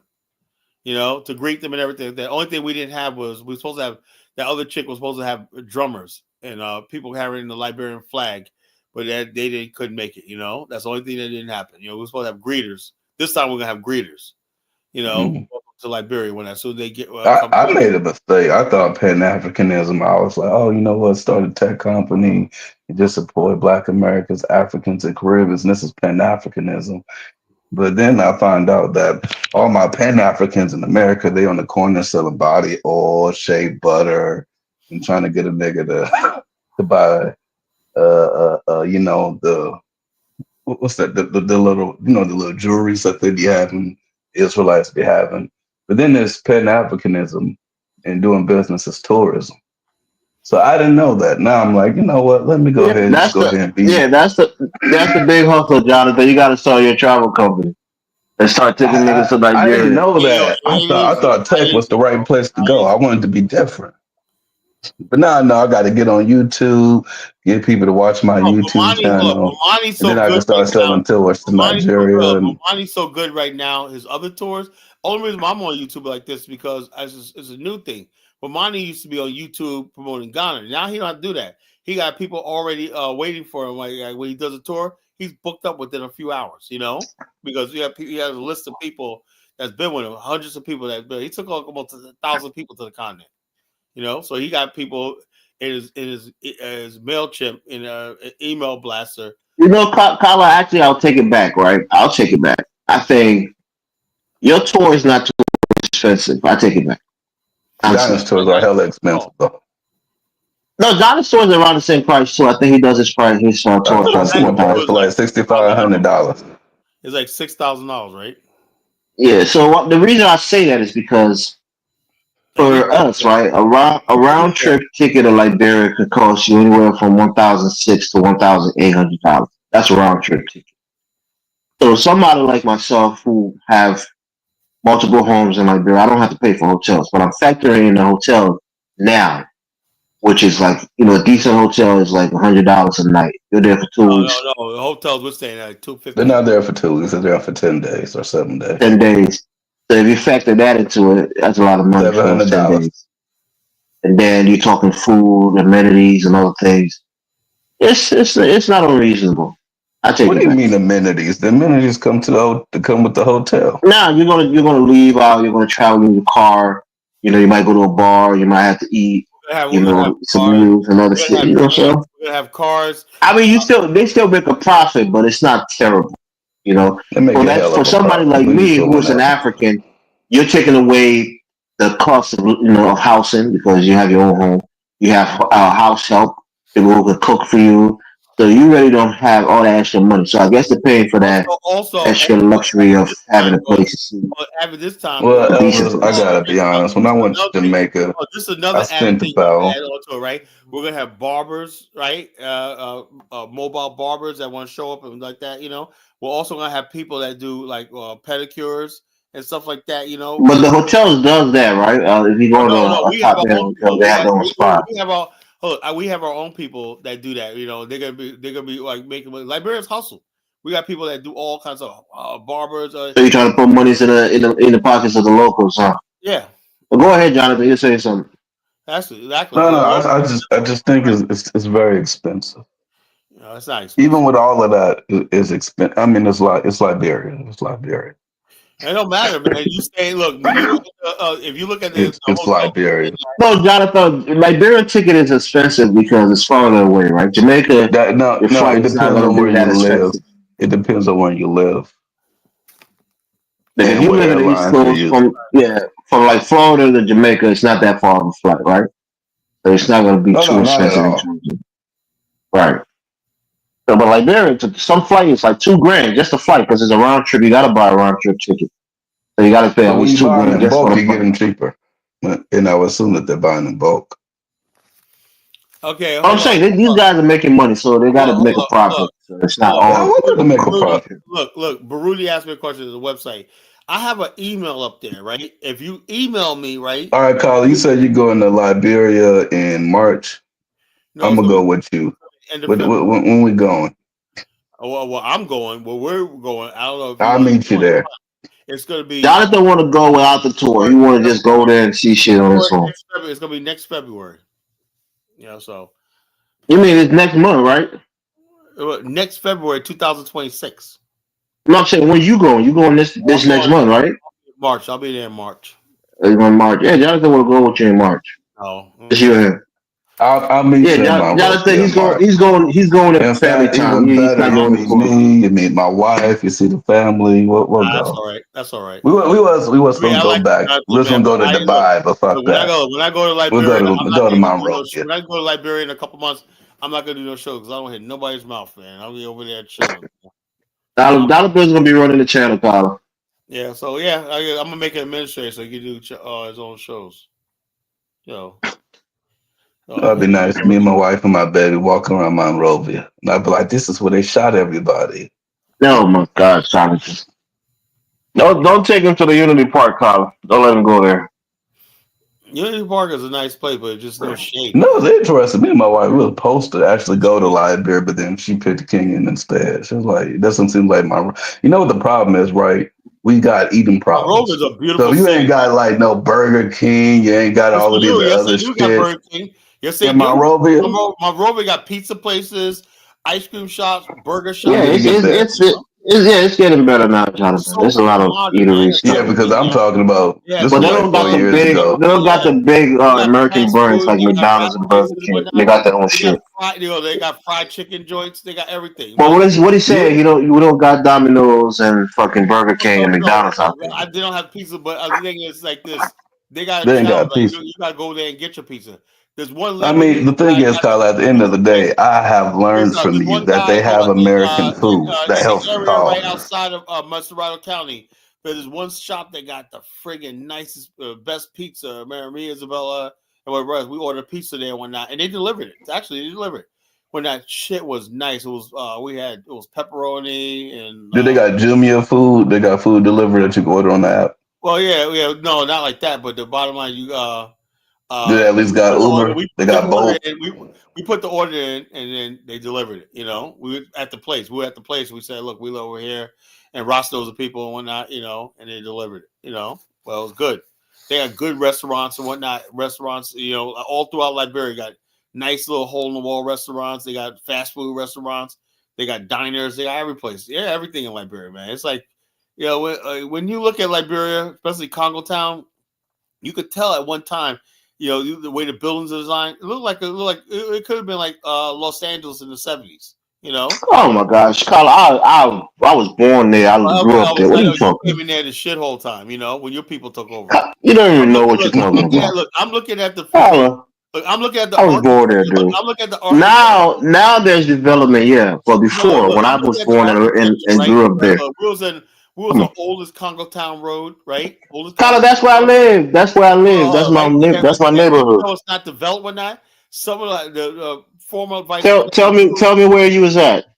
I was at the oldest Congo Town road by what's it called? By the church? No, the First Baptist. The First Baptist. That's the name of the beach. That's what I had up my way.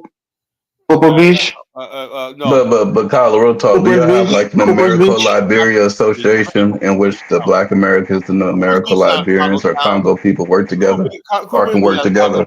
That's almost in Painesville. Coors Beach is in Painesville. Same thing with. They probably have some new beaches there. They have a lot of new beaches down there. I forgot the name of it. My girl, Sine, she runs that beach right there in Honeycomb. She runs that beach right there. Her and my boy Paul runs that beach right there. I forgot the name of the beach. We have over there and just sitting on the beach right there. We hired a DJ, $25. He comes in, brings his equipment, everything like that. And the bartenders one night, you just say, look, the bartenders go, okay. We go there one night. You just tip the bartender and buy drinks, or you can buy the drinks when they serve it and mix them for you and serve them to you on the table one night. We're sitting there. You're sitting there under the canopy and everything like that. That's when me and Isabella had our wedding. Forgot the name of the beach. God, it just slipped my freaking mind. But it's a beach right there in Congo Town. It's right. I forgot the name of it. Shit. But shit, I like that. But Nah, the name doesn't matter because anybody can just have a spot on the beach and have a name. but the way they have it set up, the chairs, No, that's what I'm saying. If it's not a beach that was there when I was there, I wouldn't know. Like the DJ booth, everything like that. Liberians like the party, man. The whole country, like, all they need. But did you live on the back row, as we call it, or did you just visit it? That building right there next to which we call what's the name? Jules Shepard's building. It was right beside it. Right there on the other side. It was like on the way on the back by the hospital. You know where the hospital is? The clinic is right next to that. Is it around the Chinese embassy, the new Chinese embassy? The Chinese were mining. If that's a place where the Chinese were collecting bags of sand, if that's the embassy, yeah. That's the embassy back there. They were collecting bags of sand, yeah, right next to that. So that was Ronnie Sherman's father compound. Like we used to call it Sherman compound, and he sold it to the Chinese. So he got a lot of money. All I know is, like I said, I had a lot of fun. When I go to Liberia, I love it. I don't like flying on planes, but it's worth it. Kyle, you got a lot of anxiety, bro. What? You got a lot of anxiety, man. What? Kyle, you heard him. What did you say, Jonathan? He said you don't like flying on planes, and I say you got a lot of anxieties. No, I just think about being up. I got that problem too, Elvis. I ain't gonna sugarcoat. Oh, you do really? I be on them planes. Another drink, please. Another drink. And for some reason, I'll be sitting up there watching airplane crashes. Like, oh shit, God, here really, Jonathan? And you've been in a couple of airplane crashes. Like, and now I gotta deal with that. There's been a couple of plane crashes the last couple of weeks, man. Yeah, too many. That's what I'm talking about. That's scaring me, man. I'm like, damn, you know what it is? Ever since Pete Buttigieg became transportation secretary. Oh my gosh, Colin. Yeah, man, had no problem. Had no problem with plane crashes. So Pete Buttigieg got in there. Those are not American planes. Those are planes that was DEI. He did suspiciously crashed. I don't want no DEI, but I want the best pilot there, man. I don't hear about no DEI. Pilot, when you go on a plane if a woman is a pilot, and both a woman pilot and a co-pilot. One time, right? And on United coming back last year in 2023, I had a brother pilot, man. He was like, "Welcome to we're entering to Dallas Airport." He go prepare for the descent. This brother was bad, man. He did that turnaround and everything like that. This brother was bait landing that plane. I said, "Yo," when I hit the ground, I said, "Whoa, man, brother landed the plane, man." I was like, "Damn, man." Kyler, you just I don't know what to call you. The problem is that Kyler just whitewashed, and so is everyone that complains about DEI. He's anyway, like, he got an old school mindset. I did not say anything. We got a lady, and that's Kaiser. Azorian Empire. I think he's joined the panel. What's up, Kaiser? That's a beautiful lady. That's it. No, that's him. He put his, I think, his wife or his girlfriend. The coast is clear. Dollar bills on here. The coast is clear. The genius is back. What's up, genius? The coast is clear. Yeah, that's my wife there. Your wife or your girlfriend? Wife, actually. I'm now married. That's one of his wives. God bless you, Kaiser. Congratulations, bro. A man who finds a wife finds a good thing, man. Damn, I must be loaded there. One wife. No, I'm trying to change the Bible, bro. No, one wife. Don't be bad. Yeah, what's good? Is Elvis? Guys, why you be playing this shit so loud in the background? We can hear the echo, man. You be recording the show for future use? No, my fan is on. I'll turn it off. 1 second. Also, I don't need to record. I can just do the whole stream to my channel. Then I'll use it later. But no. Okay, I get it. I personally appreciate the promotion, because the bottom line, you keep promoting me when my channel grows and everything like that, man. I appreciate all the work you're doing, bro. Yeah, and it's good. It's good. We got to all support. Man, you have to. Where do you get these dusty people from? The hell? I told you this is kicking high. This nigga tried to kick me off the platform because somebody gave him $50, man. And Brian will kick me off for 24 hours, man. Kaiser will kick you off in a minute, man. For money, man. This dude, he's a money hungry dude, man. He kicked me out for 24 hours, man. I would too, man. I Get tell that him, money, let me try. Kaizo. I told him, let me try to redeem myself with 50 naira. He refused, idea, man. man. If somebody's annoying, hey, you want to see Jonathan Miller gone, man? $50, man. You That's what they did to you me, had to man. give me $10, Tyler. I told him, let me free myself for 50 naira. He said, no. I wouldn't kick you out for Fuck $10, up. man. But $50, Jonathan, I'd be like, Jonathan, Yeah, but What's up, remember, Black? yeah. See, Oh, here's the Big thing, Black, bro. You Big can't make Black, money.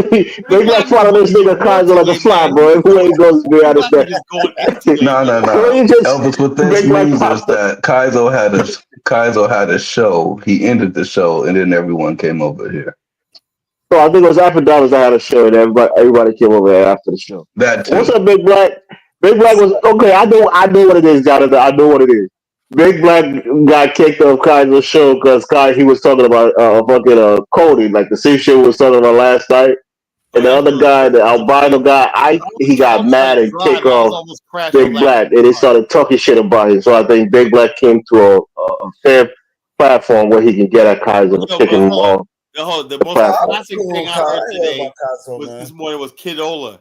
Kid Ola go, why are we dealing with these crazy people? And we never tried to claim. Those surprises me sometimes. Sometimes he's cool, other times he's on that, other shit. Kid Ola could be What's up with it, Big Black? What you trying to tell him about the code and they wasn't trying to listen to you, man? What's up with that? Yo, Big Black, man, keep coming and cooking, man. You're making me money, man. You're making me rich. Nah, I'm all right, man. I'm all right. Big Black, you a developer? You know, you get that want to be white albino on the Let's go there on that nigga. He was bad as hell. That's his dollar bill. That's Kaiser's dollar bill, man. Don't be talking shit about him. He might block you, bro. Huh? That's a second in charge. That's Kaiser's second in charge. Ike. He got the want to be white albino on, and he be tripping sometimes, Don't make fun of his situation, man. He ain't had nothing to do with it. It was Yo, fun. Big Black, keep doing your thing, man. You're making me rich. You're paying my bills, man. No, you good, man. I mean, I like how y'all, I just don't like how y'all, down the little people and you and him be up there. So can I ask you a question? Intellectually masturbating and shit about y'all major. Right. So Big Black, we want intellectually masturbate. We're talking about quantum physics, reality, nature, and I think about it, right? Ike is actually a genius as well, right? So that was a genius platform. You is out there with a room temperature IQ. You got to know your place. Yeah, that's why I was mad at you guys. You guys try to do that shit to Big Black. Big Black is a good dude, man. Don't be doing that shit. Y'all Africans think y'all so fucking superior, bro. Stop doing that dumb shit, man. Seriously, y'all talk about Big Black has a look. He has some knowledge on coding. He wants to come in there and show his knowledge. Don't try to be disrespectful, man. I think you're trying to be slick. You're slick. Nah, for real. Nah, for real. The way they was talking to Big Black, that shit pissed me off, bro. Especially Ike, man. He was saying, know your place. Know your place. When people are talking, know your place. I'm like, what the fuck is he doing that shit, man? You know me, I don't like that shit. I mean, They're trying to bully him. I guess he got a master's in his major, and then they talk about what they learned they major in. You talking to real engineers. If you don't know shit, the first thing about coding, don't come here and say shit. I'm like, man, how do you know what he knows? Ike doesn't know nothing about coding. No, they're talking about their engineer degrees, But they're different type of engineering degrees. Yes, different type of engineering. Yeah, but Kaiser, why you do that, man?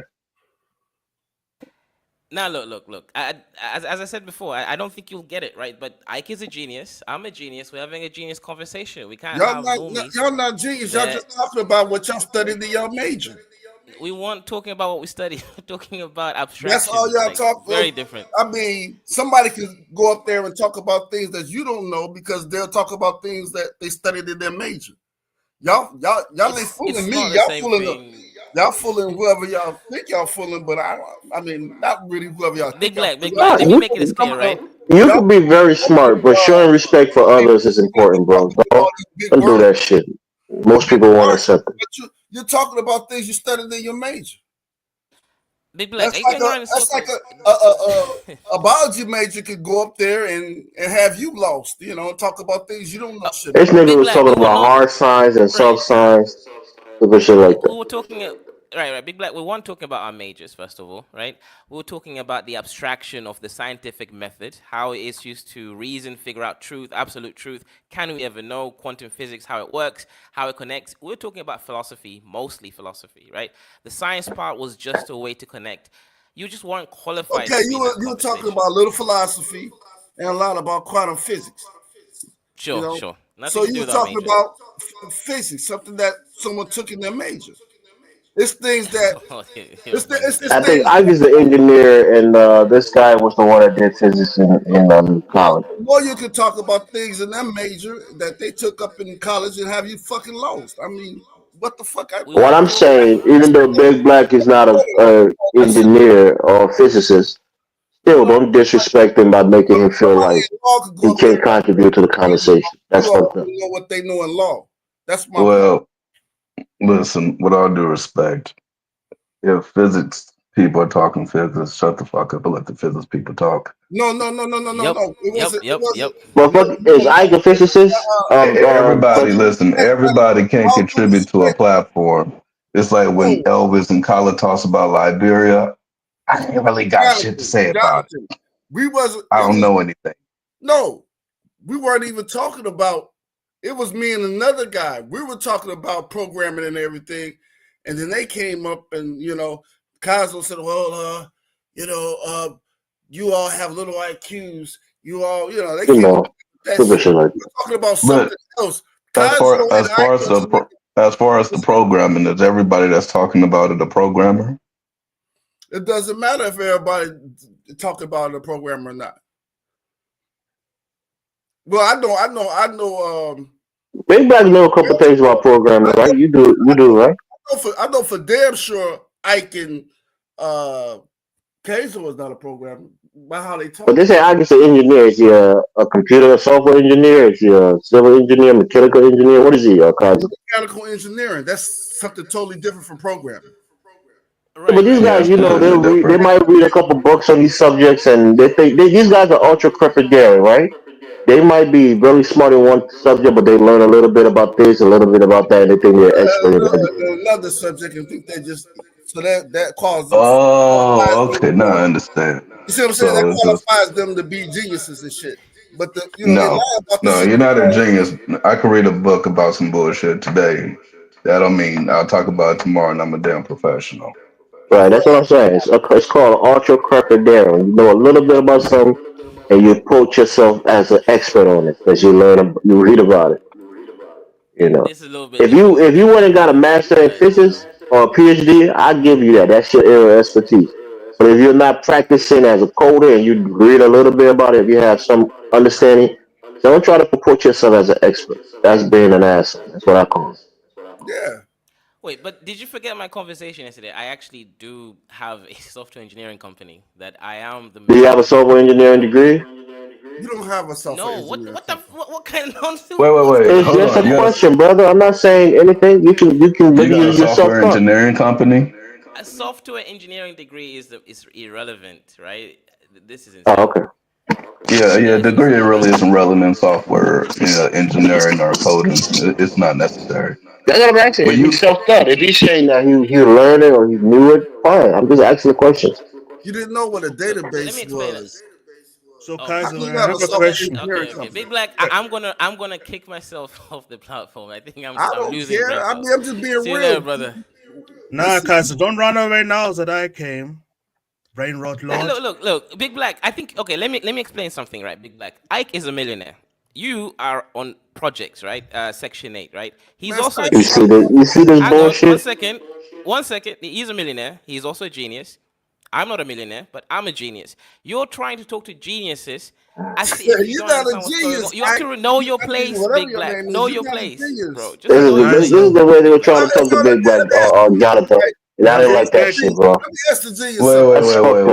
Wait. Now hold on a second. You see what I'm saying? Just because you're a millionaire, all he does, the genius. That don't mean a damn thing. You know what I mean? That's not genius. Why do you have a show? Don't fall for it. Don't fall for it.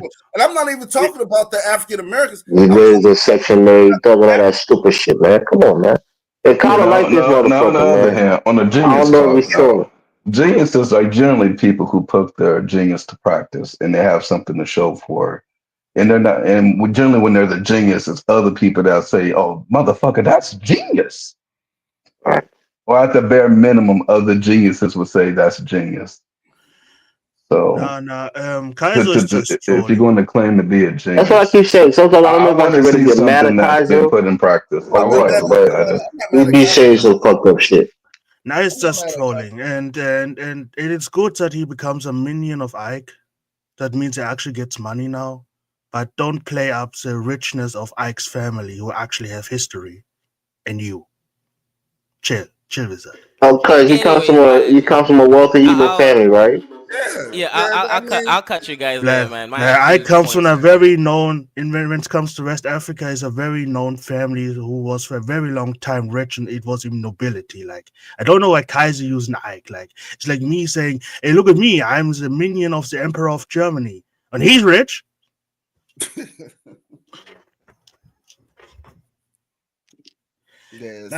Kaiser's trolling very often.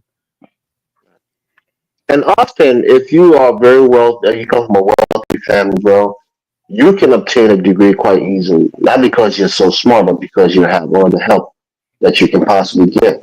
You know, you can tutor, you go to extra classes, your parents can put you in certain programs that will help you excel. So, you know, again, I'm not saying the guy's not naturally smart. People can reach their full potential. Unlike somebody.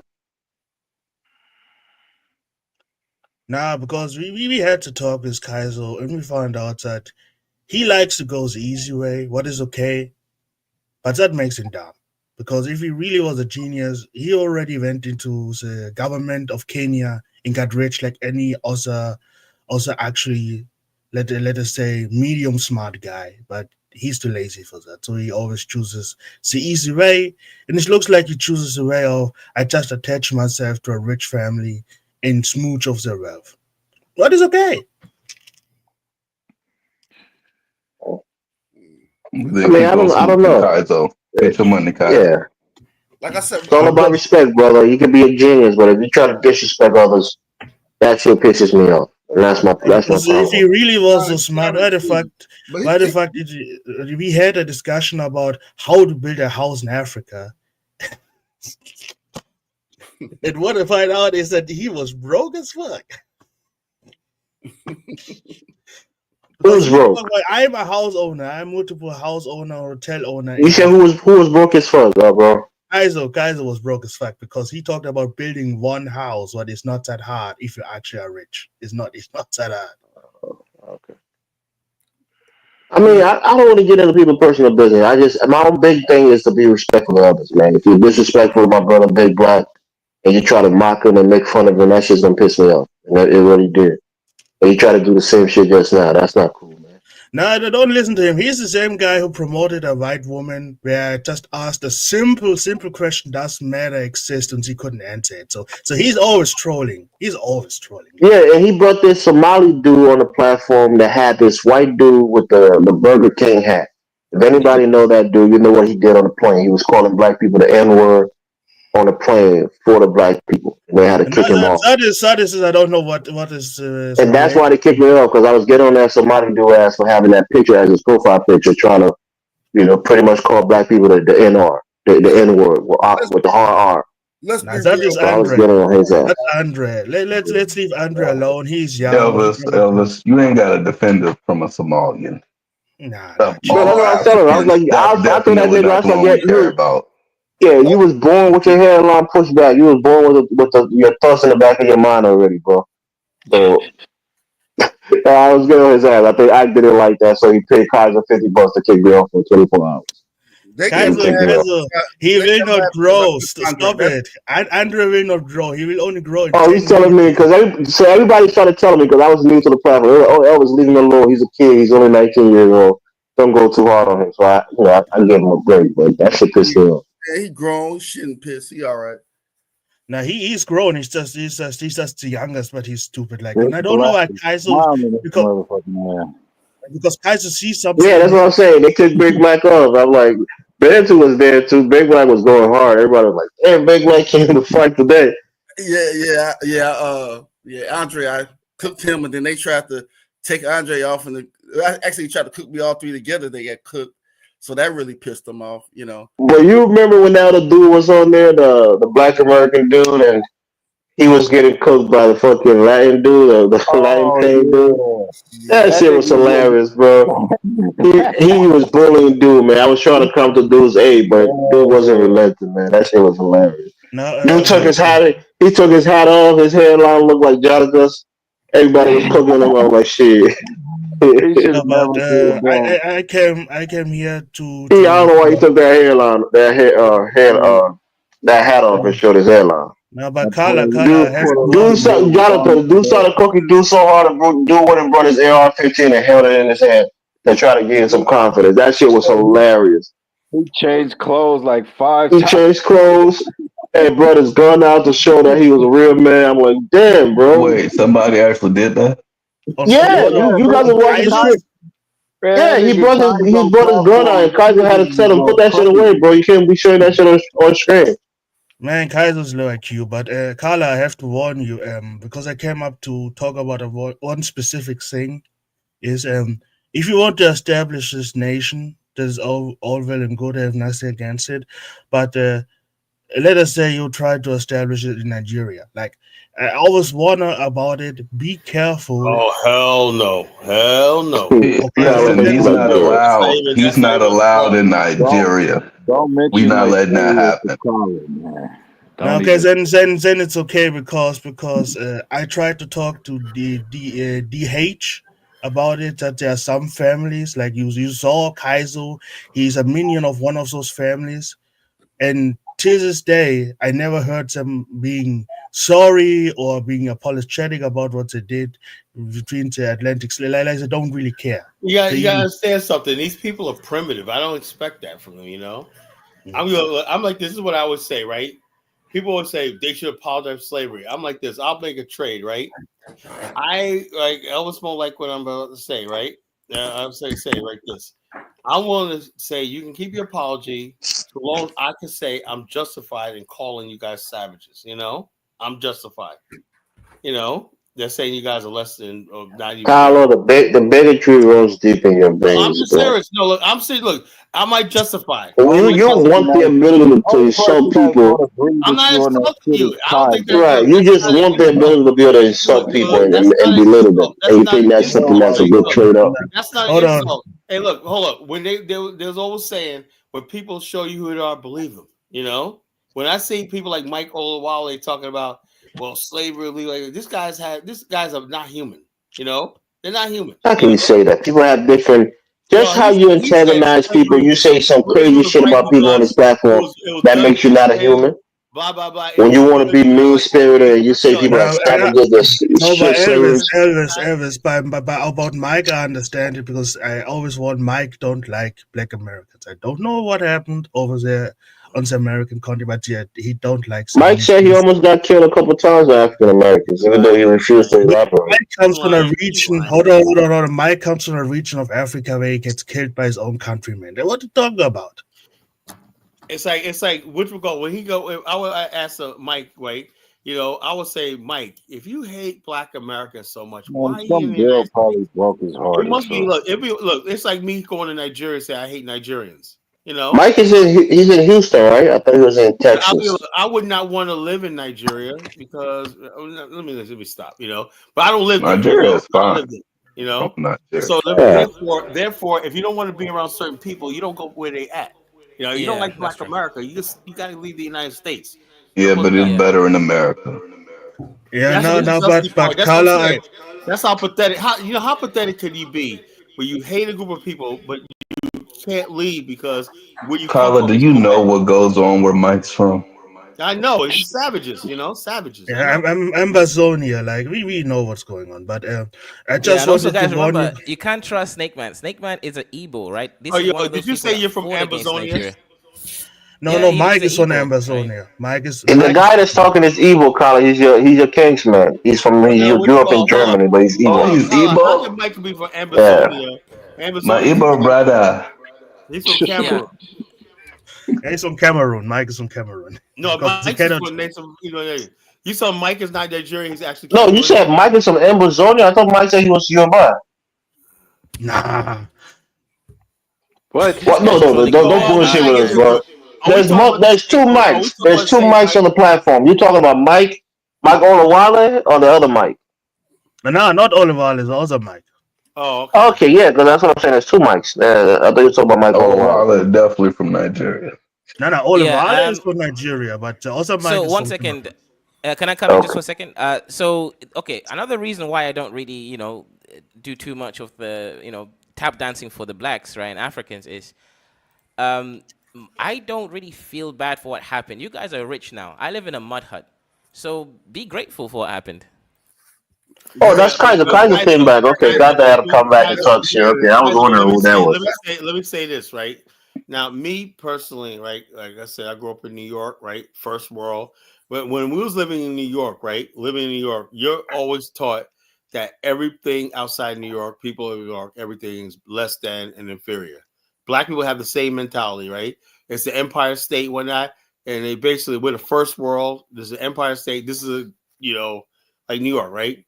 But the thing is, and what Black New York is like, no matter how much we say we're in New York and we're grateful for the standard of living, everything like that, there's something deep down outside and say there's something quite missing, right? And I know a lot of Africans will never understand that, they will never understand it. And I don't expect them to, because it does look at we got all this wealth, we got everything like that, but it's just like you're Kaiser, you're a smart person. You remember the story about the Stop saying that, Carla. Elvis, You're gonna make it moist. Kaiser is smart. I'm you know what I mean? Kaiser's smart. Kaiser's smart. Yo, Look, let me say, Carla, see, blacks in a bucket Sub-Saharan mentality. African. Kaiser is a genius. Sub-Saharan African. He's very smart. But Kaiser, the story of the Rhine. Hold on, please let me talk. God damn it! Can I be the host for once? Let me make my point. You guys can have the floor. I sat here quietly for like 20 minutes. Right? Now, you remember the story about the Rhine Romans raid on the Rhineland? Remember that? Yep. And what story was that? Yeah, and Julius Caesar's one day kicked their ass. Can I freaking talk? Can I talk? Stop talking over me. So anyway, the story was that 3 boys were taken, like I think in infancy, by Roman soldiers back to Rome, and they were raised as Romans. Right? They lived in Roman palaces. They fought as Romans. They're Roman warriors. Everything they had, everything, the blessing, everything. They became praetors and senators at Rome. Whatnot. They were generals, everything like that. But one day, they found out the true story. And guess what they did? After everything, they didn't know nothing about that land they came from. They decided that Rome was the enemy, and they got to avenge what happened to their people. And exactly what happened. And that's why Rome lost that campaign. It was another time of Augustus Caesar, I believe. Lost that campaign because they betrayed Rome and gave over their secrets, And Rome, for the first time in its history, was pushed back on the defense. We're back. The Rhineland rebellion, So the bottom line is same thing with Black America. I don't care how much we have in America. We're not. The fact remains, right? Slavery is unforgivable, and something has to be done about that, because that's what the reason why a lot of our people are crazy. That's why a lot of our people act the way they do. The self-hate, the lost identity, all stuff like that is tied to the original sin of slavery. Until that's rectified and justice is done, how people view that, we can all have different opinions. My way is we need to be able to have a nation of our own. After all this, we fought in every war for America. We made America. We fought for France. We fought all these countries and freed all these people, the Philippines, whatever like that. Why doesn't a black man in America have something of its own on this planet? That's what the idea is, And like I said, I don't expect Africans to understand. I get that. They don't understand. Blah, blah, blah, No, blah, I blah, get it 100%. But you're going to have to buy that land because you can't get it for free. Like I said, I like this. Look, I'm like this. Me personally, this is the way I see it. I could be 100% wrong. I have the right also. Like I say, if I'm justified calling African savages, right? I'm also justified not recognizing their right to African soil. That's what I'm saying. To me, none of these countries are legitimate, because we weren't there when they were formed and we didn't get our piece of it. So nothing is legitimate. That's the way I'm teaching Black people in America to see the world. Nothing legitimate. We were taught all these times. We have the globe, got all these countries. But who created all these countries? Sure, it wasn't Black people. It was white people to facilitate their global empire. But Carla, the war revolves around you. If you wasn't there when it was founded, it doesn't exist. It's not legitimate. Look, that's the way I teach Black America. Right? Look, it doesn't mean that we're right, but that's the way I see the world. Now, I agree with Carla, man. These savages need to give you a piece of your land. But Carla, you can't trust them. don't listen to Kaiser. He's just a troll. He's a minion. But what I'm saying is be careful, because one thing, and what I recognize all the time, I recognize that when the year of the return was happening in Ghana, and for some reason all the Ghanaians who always infighting were quiet about this topic. And I recognize, okay, there's something going on, there's a scam. I tried to warn them that something is going on because Africans are too quiet. And the trap was sprung, and I don't want to talk about it, about the constitution and the law over in Ghana. And what I'm saying is, for some reason, also like there are some Africans like Mike or Oluvale who don't really are no longer in Africa, who are complaining, but the ones like Ike, who literally has a century-long history, long history, is staying quiet. So I'm saying there's the right Africans who actually have power and history over there are quiet. That means they are plotting something. And I'm just here saying be not surprised if when you try to make the first initiative. I have every right. I'm justified in saying we can't trust Africans. We can't trust them. They'll probably become kidnapping baby and take it back to Nigeria. No. I'm just saying. That's the secret plot. Be careful. Ben's like, probably what? He wants to know the whole thing. No, because he about to say it and Colin just started talking. He was going to spill the beans, man. Now I'm just saying, be careful, because when Africans are too quiet, they're plotting. Come on, man! Don't be too. With all due respect, the Africans are plotting have never really successfully plotted anything. The Africans never succeeded in anything. Listen, I love Africans. They succeeded on one thing, Carla. I love Africans, but we're not going to pretend that they can successfully plot. I didn't say anything, Carla. I just said they succeeded on one thing. Yeah, they did kill our ancestors in 1980. They did what? They're not your ancestors, first of all. They pulled off that coup or not, so. No, they didn't, Carla. They didn't pull up that. Underestimate them. Don't underestimate them. I'm just saying there could be opposition from somewhere and you don't know. I'm just saying How long did Samuel Doe last before his ass got taken out? Well, I'm not saying stop it. And then somebody ate him. Yeah, he was eating, right? I support. He was eating, right? 100%. Yeah, Carla, I support. Never look at Liberia today. You telling us that was well thought out.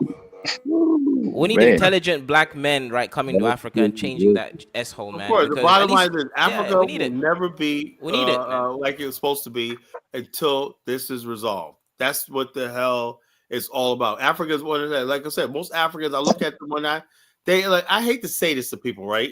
But if you will tell the truth when it's like, how do you? And I said, well, I feel for my African brothers, right, in Liberia and everybody else. They really don't have a chance in life unless they're going to be part of the corrupt elite, stealing and doing all kinds of nefarious stuff. They really are. And those are, when I go to Liberia, those are good people. Good people, but just I would do something about it, Carla. Oh, what the hell am I gonna do? That's why you can't leave, Carla. Because when put in the position to do something about it, you can't come up with an idea or anything. This is one thing I will not do, right? I will not go over there like a charlatan thinking I got to solve that problem. That problem is so intense right now.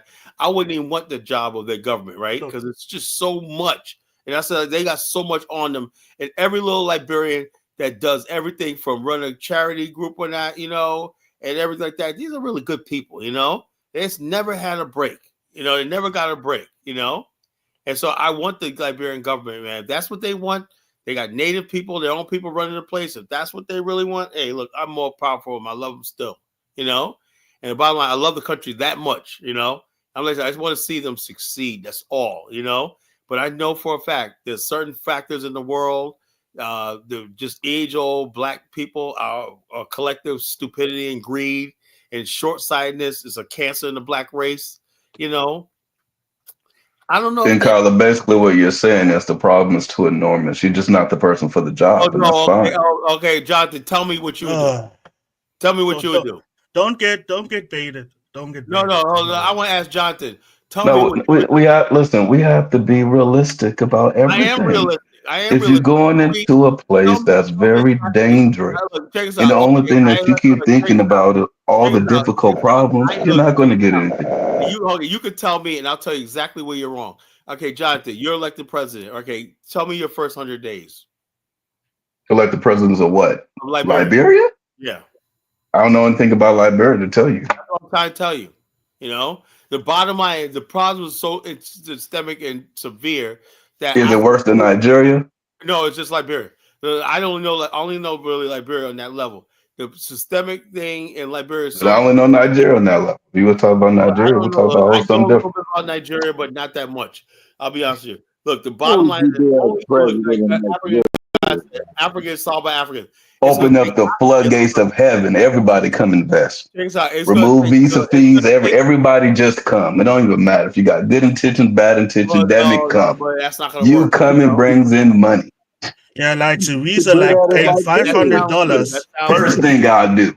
That's the first. Yeah, the bottom line is And then I'll divide the country up. I'll be like, Biafra, y'all have y'all independent republic. Y'all have y'all independent republic. But at the end of the day, we'll go to war. Somebody fucks a woman. And that's it. does not see the benefit. Make it simple. Yeah, well, I mean, average problem in Liberia would be less. No, I was just saying, the problems in Liberia would be less. The problem is this, right? If you're gonna be in the Liberian government, the first thing that you need is investment. That's what the miracle Liberians got right. And they were doing everything with the Germans. They did shit with the British. I read up on some of it now. No, at this point in time, right now, it's time to go ahead and just drop this tribe shit. Listen, honor your tribe. That's a beautiful thing. But at the end of the day, it's nationality that you got to embrace. And we should embrace the Black people in the diaspora. Open up the floodgates. Come live, become citizens, run for office, start your business. Come. Let's build this shit together. Let's build a connection to Sierra Leone. Build up a mighty military. And then we'll take over the surrounding countries in the All due region. respect, bro. Don't you think we already thought about that? And I talked to people about that. But the whole thing is this. Yeah, but you ain't doing nothing about it. That's what I'm talking about. You got to actually put work in, not just talk about it. Conference, that's all you're going to hear. We need the Pan I don't want to hear about no business. like that. But then when it really comes down to it, right, it's all about basically me, I, self. That's what it really comes down to. Elvis knows I'm telling the truth. You know? That's what it comes out. Me, I, self. You know how many Pan-Africans? We got Elder Henderson there. He's from Los Angeles, you know? He's a Pan-African back in the days when he's part of the BAO. And he's from back in the days. He's like elder, right? He's like in the 70s. And he's a Pan-Africanist, black nationalist from Los Angeles, you know? He's there one night. He's trying to work. I love these brothers, man. But these guys think they bought into this green energy thing. When they think they're going to get rich off of carbon credits. Green energy in Africa. Yeah, what it is, it's carbon credits. In other words, Liberia is very green, undeveloped, right? So it has carbon credits. They said they can monetize and sell. I'll be whacking down trees left and right. Sell to the thing. And I told them, I said, look, that climate change is bullshit, man. And they still believe they're going to get develop Liberia of carbon credits, and stuff like that. I told them, man, I don't follow fighting nobody no more. I say, because I don't want to take somebody's dream from them, But I'll take the dream away. You gotta make people be more realistic. Believe that fine because they believe so passionately. You got a lot of Black Americans that live in Liberia. They believe in all this stuff, but the bottom line is this: until we get produce the Black diaspora can produce a Pan-African version of David Stewart, Robert Smith, and all these Carlo, people. they already got a Dangote. They got an African I girl. know, yo, he's not. Yo, Dangote is not with us. You know, That's not bringing money into the Dangote's in Nigeria. He's there. barely doing that. You know. At the end of the day, Kyla, I'm impressed because I would think that you would actually be in Liberia, literally trying to push to recruit people and be like, you know Well, what, I am. But the bottom line y'all is, could I'm be not working for going black companies in America and Look, help the us bottom become a line, lot look, more bottom line, competitive. first of Instead all, of doing that, you're doing tours. Jonathan, trust first of all, one day I'm going to have Mr. Rosenthal come on. I sent him to Liberia. He has the gold bullion I bank. mean, Tyler, when you say things like that, this is a multi-millionaire man. You say you sent him to Liberia. Hold on. Mr. Rosenthal has a gold bullion bank in Africa, right? And so You sent him to Liberia. the bottom line is this. Look, he came to Liberia in 2012, right? And the old finance minister, Kana, right? Whatever his name is, right? On Sirleaf said, oh, I can't trust him. He's a black American. He must be trying to launder money. Stupid shit like that. Amara Khan. That's his name. Amara I Khan. don't care about his name, man. Who cares? I was supposed to No, know. but Carla, the problem that I'm saying is that a lot of these times you niggas is top heavy. Y'all want to do things with big name people in these countries, and that's just sometimes not the route to go. He tried to meet with Build that from the ground up. Yeah, Chase, he tried to meet with that fruitcake. I agree with that. But he tried to meet with that fruitcake, Robert Sirleaf, for that in Ghana, right? And this dude, man, snuck out the back door like a little sissy when that, you know. Big mistake. Big mistake right there. He tried to meet with God. You know Hey, what I'm saying? well, you know about Robert Salih? What? No, I'm actually the guy that said big mistake. Like he knew, about Robert Salih. Robert Sirleaf was supposed to introduce him to the Who's Robert president. Sirleaf? Had a lot of ideas. He's a son of the former president Ellen Johnson Salih. But Robert Salih is a big banker, Colin. Apart from his sexuality, he was a big banker. He was an executive at Wachovia Bank before they merged with Wells Fargo. Rosenthal went to my partner Sam Cooper's farm in Marshall, right? And he has like a good 500 acres, right? Rosenthal said he saw gold and he saw iron ore on his land and whatnot, and plenty of rubber trees, palm trees, whatever like that, you know. Is he related to Oscar Cooper and Janine Cooper? They're all he's not related to like Janine Cooper, but the other extended Coopers he's related to. He's more related to the Maximores, you know. Anyway, he lives in Ghana, right? And I told Sam, you got all that land in Marshall. Your family owns like 20 buildings in Monrovia and whatnot. Why are you living in Ghana? He said, "Yo, I'm gonna have Sam on when that. Let him tell you about trying to do business in Liberia." You know, he just said, "Look, bro, it's we all want to do business. Perfect place, man, Jonathan. But it's the people From the ground up. Okay, not going over there trying to be Mr. Big Shot, nigga. That's the thing, Jonathan. Now you get it. Tyler wants to take these big shot people and promise them that he has connection. He can go there and get things done. And then he meets a lot of red tape. Gets frustrated and come back to the United States. That's You're how it gonna works. meet red tape no matter what when you're trying to do shit by being connected with big people. If I was a billionaire and I had like a couple of millions to throw around, yeah, I get shit done, you know. But since I don't, there's if people You ain't got to be a millionaire to get shit done, Kyla. I have a lot of ideas, right? But the thing is, my ideas don't come with like $100,000 in my pockets, walk around change and put in people's pockets. Big ideas are not for broke people, Carla. You should know that. And so, yeah, I know, whatever, whatever. Hold on a sec. Kyla, are you telling me that you are incapable of finding and training Liberian students to work for African American companies? How about this? Why don't you go to Liberia and show me how it's done, then I'll shut up. Okay. He's doing it in Nigeria right now. I want to see him do it. Nigeria is more of a developed society. They got oil. Why should he give himself a handicap by doing it in less developed society? Why don't you go to Liberia and see what you can do? Tell me all that stuff. Now, one thing I don't understand is why do people always want it instantly? Why can it not be a generation? Yeah, they don't think like that though. They don't think about generating. The average Liberian African only thinks about his belly. That didn't satisfy his belly when it rumbles. That's it. No, you know what the funny thing is, Kyla, right? Once they get that bowl of rice in their belly or not. The first year of building my company, I was just paying people. They didn't even have any damn skills. But we're training them to be prepared for the job that they were going to do, and now we're golden. And that's not just in Nigeria. That's in Belize. That's in Jamaica. If you got that It's ability, not that deep. But the problem is, Carla, you trying to go over there and you want to work with the minister of finance or the minister of tourism. Like, get that shit up. Jonathan, right? We need to work with all of them damn people. It's not me. Let me tell you a story, right? Before you pass judgment on me, right? I had a guy, one of my partners, Christopher Jackson, right? Him and I don't see eye to eye because he hates Trump, whatnot, So we had a little falling out. Well, anyway, a couple of 2 years ago, right? 2022. I didn't go to Liberia that year. Anyway, he introduced me to this Cape Verdean dude, right? From out of Boston, Massachusetts, right? This guy had a plan. I guess they did one thing to a machine that burns trash, turns into fuel, and makes electricity, right? And so basically, he said he went over to Liberia, met with Mary Broad when she was Mary Monrovia, blah, blah, blah, blah, blah. And I told the guy, I know Liberia. You cannot basically, just because you got an investment like that, they're not impressed by that. Liberians are not impressed by your investments and stuff like that. I don't care if you got $1 billion or not. The only time they're impressed is when you come on there and actually do something. Then they'll listen to you, And so therefore, anyway, he thought that he kept saying, well, can you get me a meeting with George Weah? I said, dude, that's not how it's done, right? And Christopher Jackson said, well, we'll try. When that all fell on deaf ears, right? So anyway, basically, I went a lot of money. This is what you do, right? I said, my friend Sam Cooper got a lot of buildings.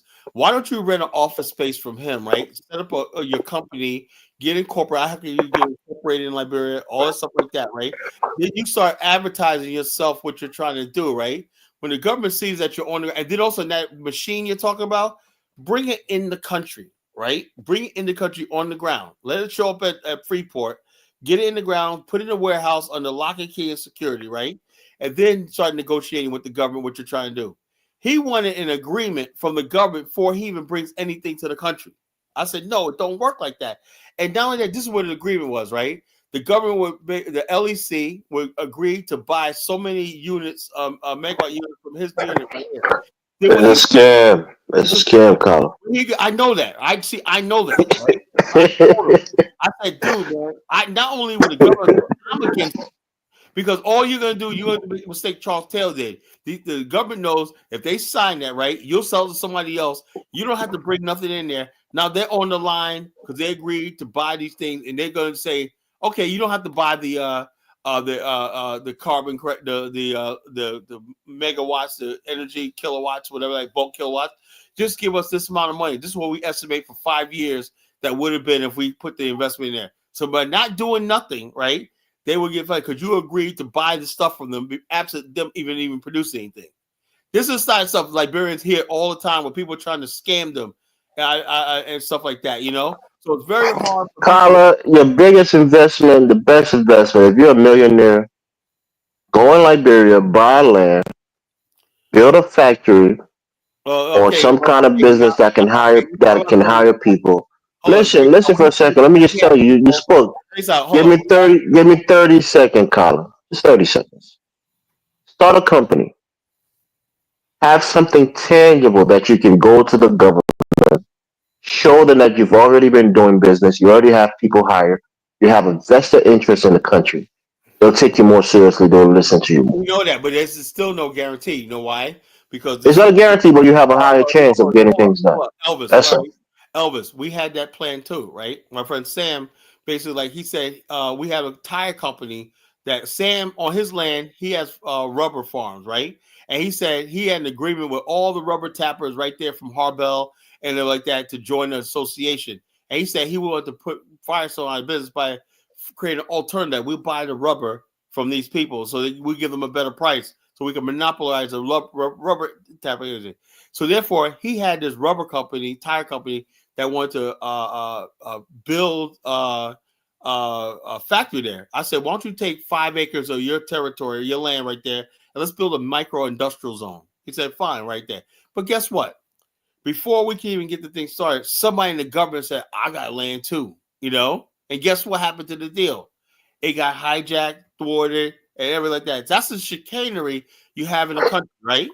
Yeah, that's why business people move in silence, Colin. You can't go out there making a big mouth and being a loud mouth. All it takes is do the shit first. All it takes is for a couple of Black Americans, like I said, I've done this, right? To get that happened, they said, I ain't fucking with that country. A lot of people just written Liberia off just because of these things that happen, you know.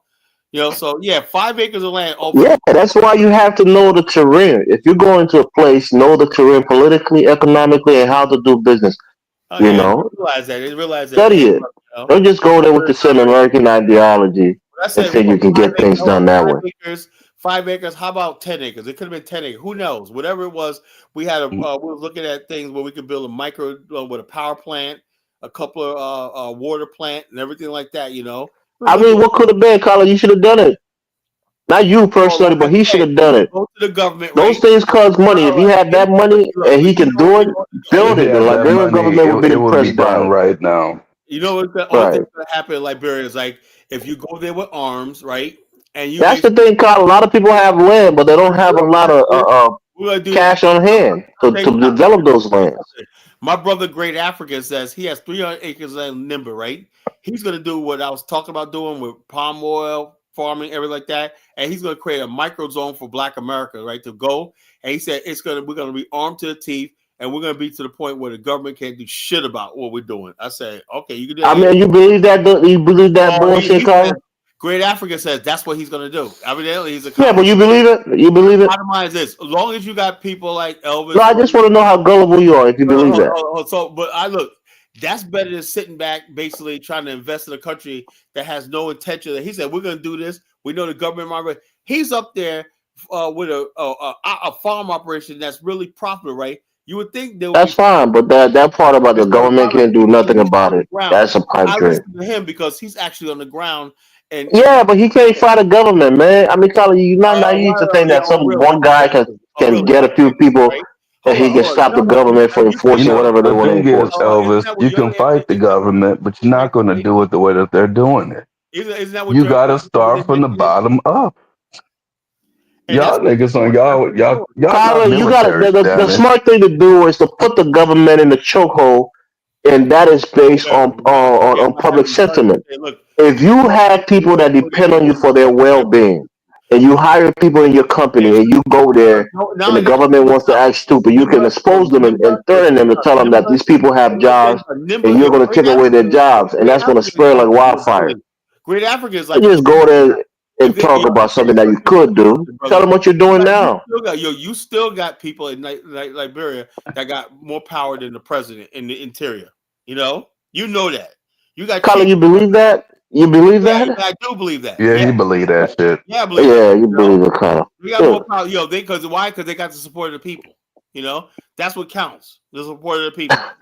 Yeah, Colin, they got the support of the people that's starving. You go over there. Yeah, the support of the people that's in their village. I mean, come on. You go over there, you provide jobs, and you start helping people. What I like to do, and then you can help them turn against the government. You can do whatever you want. I tried in Liberia for like 15 years and whatnot. No, you haven't. Check it out. Somebody got a better idea. Then what you do is you get on the plane and you show me how it's done. Then I'll shut up. You know, you show me how it's done. You know, so all this idea, you make excuses. Yeah, right. If I was dealing with any other country, any other reason, because I built a business here in America, what's the problem? You know, I am successful in America. So what's the problem? I mean, we hate to go there when you keep saying you build. Stop it. I mean, come on. Well, I built a business. I have one, right? Don't do it, Elvis. Yeah. Don't get kicked off. Thank you for that advice, man. Too. I'll take it. Look, I built one of the top agencies in the state of Virginia. So, okay, Colin, we agree. You built it. Not one time. So the bottom line is this, you know, and there's something beyond your comprehensions, Aunt Nam, something you will never. There you go. Now you go to the chat. Answers. You know, only thing you probably know is fucking yes, mine. You know. Colin, you got to flash your signal and make sure that dollar bill can just pop up to the rest. You need it right now. Whatever. So the bottom line is this. The bottom line is, hey, look, you know, I know what I'm doing. You know, I've been in business for years or whatnot. You know, I've been around. But now I'm trying to tell you, it ain't just easy as going over to this country and doing what you're saying to do. It was No, like no, that. no one's saying it's going to be easy, but you have to be persistent, and then you have to have realistic Now, I expectations. would say, look, I would say like this. Now, if you really want to invest in Liberia, get into like hospitality industry and stuff like that, entertainment and everything. Hospitality, entertainment, and tourism. That's actually the worst. That's actually some of the I'm worst not places doing to none get of that. involved. Okay, all right, whatever. They're the most competitive and they're the most oversaturated industries you can get. Bottom line is, hey, and also we're the ones basically we have a captive market. We're bringing I people mean, in. Colin, you're not coming up with any new ideas, bro. You got to use your big Really? brain Carla, to at the bring end of the new day, ingenious ideas to make money. Elvis, I'm gonna make you eat your words, right? We brought the first organized tour to Liberia. oh my God. Kala, Genesis. And then Carla, we have an opportunity like no other. Africa is an Jonathan, untapped starting place. a professional media company, whether it's news based or entertainment based, that's a big opportunity there. If you have the money and you can hire professional people to do the work, Hey, look, editing and anchoring and all of that, Elvis, that's a big opportunity. also big mouth, right? The movie Providence, our partner, Dr. Kula, produced that movie Providence. You know, Kala, that was for an occasion. You think people are watching that movie right now? we don't have no connections. We brought John. Did I say you don't have connections? Is that what I said? Well, why don't you shut up then? We brought John. We had John. you just want me to shut up? You don't like pushback. You can't do this one that. We brought John Namath. We put the movie there, all stuff like this. But you keep saying what we can't do. Kyle, that was for the bicentennial thing, right? Whatever, yeah. And I was part of the bicentennial. You know. Yeah, but I'm saying we had that was for an occasion. Do you know that Silicon Valley, they're looking for people what you guys do, who can train you guys do what I did and hire people in Africa to work for their company. You know, you can do that. You don't even have to be professional at that. All you have to do is recruit people, bring in trainers, train them to code, and then you get a contract with a company in Silicon Valley. That brings the money into the country. They do it in Kenya. Oh, like I said, they do it in Kenya. You can do that. You don't have to do tourism all the damn time. Look, that's not my area of expertise. I don't know nothing about coding. I don't know nothing about none of that shit. You know. So. But Colin, you bring in all these people, you're connecting them. What business ideas do you have personally that you want to engage in Liberia? If Liberia was a first world country, I could build my business over there, but it's not. So I can't. Oh, so that's the thing that's stopping you because it's not a first world country. I'm not going to farm. I'm not going to do none of that stuff. I think one day I would like to get into palm oil farming. I look at Great Africa's operation. I said, Colin, respectfully, those things are menial, right? Those are passive. You want to make real change somewhere, right? Elvis, what you're doing right now, that's fine. Make your plans in next year to go back to Grand Jita, open up a palm oil farm. I don't even have to go to Grand Jita. I can do work right in Monrovia. No, you don't know. You need to go up in Grand Jita, where you're from. No, I don't got to go there, Colin. You know what I'm saying? That's where you're from, man. You know. Yeah, that's my ancestral land, but I don't have to go there to make an impact in my country. That's a problem. No, I don't have to go back to my homeland. I'm trying to send you guys all the way back to your homeland. You're not sending anybody anywhere, Colin. So. Yeah. All back to your homelands and whatnot. No. Man. You don't have to go to my homeland. You know what, Kyle? That's what I'm gonna do. I'm gonna pay some Nigerians to do research on Liberia. And we're gonna do a report, and we're gonna try to figure out a way to make this shit happen, Colin. And then I'm gonna ask you that to watch along the way. You think you could do something that we haven't already done? Go right. You ain't, Colin. The difference is I'm not trying to go over there. I need to see the president right now. That ain't me. Bring the president to me right now. Let me tell him I want to invest. And he's going to let me invest. That's how it works. I'm a weirdo. I'm the type of that go over there and start funding political campaigns, start trouble and shit. Against my better judgment, I tell people all the time, meeting the president, all that, it's a waste of time. But people don't listen. They think Africa. Well, I'm sure, Carl. I guarantee you tell him. I know this person. He's a big person. He works in government. Yeah, he's well connected. I guarantee you do that pitch. Because you do it to me on the show right now. I guarantee you do that to these guys to big up yourself. meeting the And president. they're going there with first-hand assets right? to the powerful people in government. Respect. I talk people out of doing stuff in Liberia right now. I said, don't do it. It's not worth it. Blah blah. It's not ready. I looked at it. You were just telling me how you were friends with the disgraced. Yeah, I know. And every time former deputy, every time I do something, there's no political will. There's no like that. They just simply not interested in bettering themselves. Until something better happens. Hey, look. It is what it is. Colin, that's the thing. Don't be naive. Jonathan said something really profound, and that tells you that I think he has a brain in his head. Well, the bottom he's going to do research. He's going to do deep research, and then make a move. Not just go there in the wind of somebody telling you come to Liberia. That's how it works. The only thing I respect is Kala. I went over there. I got it done. I want my apology. Then I'll say, something, Jonathan. You're right. I was wrong, man. Yeah, he's going to do the research and look for opportunities that he can invest in. No, research is important, Kyle. The feasibility studies is always important in business, man. Come on. You brag about starting a business and you don't know about feasibility studies? We're the most researchist niggas in the world when that. Nah, Kyle. When it comes to business, research is very important. It's a good question. You know what, Kyle? We actually did a little bit of research on Liberia already, right? Now, when you go and look up through the government, right, how many registered nonprofits they actually have in Liberia, it's not that many. So that means a lot of people actually do things, somewhat illegally. I guess you can go and say that. And so the way I look, I see that as an opportunity. Jonathan, let me tell you this about my country. Kyle doesn't, he knows this, but he doesn't say it on the platform. We have what we call a formal economy. When you have people who are running small, hold on, Kyle. You have people who are running small enterprises that is not registered with the government. They're not paying taxes. This is one of the things that those of us in the diaspora we call for.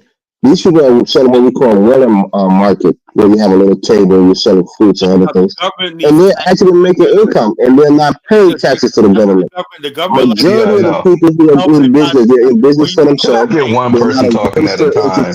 Yeah, one second, Carla. Down so I can finish talking. It never shuts up, right? Hold on for a second, Elvis. Let me just say this, right? You can have the floor. Look, Liberian government has a poster outside of Monrovia. It says tax generators are nation builders, something to that effect. In other words, basically, when you come to Liberia and you're paying taxes or generating tax revenue for the government, right? They'll take you seriously. That's the first thing. Only thing they want to talk about is how well you could generate tax revenue. If you're not generating tax revenue, they'll stop you. They're going to thwart you and make sure your business. They don't care about that. They only care about is this is how much tax revenue we're going to generate per day, per quarter, or whatever. But you got to show them that you're going to be a tax creator, a tax revenue generator. That's the truth, That's the first thing you got to look into. How much tax revenue are we going to contribute to the state? That's the first thing they're looking at.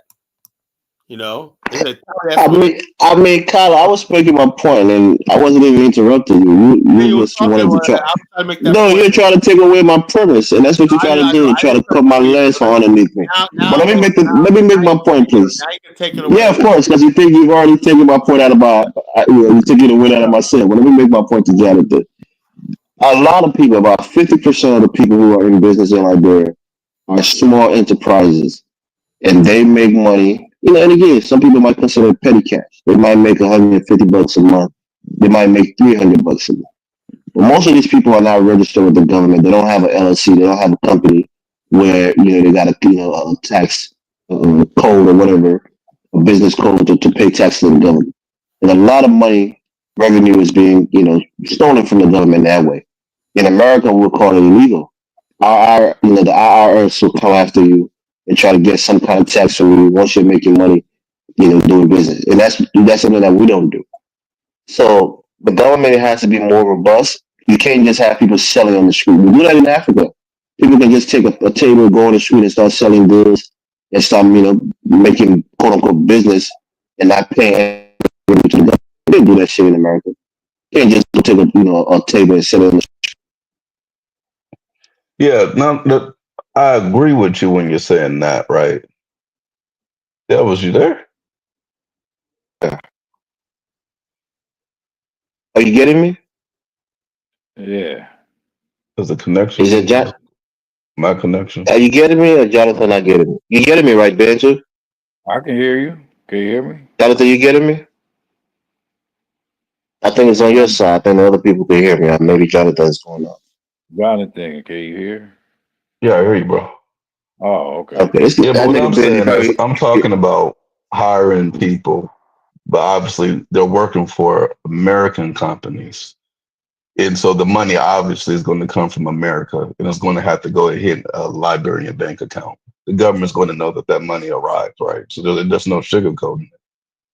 I'm not talking about doing Right. like some regular street shit, selling shit on the side of the corner. That's not a business. That's just trying to survive. Yeah, I mean, if you start an enterprise, you start a company, right, and you hire a few people, like you got going on in Nigeria, I'm sure you went through the process. It's not as easy. I mean, I don't know how easy it is in Nigeria, but it's one of the things that people complain about in my country is that it's not so easy to start a business. A lot of red tips, a lot of tipping, there's a lot of stupid shit that you have to go through to start a business. But the way you did yours, and you can do something like that in Liberia, yeah, you give people jobs, and they'll be depending on you for that job. And once you start growing that business, and you have some equity in the society, you have some social, you know, respect, a social credit. You can go to the government or go to people on a local level and negotiate to get some tax breaks, to get some more exposure, to be part of investment opportunities, conversation at conferences. There's a lot of opportunities there, but you have to be doing something, not just telling people what they could do. So when you start, at a small level and you build and people know you, that guy's the guy that owns that company, right? That guy's my boss. That guy's helping my family to maintain itself. You have some social credit amongst the people, and that gives you power in the eyes of the government. That's the whole secret that kind of doesn't understand. And you think sticking these money people there and giving them big ideas, they're going to succeed. Now, Jonathan had the right idea. You succeed by starting small, growing your reputation, growing your social credit with the people, and then gaining the respect of the government officials. That's it. Yeah, and it's that simple. That's basic. That's nothing. That's nothing wild or crazy. And I'm trying to meet with the president, be like, hey, you know what? I got this whole idea of building a nuclear energy facility. I'm like, come on.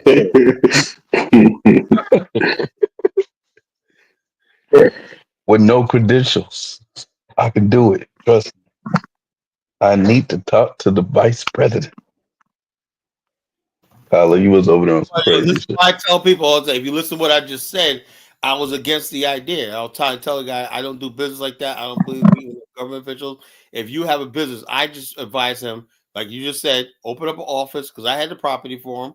Open up all, let's get registered as a business and whatnot. Start putting up billboard signs and working in community. We had charity and stuff like that they contribute to. Get the goodwill of the people on your side and whatnot, and then basically bring that machine over there, right? And then there's start negotiating. You have the goodwill of people, and you got a machine operational. And I told them the last thing you need to do is you need to find maybe the government could give you a section of Monrovia on the grid to supply power to, instead of going to LEC. You could generate on your own electricity directly and hire a contract with a electric kilowatt. There's the bulk generation and there's a kilowatt generation. Basically, they got these boxes now where you go in Liberia where you could pay as you go. You can put some on your box for like with your prepaid card. So you talk about the meters? Yeah, the meters. Yeah. So I told him, I said, that's what you need to get into, the distribution, right? They didn't want to hear. That's not new. We have meters in our homes here on our homes in the United States. Why are you saying that it's a new idea? Liberia is no billing; it's just prepay. It's pay as you go. So I told him, I said, if you got into that, right, and let's say you had a section, let's say on area 21 down there, and McGreevy, like that. Let's say you took McGreevy. Whatever. I say McGreevy. You thought so much about Liberia, you don't even know the name. McGreevy. So what? Like Cape Mount, right? It's Cape Mount is like the electricity is really Robertsport is really, really good. And so therefore I said, Robertsport and whatnot, you never had blackouts, whatever like that. And I think they're connected with the Sierra Leone grid, the WAP, the West African Power Pool. And so they got stable electricity all the time and everything like that. It's like lights on the streets at night and whatnot. I mean, but mine walking the streets at night in Robertsport, when I going to bars and everything like that. That was cool. Anyway, but the bottom line is this: I said, so you should pick it, or we have the same idea I just said right there. There's a company, Lebanese, and some this one guy. You probably don't know him, Elvis. Before your time in Liberia, he's like half Lebanese and half Liberian. He lives in Israel. What's his name? I forgot his name. So I think it's Dave. I think his name, but I forgot the name he uses now. But anyway, he's part owner of Jackie's Resort, and stuff like that. And he actually in Ganta. Yeah, in Ganta, and he basically owns the power company there, and they got good electricity in Nimba. They basically at nighttime when the power grid. Do you know who owns Jackie Resorts, Colin? You don't even know what I know about the country you talk. Jackie's Resort. All I know is it was. His name is Flora Toomey. Flora Toomey owns Jackie Resorts. His wife name is Jackie. Of course you don't know. You assume I don't know. I'm not good with names. Yeah, that's what I'm telling you. The things I know about Liberia, you would never know them. You Liberians all saying to me, Kyle, you're bigger, bro. Stop it. Jackie Resort's a nice place, nice. I was swimming there. That was my first time jumping in a pool in Liberia when the water was looking clean and safe. I jumped in. I don't know if that was where I caught malaria at, but Tyler, do y'all have an organization in which like the American Liberians are like an American Liberian organization at all? All my groups in Liberia are. And do they prefer to be called America or Congo? I don't want to keep use that term, American Liberians in Liberia. We don't. What do they use? We just say Liberians. That's it. Black people, Liberians. We don't use the term American. Not true, Carla. Not true. I never heard anybody. So basically, there's no way to identify our own people. That's what I'm saying. That's how you know it's not true, Jonathan. That's the point I'm making. This is what. Hold on. What they say is when they say American Liberians, they say Congo people. That's not true either. They don't say American Liberians. They don't know. They say Carla, what do the American Liberians call themselves? American Liberians is something the Western coin. Liberians never call themselves American Liberians. What do they call themselves, Carla? They call themselves Liberians. All Liberians I know call themselves Liberians. They don't like American Liberians. So you're saying they don't have a term for their ethnic group at all? How do you distinguish yourself to tell you that you have a distinct origin or you have a distinct lineage? Why? That's why most of them don't believe in becoming a tribe, because they're like, we're Liberians. All the other people are tribal groups in Liberia. Okay. All right, cool. So the bottom line, the Congo people, so-called American Liberians, Congo people are not tribalists, so they don't care about their identity. Carla, I mean, bro, let's not go back there. I got a headache already. I don't want to go down. So at the end of the day, Carla, if I wanted to do business with a bunch of the American Liberians, well, good luck. How do I reach them? A lot of them don't subscribe to. Like I said, when you go to Liberia, when that Colin, Jonathan is asking an honest question, and you want to try to make the American Liberian look good by telling them they don't subscribe to it. If you're trying to look for it now, what you need to do is when I have Miss Dixon on again, Mrs. Dixon on again, you talk to her. That's a real American Liberian lady. When you talk to her and talk like this, right? Carla, are you telling me that there's no association of American Liberians? There's no organization at all. That I know of. Because Colin's not well connected. He doesn't know. There's a lot of things he doesn't know. Association. All they got is like Jonathan. Let me tell you this. Let me tell you this, Jonathan.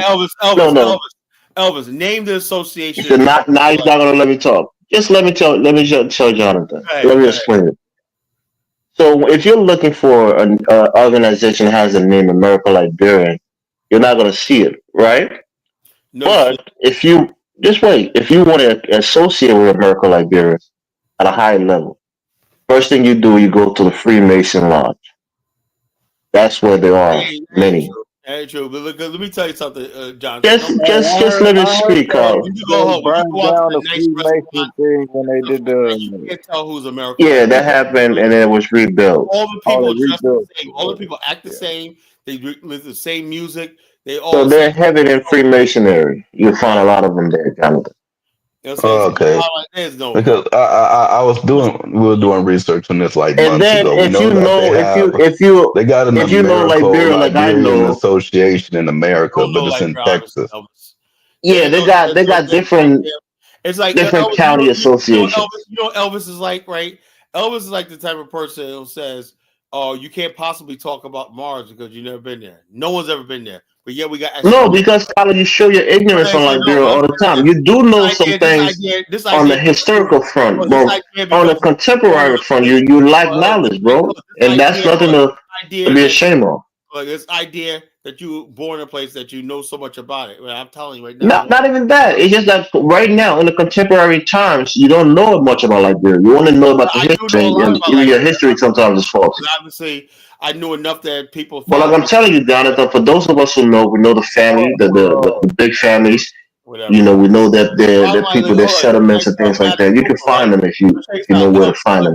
You're not gonna find any groups of like American Liberians, but if you talk to the Tolberts, the Coopers, and stuff like that, my friend partner Sam, and everything like that, they're there. They're there. But the bottom line, they're not like okay, I want let's all we're like going group on that. They know they cannot do that because the bottom Go line. to the Freemasons. That's where you're gonna find them.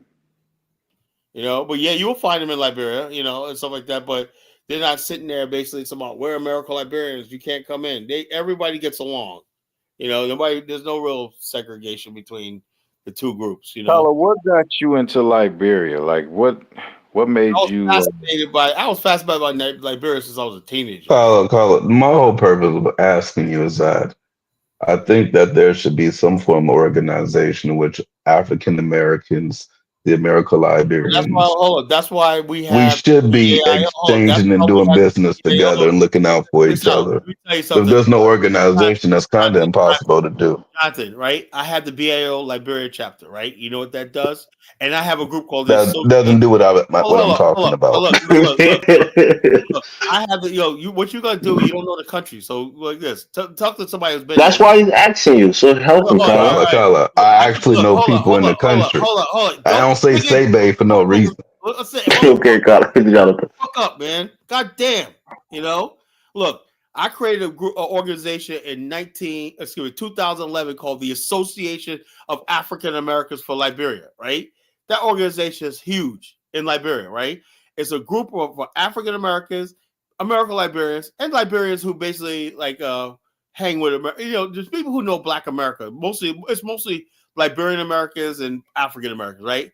And American Liberians too, whatever like that. But this association unites African Americans and Liberians together, right? The Association of African Americans, that's a chapter, a group in the BAIO, the Association of African Americans of Liberia.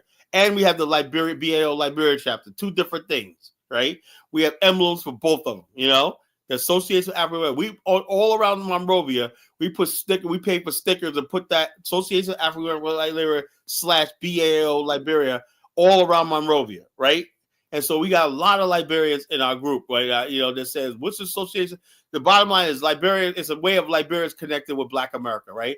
And the people who are really interested in this is like a Sister Dixon and all these other people and that, that basically say, yeah, I want to connect with Black America roots. When I was, my wife told me that they celebrated Watch Night in Liberia, Watch Night is an African American tradition. They still do it in Liberia. A lot of Black America forgot about Watch Night. Watch Night was done during the Revolutionary War and the Civil War, and now they still do it in Liberia. Watch Night with Black Eyed Peas. You eat Black Eyed Peas. That's how we celebrate. But Watch Night had another meaning with the Black Eyed Peas. I don't know what it was, but all we know is Watch Night was you would eat Black Eyed Peas, sit in the dark with a candle, wait for the New Year to come in. They still do that. Tyler, you think that's how we celebrate Watch Night? Well, hold on. I don't know how y'all celebrate, but I know how. I mean, that's what I'm saying. Because you don't know. You are projecting how you do things here to think that's how they do it there. It's different. Check this out. You're a crime person. My wife, she says That's how they sell in her church. That's not how we celebrate it. Usually, we spend watch night in church. We go to church, and we spend watch night there. At 12 o'clock, we break and we go home. We don't burn the candle and sit in the dark. That's not what we do. Came from ex-slaves, you know. Yeah, they did that maybe during the times of slavery. But in Liberia, watch night, even in America, we go to church on watch night. And then the day before Christmas, we go to church here in the United States. Culture and indigenous Liberians practice the same thing too. So, you don't practice the culture, Colin. Don't try to speak on something you don't practice. You don't know it. Just because somebody practices American American that's an culture, don't mean African they're American. American thing because my grandma we used to eat black eyed peas every Black New eyed Year. peas, but they still do. Right, that's what I'm saying. That's it's different. It's not the same thing in Liberia. For the watch night, Bantu. My grandma. Oh, you guys went to church for the watch night, Jonathan? I went to church. You didn't go to church, Bantu? Yeah.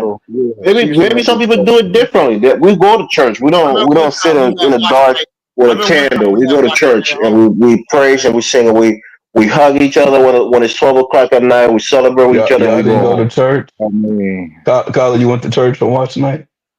Sometimes we did it at home, but most time we went to church. Yeah. I remember. I'm talking about this year. Did you go to church, Colin? Oh, you talking about this year? Shit. Yeah, did you go to church this? Don't tell me I'm the only nigga that went to church. I was sitting there watching. Yeah, I ain't been to church in 20. No, I ain't been to church. Oh, y'all niggas, man. I had one of my clients invited me to her church yesterday. I went to church last year with my girlfriend though, but not this year. So watch night. Y'all got to do better. When you go to Liberia, like I said, it's really. Let me tell you something, Jonathan. There's very difference between American Liberians. They all have the same culture. A lot of stuff from the indigenous culture is in the Congo people culture. A lot of stuff from the Congo people and the indigenous people culture. It's like really amazing, you know. It's not a basic color. It's human nature. You mix with each other because you're in close proximity with each other. It's not amazing. Given what the Congo people, what it is amazing, you know. So what did they go through, Colin? What do you know that they went through? Lost everything, you know. At the moment, the Congo people, they just simply blended in with the locals. So I shouldn't look at. That's why I'm trying to tell the Colin. We need to have a Liberian. Jonathan, I'm gonna tell you right. Even though I agree with that, but still, the people who hold the most of the economic, social power in Liberia are still the Congo people. Right? You know, that's not. That's not what I was asking. Right, that's not what you're asking, but he wants to put that in there because he's a bigot. Hold on, there's a native guy, right? See, my friend Sam Cooper, his aunt used to own the Calabash, right? She sold it, right? And this guy that owns it now, I met him one night. He's cool as hell. He's a native background, but he's real educated, right? And somehow he got with the. What do you mean? He's a native background, but I mean, Colin, what? No, I'm saying the native people are now buying buildings, hotels. And I wonder why. Why are you saying now? No, what changed? What changed now that they're capable of buying buildings and owning enterprises? If I wanted to go to a Americo-Liberian area, would that exist? What are you talking about? If I wanted to go to an Americo-Liberian area, Congo Town. Okay, that's all. I mean, come on, Jonathan. I grew up there. I was raised there. Carysburg. You was raised in Congo Town. What? Yeah, that's what I'm trying to tell you. When he said one of us. What? Well, he says Americo-Liberian town. When I was at Broadville, I went walking by myself, right, and I was like, "Kimfolk," whatnot. You know, people out there. Like I said, I'm your brother from America, and whatnot. I said, hey, I sat down with them and everything. Wait, is Congo Town a city or Montserrat? What is Montserrat? It was a settlement. I mean, Colin wants to speak on something that he doesn't understand. He doesn't know. I do understand. This is my community. I grew up there. I know all the families. Elvis, you wasn't even born at the time. Let me tell you something, brother. Yeah, I wasn't born, but that's where I grew up. That's like saying somebody wasn't born when Compton was established and they grew up in Compton. What does that mean? When you look at like 16th Street in Monrovia, 19th Street, whatnot, you swear you was like in. Colin, I went to school on 19th Street. What are you talking about? You talk about Liberia like you know it more than I do.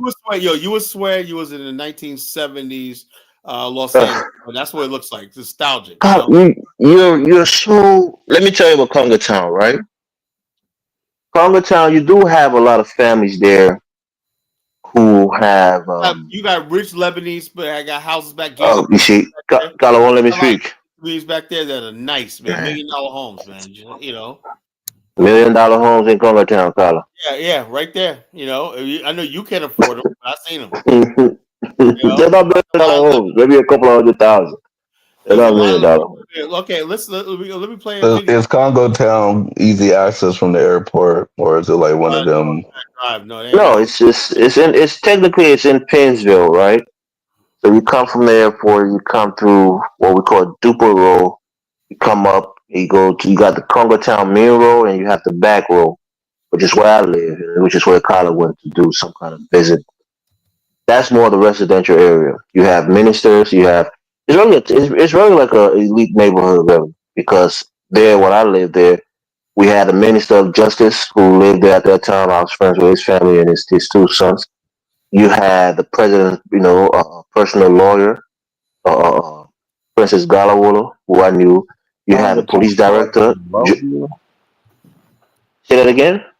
It's part of Monrovia. Yeah, Monrovia is the capital city, but it's further away from Congo Town. Congo Town is a suburb outside of Monrovia, really, but it's part of a city called Pennsville. And there's a community within that city. Jonathan, you want to really know what I'm talking about? I'm gonna play a video. You know, so I'll let Elvis finish. Yeah, I want to know. I'm taking notes as y'all talk about. Yeah, so Congo Town, especially the back road, was at least when I was there, it was an elite place where a lot of government officials live, and they have some old Congo families that live there.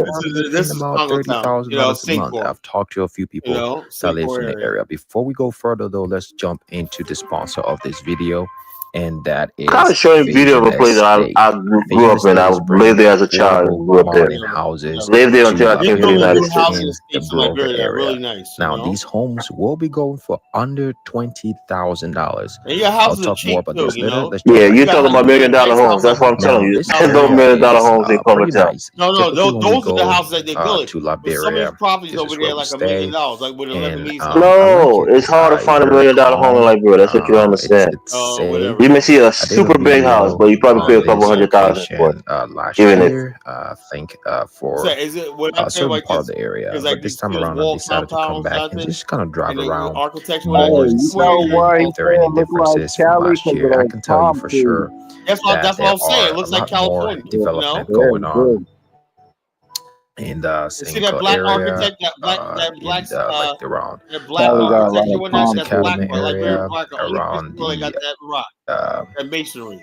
Where's this place? Around the rehab area and places like that. I guess Kaiser wants to come back. You got to put the link out. You see that there are more people moving into the area. These are where some of the businesses are moving their headquarters, and also people who do own businesses in town, in like the main city center downtown, Broad Street area, or in the Cinco area, Tupor area, and things like that. Those big business owners are living in this area. Now, the last time I was in this area, they did have city cleaners who were. That's what I'm saying. I'm not even going to tell Carla where I live. I live in a big house. I live in a 3-story house when I was like, Carla don't know me, man. You can see they're building modern homes. I know where Elvis is. It's gonna be the last time of course, Carla. Area, and also you know what it takes to live in Congo Town? I grew up there, Carla. I was born there. Kind of affordable guest houses in this area. Now, full of shit, bro. As far as living condition, just want to speak on my general view of my recent visit to Liberia. Now, I can tell you the last video I made. It was a bigger Carla. You can't imagine. That's what. Even now, the native are buying buildings. That's what they wanted. They wanted to have the freedom to be able to be in the economic price of the country.